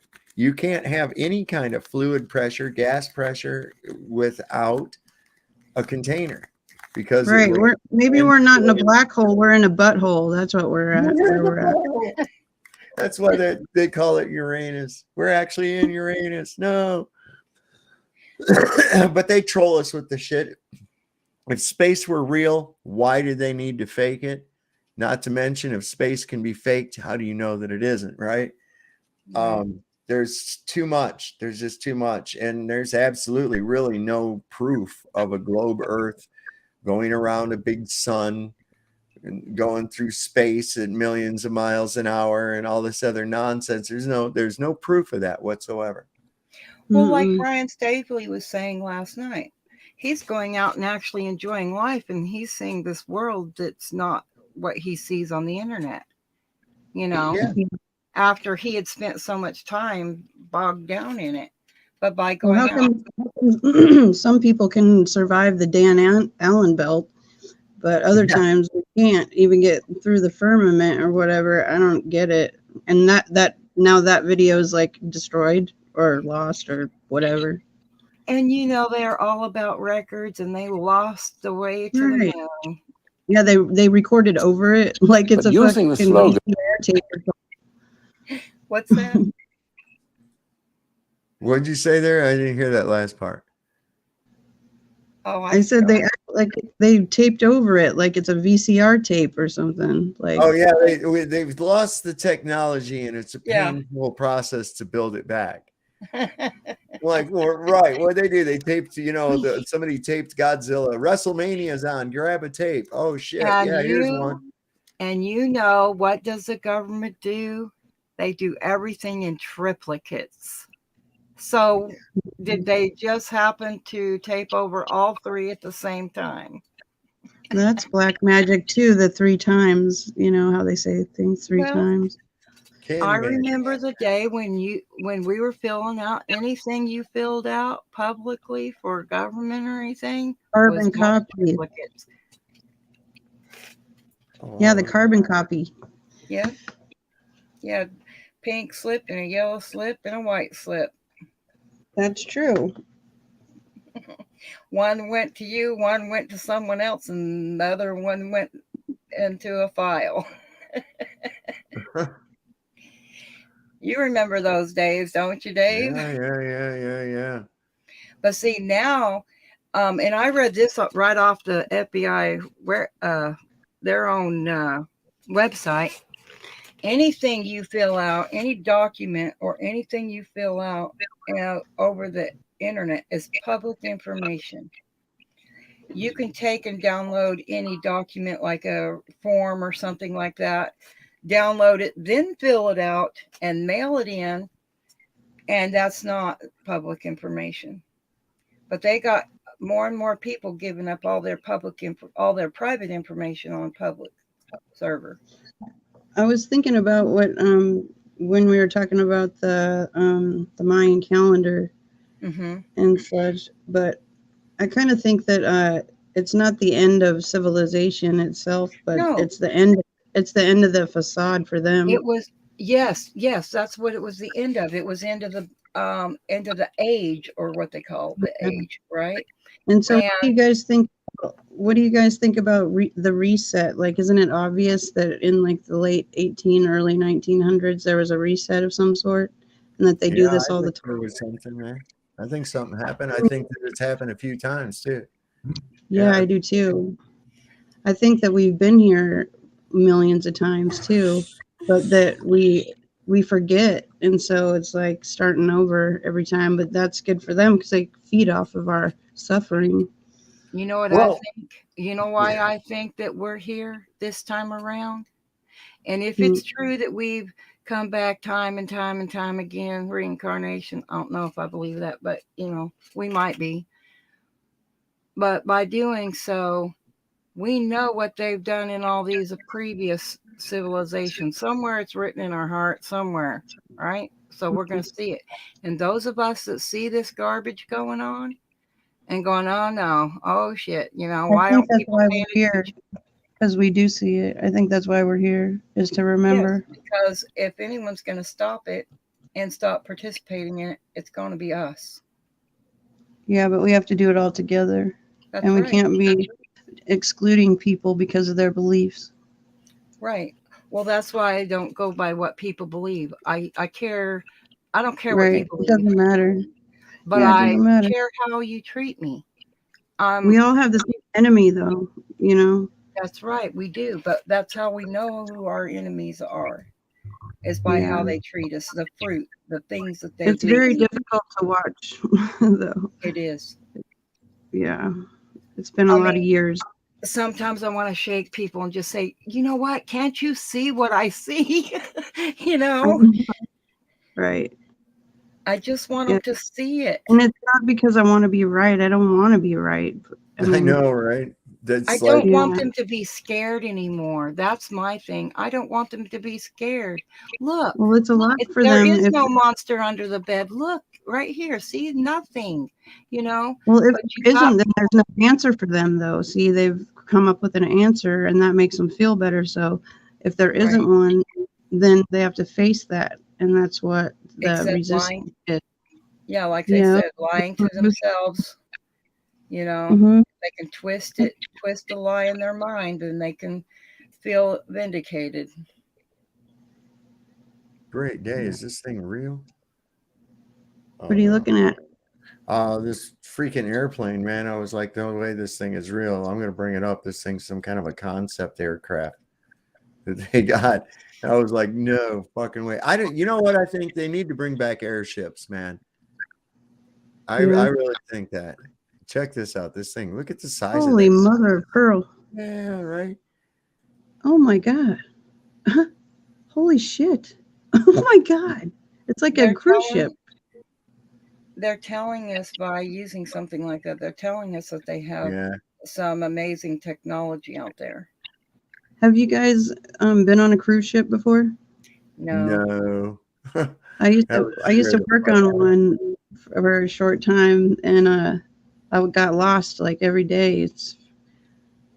They're several stories high. They're like 12, to 15 stories high. Well, I love to watch sailing videos.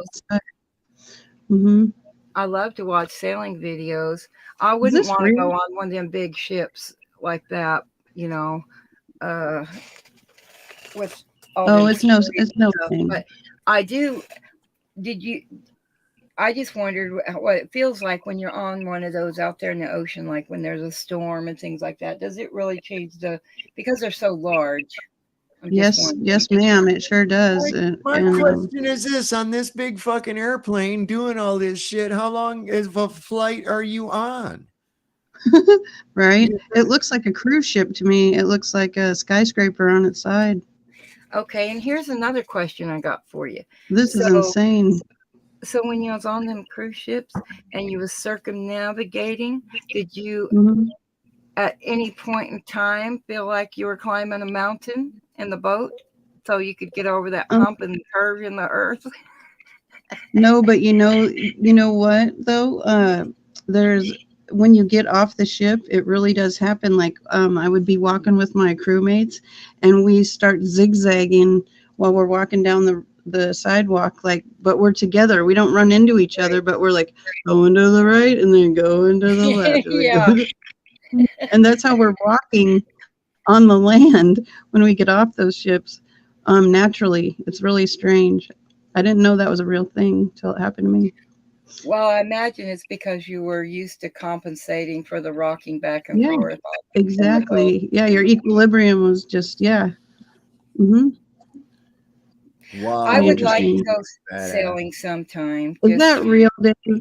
What the hell? No, it's just a concept. It's just a concept thing that that they got. When I first saw it, as you could tell from that first beginning on that first scene, that's what you see on Twitter. I was looking at that. I was like, what? Is that fucking real? And then that's why I said that. And you said, what are you looking at? And I was like, oh man. If you ask me, they can make it look a lot better. Jesus, it looks like a kid's toy in the bathtub or something. Oh, it looks better. It does look like the little Fisher Price airplane. Remember those? Had the little people you could walk in and out. It looks it looks better than what NASA's been putting out. I mean, God, come on, NASA's shit is so weak. I mean, you can't even begin to. I don't even know where to begin with those guys, man. They are the funniest group ever with all these deceptions. I've got so much. Okay, here's a question for everyone. Why would they be building a plane that huge if we're running out of oil and fossil fuels? We're never going to run out. Are they going to fly that thing? Didn't you see what it said about it? It has a low carbon footprint because it uses a nuclear powered engine. Oh. I didn't read that part. It was too tiny. You need to get on a laptop, girl. I'm on a you better get your shit together, man. That's all I got to say. No. I'm on a desktop with a 27-inch. Yeah, get your shit in a pile, Dreamy. Gee whiz. Yeah, fucking amateur. I'm gonna have to get me a magnifying glass. Right. I should go have my eyes checked again. It's been a long while since I got that. This is an interesting picture. If somebody is actually showing, the chemtrails, but I think also it's a good lesson in perspective too, because these are all level, lines that were made by these planes. And notice how they look like they're going down. So what do you think? The airplane crashed into the ground, went over the horizon? I have no fucking idea, man. I mean, we have so many problems right now. It's like, chemtrails just make me think of how, they talk about vaccines and all the toxins in them and stuff, but it's like, what about everything else? Everything around us is poison. Well, one of the things that they were using in the chemtrails that's already been, tested and stuff. I think it was tested in California. Was aluminum, and another one was strontium, chromium, and lithium. Barium. Yeah, I know. Those are great for the human body. Like, you want to know? Check this out: barium, and aluminum. Okay, let's combine them together. The atomic symbol for barium is Ba, and the atomic symbol for aluminum is Al. BAAL. Yep, there you go. And it sounds like a bunch of BS to me. Ball. Yeah. Right? Ball. They're really infatuated with balls, aren't they? They sure are. Yep, it's ball worship. That's what we're fighting all the time. Yeah. Oh man, yeah, this is the thing. People aren't getting well, you know what? No, I'm very I'm very hopeful because I'm seeing more and more people. Boy, after that got even just that debate between those two pastors got those two people were actually looking into the subject. People that weren't even apt to want to look into it before, right? Mm-hmm. Yeah. And so now they're looking into this shit and they're going, oh wow, yeah, maybe And there's so something to it. What is your hope for that? What is your hope then, that they'll see that everything's a lie? Yes, because I'll tell you what, this is what is so amazing about coming to the realization that the earth is not a globe, that the earth is not a spinning ball in space, little infinitesimally small thing. Because what happens is the rest of the deceptions just start falling apart. Right. They just start disintegrating. And That's I've what I described it like the game Jenga. That's what's so great about the truther movement is like you guys got your thing and it wakes people up a certain way, and then other people wake people up other ways. So What you realize what happens is I've described flat earth as, and this is why they're so worried about it. This is why there's such censorship on it, and there's so many layers of that. It's because it's like, if you can, the game Jenga, where you pile up these bricks of wood, right? You got this you make this tower, and you have to pull these things out, right? These blocks out without pulling over the thing, right? This one is the one that if it's pulled, the entire tower comes down. Gotcha. You see? Okay. It's because, all right, so what happens then? Now, okay, so there's no such thing as outer space. Wow, what does that mean? Well, that means that we're not going to get hit by a great big fucking rock from outer space and keep like the one that killed the fictitious dinosaurs, right?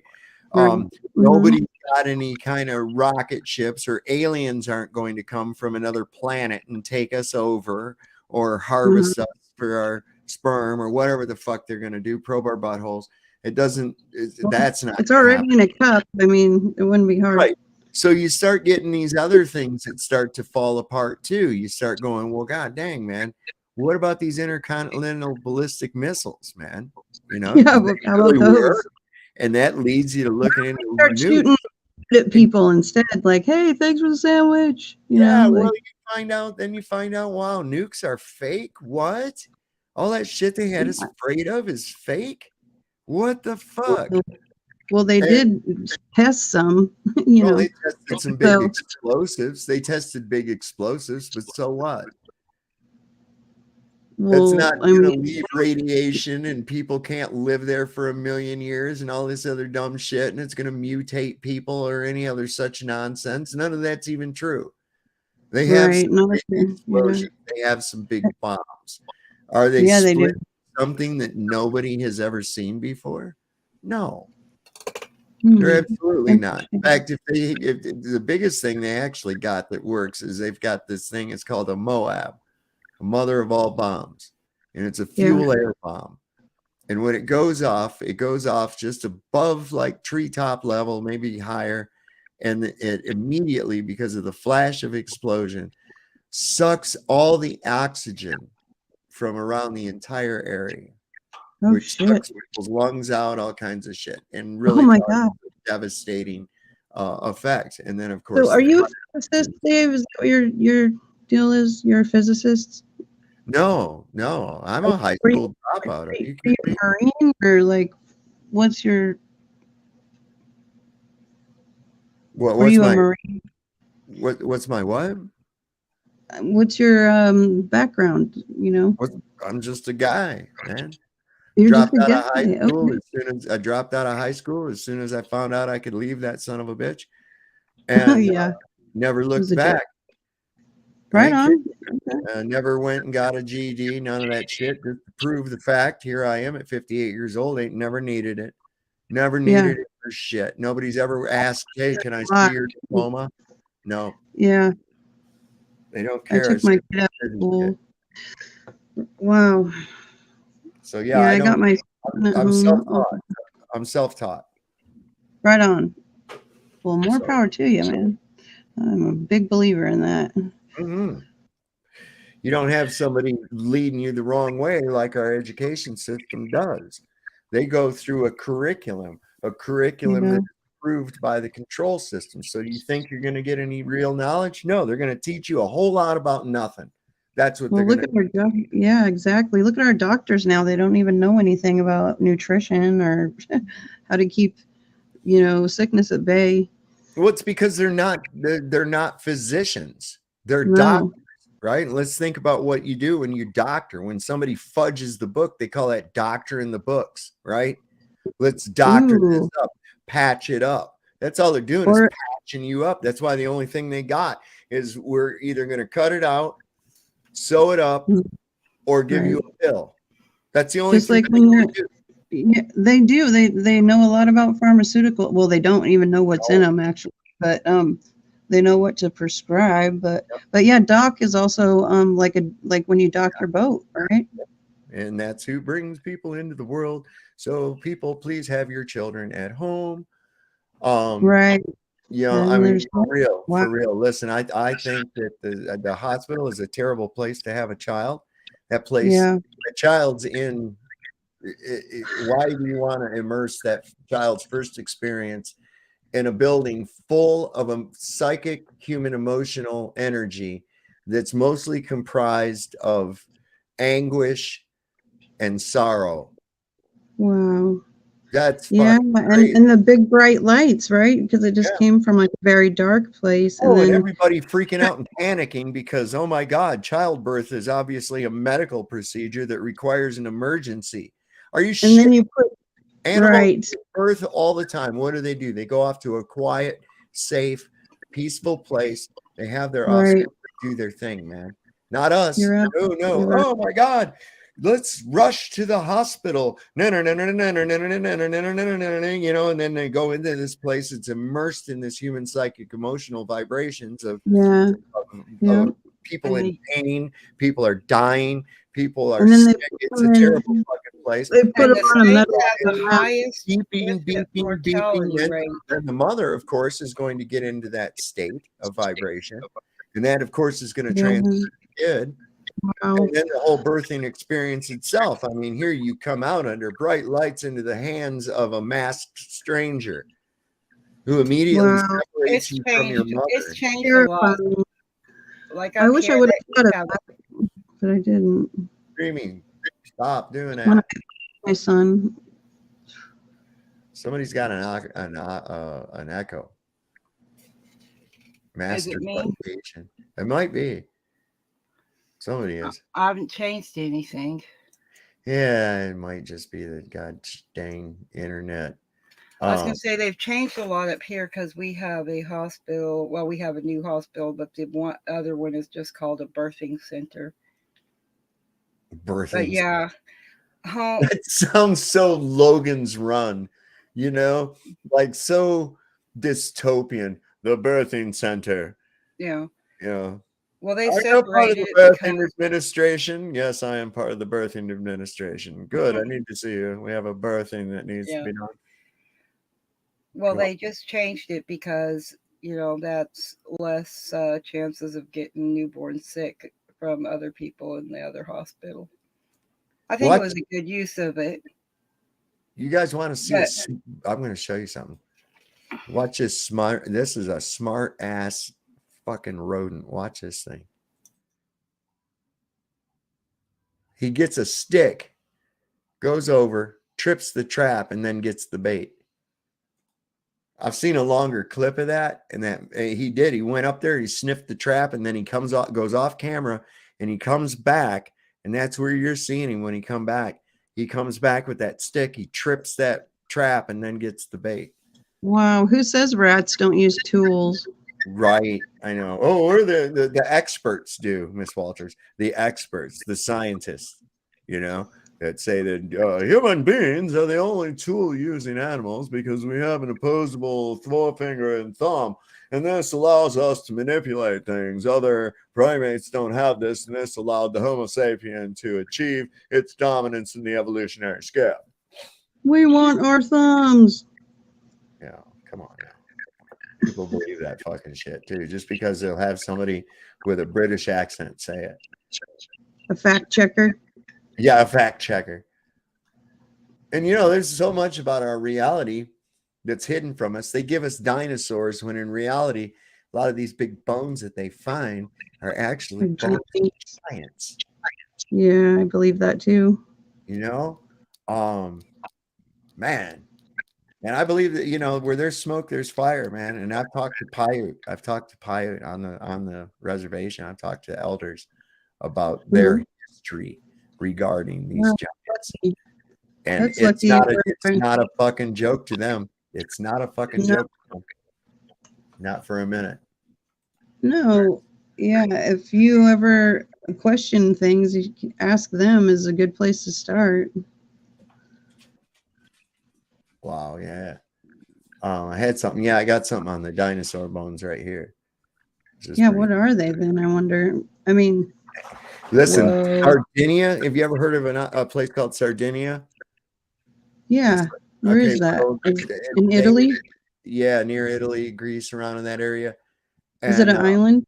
Yeah, there's so many giant bones in Sardinia that they've actually been paying locals to dig them up and destroy. Get out of here! That's awesome. Destroy them? Yeah, they don't want you to know about the giants. Oh no! You see that? Then that takes away your whole evolutionary thing and us coming from monkeys and becoming a retarded. I got a thing on evolution where Mr. Garrison. But the monkeys are still exactly the same, and so are we. So that's weird. Right. So we still got millions and millions of monkeys, and we got millions and millions of humans, but none of the. But we come from a fish. Like, get the fuck out of here.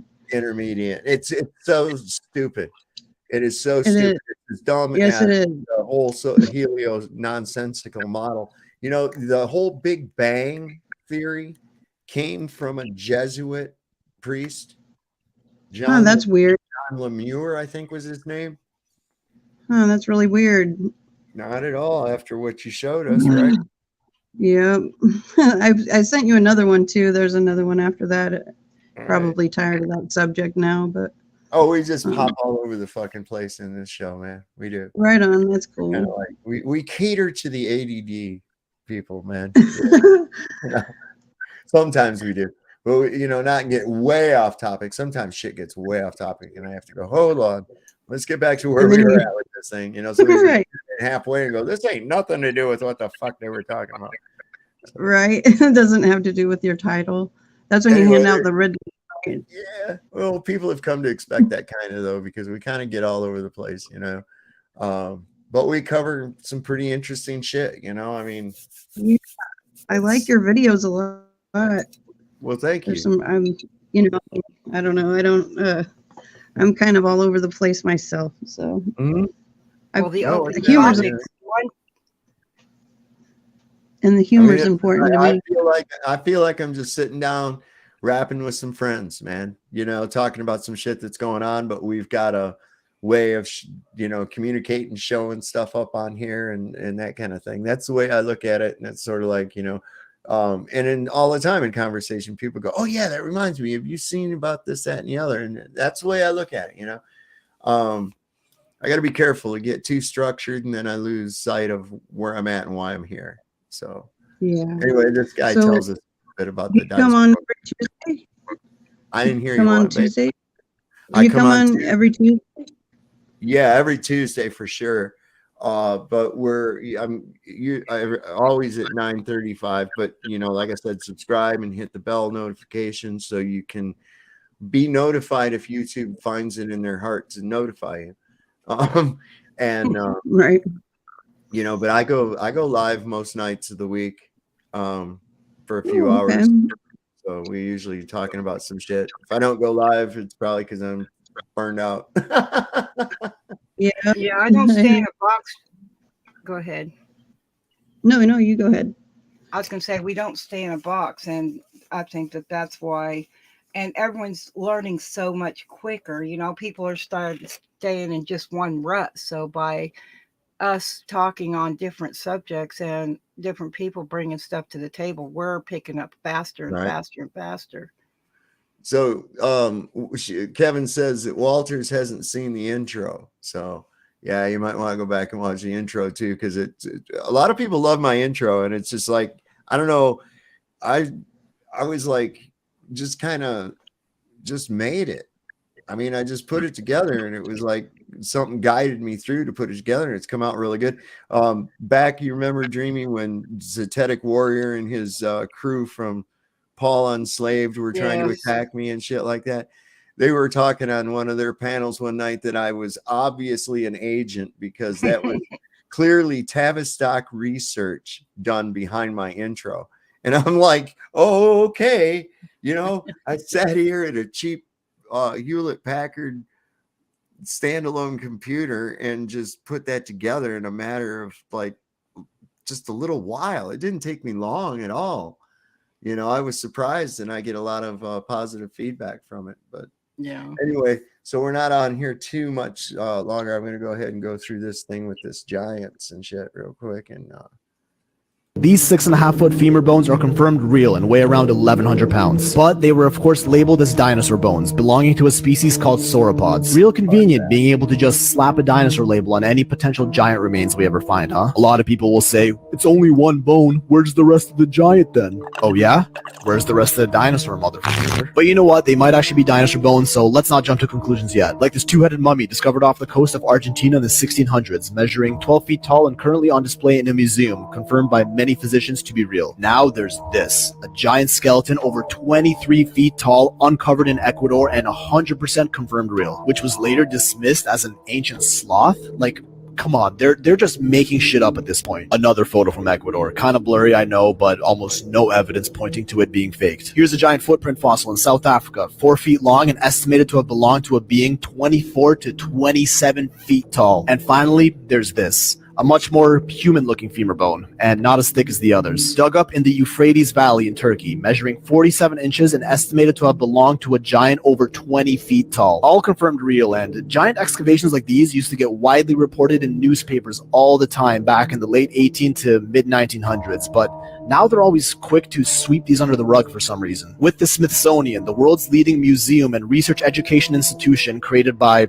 the US government, accused of covering up all giant findings and instead putting the spotlight on how fake the fakes are, like they did with the San Diego giant in 1865, which is one of the smaller ones, inspected by dozens of scientists and featured in many newspapers. After which the Smithsonian purchased the giant for a pretty large sum, and then all of a sudden, many years later, they dismiss it as a hoax, saying that it was made from gelatin and we never see it again. Google searches of these giant excavations will obviously only bring up the fakes, pushing the most ridiculous ones to the top of the search results. The problem with finding definitive proof of these giants is the internet is laced with these Photoshop jobs. So all the Google debunkers are quick to downplay any new evidence that comes up, like, nah bro, it's fake, didn't you read that fact check article bro, even if real evidence were to come up. But even if real evidence were to come up, the alleged Smithsonian cover-up can easily just write a bunch of articles that discredit it as a hoax. We all know this isn't the first time governments and tech giants were caught deliberately. Come on, you manipulating data to control the narrative. A lot of the time, the difference between a conspiracy and fact is time. Now, I'm not saying this is 100% one of those cases, but keep that mind open, people. Balls, no. So yeah, man, they're covering that up, and you know, these 6.5-foot feet. That's how you can tell, man. They put fact check stickers on shit, and that to me just tells me that yeah, that's true. Whenever you see that, that means it's true. I don't know.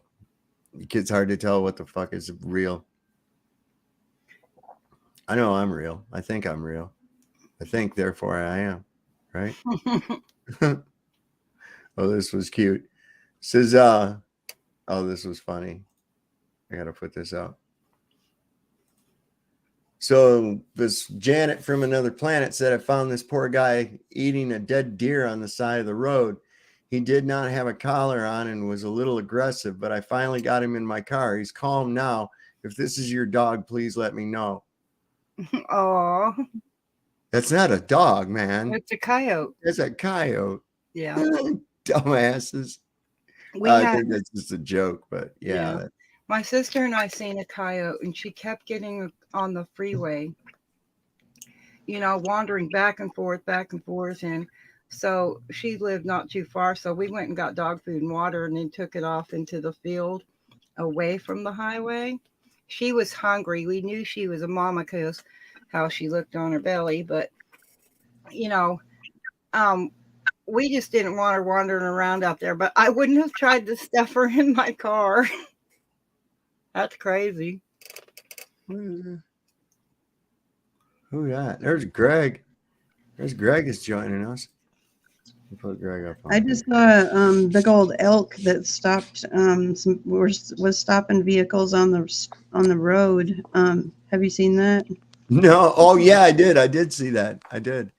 And then he took the people back to. There was like 3 other elk that were stuck in the mud, and they rescued them. That's what he was stopping the truck for. Yeah. Watch here. This is it's our good friend Greg. It's joining us. What's up, man? Listen to that. It time warped on me. Man, I got double applause. You did. I'm blushing. You see the red in my face? I'm flattered. Happy belated birthday, Dave. Oh, thank you so much. Thank you. I was like, yeah, I got my Jeep detailed. Oh man, check this out, right? So I went up to this automated car wash today because I had the inside detailed and I just went up there to get the outside washed. And I go up there and I put my money in the thing. A little green light goes on, says to come on in the thing. And the thing goes through there and starts putting soap on there and said it's adding this agent and shit like that. And then it goes back and then the thing just went around me and the brushes didn't work and no water came on or nothing else. And it just, then the green light came on like, okay, go. And here's my Jeep like covered with freaking soap. And I'm like, what in the hell just happened? That thing didn't even work. So I went to another one and had to wash the soap and shit all off of it. But it looks really good, man. It looks almost brand new now. Nice. And I've had it since brand new since 2015. Coming up here, what's that going to be? We're going 2024. It's going to be what, 9 years in April. I've had it 9 years in April. The thing is still fucking greatest vehicle I've ever owned. I love that thing. Yeah, the place where I take my car to get washed, the air dryers are so powerful that it literally bends the front license plate. God. So, yeah, it's insane. So it's like somebody commented on the other day. They're like, "What's up with that?" I'm like, well, "That's the, And at first it had screws in the top 2, but not the bottom 2. So I'm like, I'll fix this. I'll tighten it really down with the bottom 2 and tighten the top 2 more. And still, if it gets even a little bit of space, it bends the damn thing. It's incredible. Wow. So for a few times, I used to take it off actually before I went through there. What is this going on here? The 20 most industrial. All right. So what is this? This is crazy. Hold on a second. So here's some dude, some priest. Now, what's that mean if they got a black frock? Anyway, I'll bring this up. So this thing says that Archbishop Vigano, okay, that must be why he's got special priest clothes. The WEF is threatening the heads of government of the 20 most industrialized nations in the world to carry out the Great Reset. It is a global coup d'etat against which it is essential that people rise up. Those who govern nations have all become either enslaved or blackmailed by this international mafia. And I guess it's only 2 minutes long, so let's see what he says on here. Those who do not adapt to this fourth industrial revolution will find themselves ousted and will lose. They will lose everything, including their freedom. In short, Klaus Schwab is threatening the head of government of the 20 most industrialized nations in the world to carry out the programmatic points of the Great Reset in their nation. This goes far beyond the pandemic. It is a global coup d'etat against which it is essential that people rise up and that the still healthy organ of state start an international juridical process. The threat is imminent and serious. Since the World Economic Forum is capable of carrying out its subversive project, and those who govern nations have all become either enslaved or blackmailed by this international mafia. In the light of these statements, and those of others no less delusional than Yuval Noah Harari, Schwab's advisor, we understand how the pandemic fast served as a trial balloon for imposing controls, coercive measures, curtailing individual freedoms, and increasing unemployment and poverty. The new step will have to be carried out by means of economic and energy crisis, which are instrumental to the establishment of a synarchic government in the hands of the global elite. Wide Awake Media. So that was pretty cool. So I'm pretty much we're at 4 hours and a half now. I'm going to kind of cut back here tonight and get off of here. I've been going for quite a while now. Starting to get a little bit tired. And I'm going to go around panel. Whoa, shut up, priest. Quit talking to me. I don't know. Did that sound kind of possessed? Maybe it did. I don't know. I know a lot of people are talking about it, about what that guy said. So anyway, that's nothing to go by. One more real quick thing about these giants, and then we're going to sign it up. No, I'll save that for tomorrow. We'll go on here tomorrow. I got to leave material for the next day, right? What is going on? I got live viewers, 75. Why is that on there? Okay. So I'll go around the panel. I'll let everybody have a last word. Or did you have anything you wanted to go over, Greg, or are you just popping in? I do. And it's related to what happened the other night with the so-called debate. Sure, go right ahead. Let's go with it. All right. So I know with some of the people that log in here, follow you, and connected crowd would think that I'm a jerk or whatever for saying this, but I'm maybe too skeptical, they would say. Mm-hmm. But I'm not a fan of either of the guys that were on stage. I'm kind of leaning towards the opinion that it was all theatrics. Mm-hmm. And I just want to, let me read this quote from you that the one that I'm sure we all respect, Eddie from Flat Earth Banjo. He had posted, I don't know where else it is, but from Dean's meetup the following morning. I've only watched several minutes of it so far, but within the first few minutes, there was what he said here, and I will quote here. So from here on, this is his quote. It says, "I have seen it twice. God opened the door." Oh, and okay, let me repeat. This is Dean Odell speaking here yesterday or Monday. Sunday morning. Mm-hmm. Or was it Saturday? What day was the so-called debate? It was the next morning. So anyway, here's Dean speaking. He says, "I've seen it twice. God opened the door for me to see this. When he called me to the ministry, he opened heaven. I saw him standing there. I was on the glory of the Father. I actually saw how the Trinity looks. And to the glory, God and the power of God was so strong that I actually thought Jesus was coming at that moment. That's how powerful it was. It was an open vision. I was wide awake. The room went away and opened up, and I saw Jesus and I saw heaven.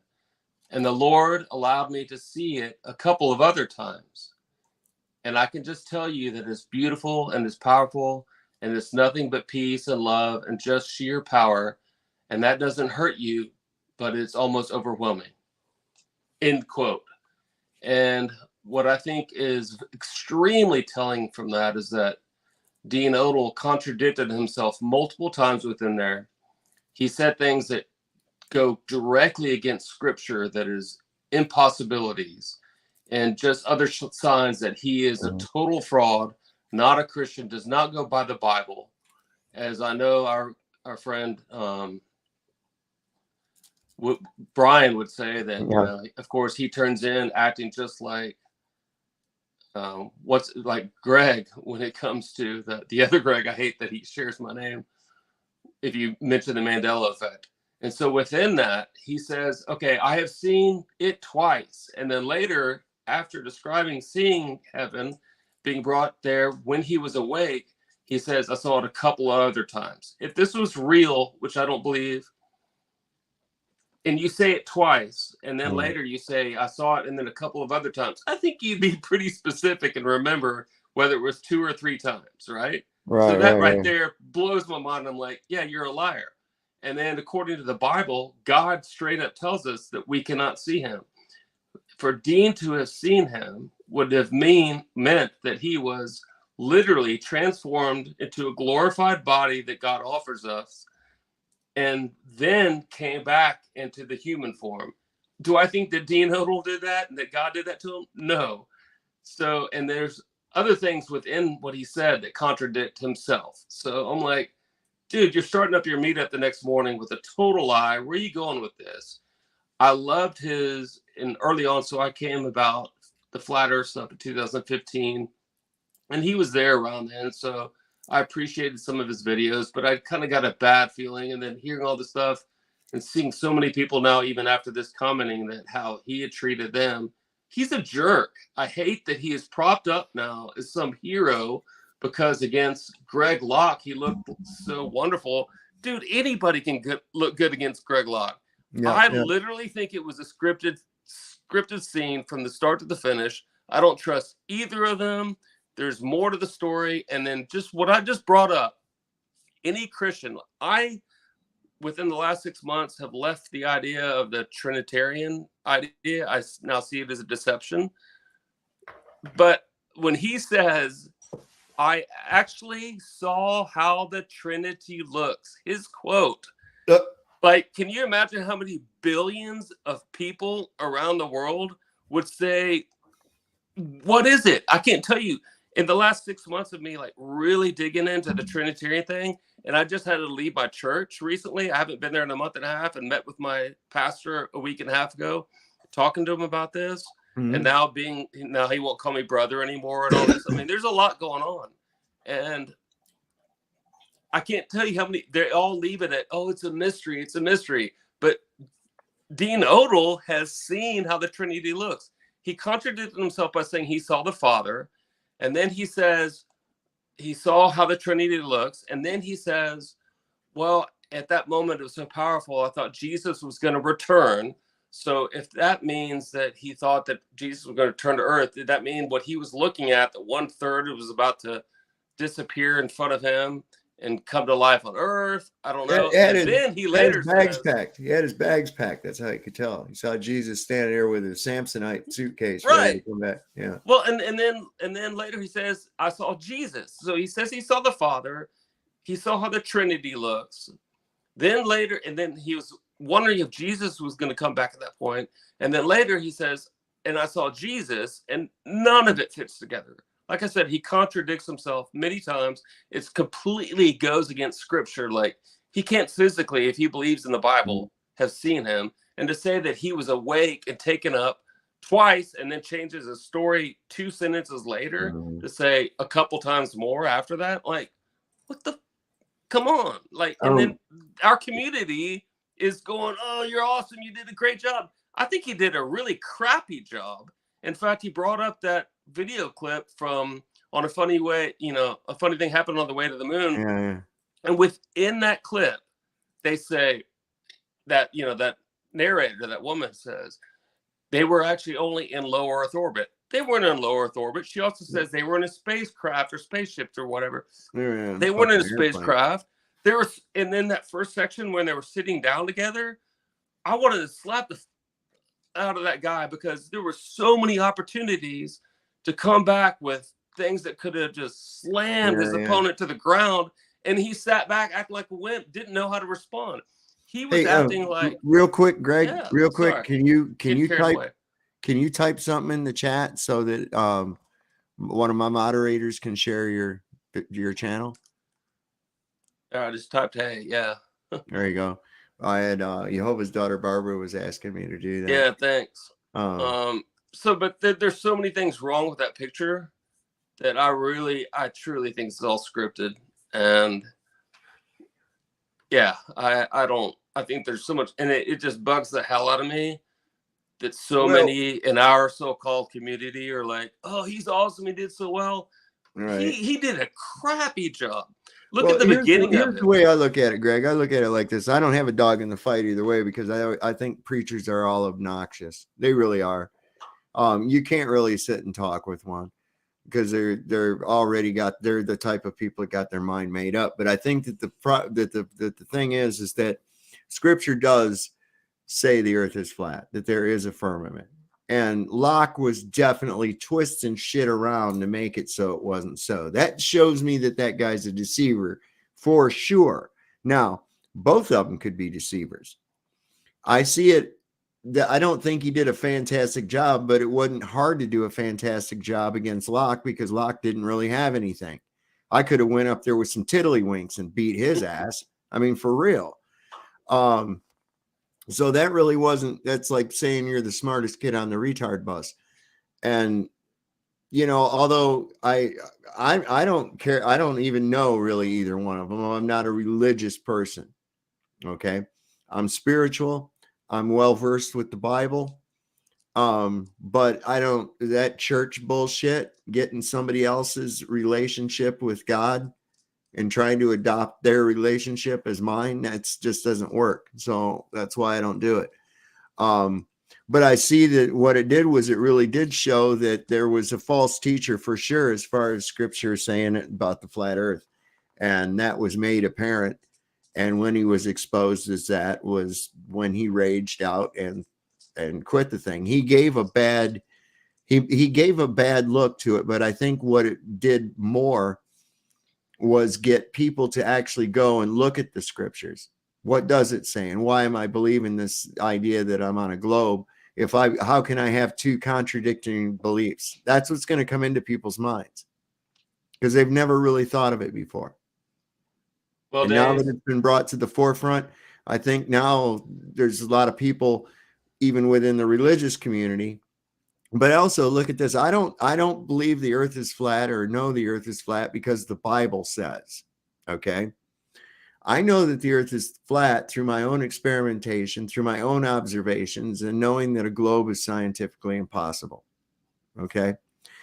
Also, the Bible happens to say the same thing I do about the condition of the earth, which is, hey, if you're going by that, it looks like it, but I never use that as a reference, or as an authoritative source for proving the case that the earth is not a globe.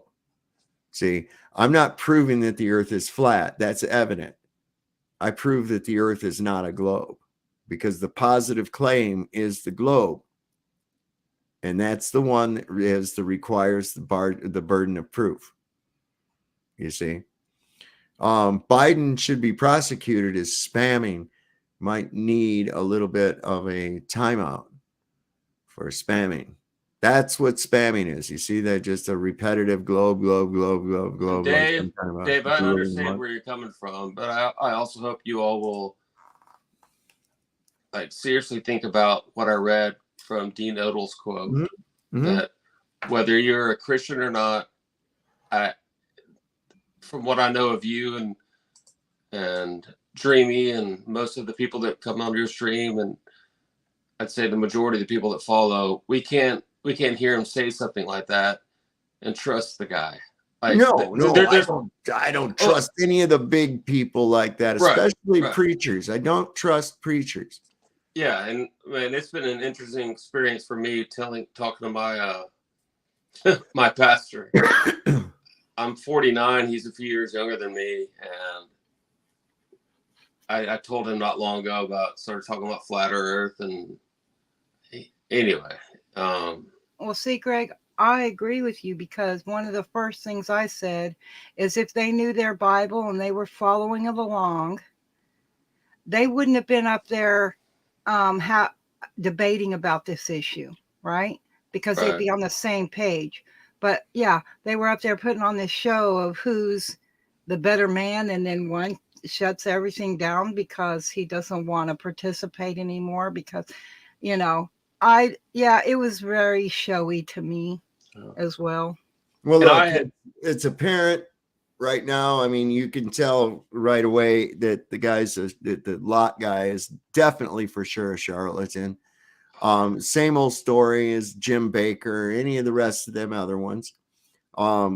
His history with his wife and his current wife tells it all. He's he carries himself and he preaches himself with a definite mind control style pattern. Use of the music is obvious. Okay.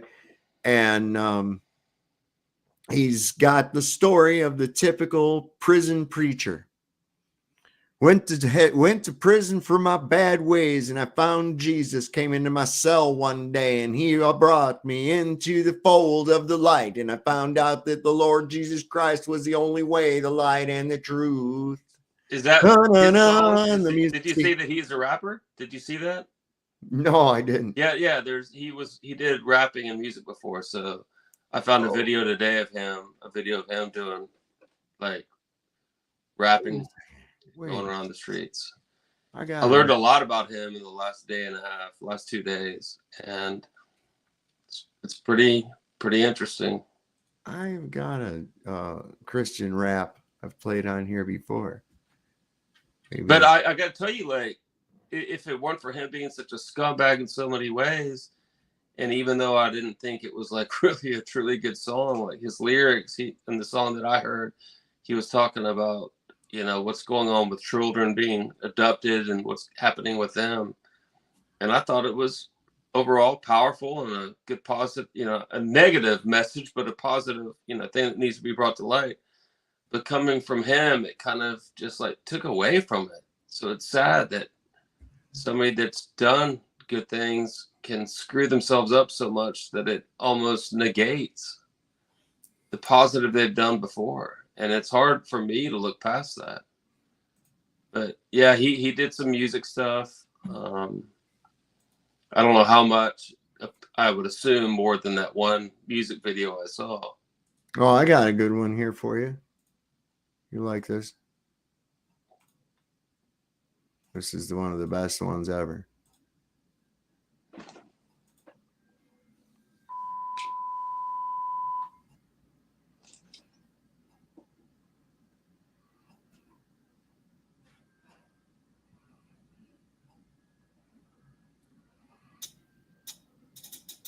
Well, I wrote this song for the Christian youth. I want to teach kids the Christian truth.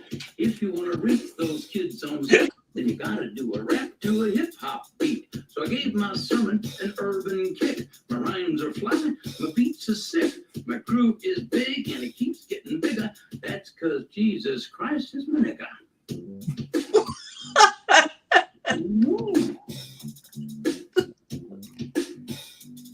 Did he just say that? He's a life changer, miracle arranger, born to the virgin mom in a manger, water to wine, he's a truth exchanger, and he died for your sin. I preach the word, that's my gig, and I rhyme better than Notorious Big. All the other MCs, I wish them well, but if you live in sin, you burn in hell. Word. Is that an SNL skit? Why she's a fly MC and the light of my life. So to bust the rhyme without further ado, take it away, Mary Sue. Jesus Christ is my nigga. He's the son of the original G. And he was sent to Earth to elucidate the way that we should be. What? Like if another MC says you're a freak, you're a lame butt rapper and your rhymes are weak. I don't get mad and I don't critique. I forgive him and turn the other cheek. I don't blaspheme and I don't brag. I don't cuss. And my pants don't sag. I do exude a little Christian swag, and I'm proud to be an American. Jesus Christ is a nigga. Let his light shine through ya. Let his love pop a cap in your butt and say hallelujah. Jesus Christ is a nigga.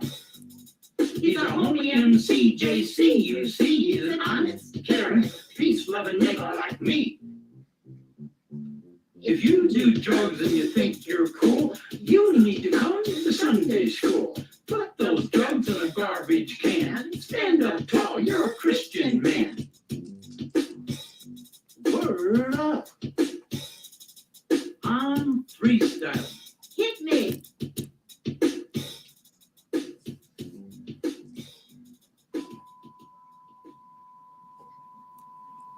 Yeah, Greg Locke's video is called "Victims of the Traffic."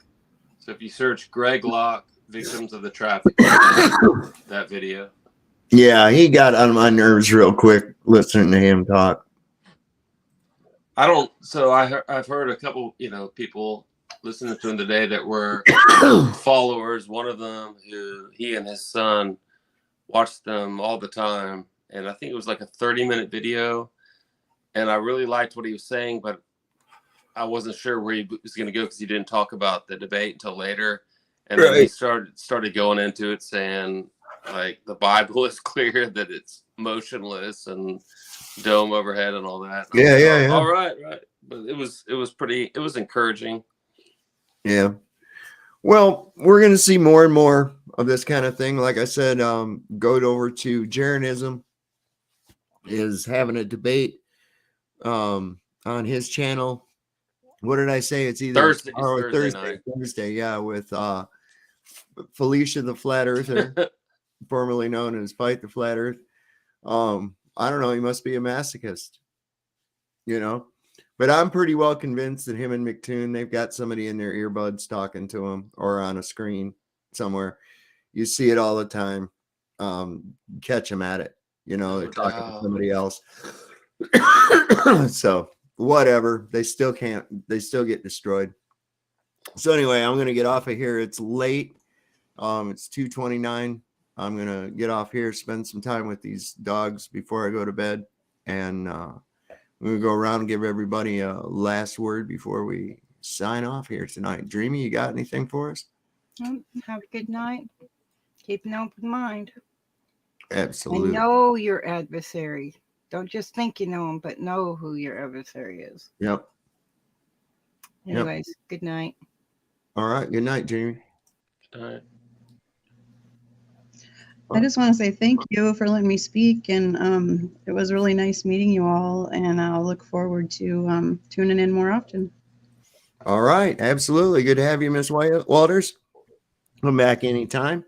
And you'll get more of the hang of how to use some of these controls here on the StreamYard. It takes a little bit. It took me a little while to learn how everything worked, but Boomer says what? How that goes. All right. Greg, you got anything you want to leave us with before we go? Well, tonight I was just going to say to Dreamy, so I hope she can still hear, even though she logged out, that I've tuned into your channel a lot, been on your stream a few times, and I mean, there's a whole lot of things I have to say, but I just want to say how much I appreciate and how impressed I am with her insight into so many things that can be brought up, even though I may not agree with her on some of the stuff. That's just something that came to mind tonight. I'm like, man, Dreamy, she's got like, no matter what you talk about, she's got some deep insight from one angle or another, and I appreciate that. So. Dreamy's been part of this channel for a long time. Started she has. Watching, and she started coming up, and now we tease her that she's really Roseanne Barr. We think she's really Roseanne. Some of the clips you play when you say it was, yeah. I've been watching you since the beginning, Dave, and again, happy belated birthday. Thanks for having me on. Look forward to the next time. Absolutely, guys. All right. Well, thanks for coming up. And once again, I want to remind everyone that tonight's show is brought to you by Lucky Haskins Dark Matter. Now with Gravitol. And so this stuff drops really well. He's been getting this, and proceeds go to help the refugee Klingons that we've cleared out from around Uranus. So we hope everybody has a good night. We'll see you again tomorrow night. Tonight was Monday, right? Yes. And now it's Tuesday. Is that what's good going night? No, it's Tuesday night, and it's going to be Wednesday, or it is Wednesday now. Okay, cool beans. So we'll be back again tomorrow night, 9:35. Nick, if you're listening, go ahead, click that link and come on tomorrow. We'll talk about gravity for a little bit if you want to. You can bring some of that physics know-how with you. We'll talk about some gravity, and that'll be fun. So till tomorrow night, remember, Lord loves the working man. Don't trust Whitey, and see your doctor and fire his ass, because he'll probably fucking kill you. Good night, everybody.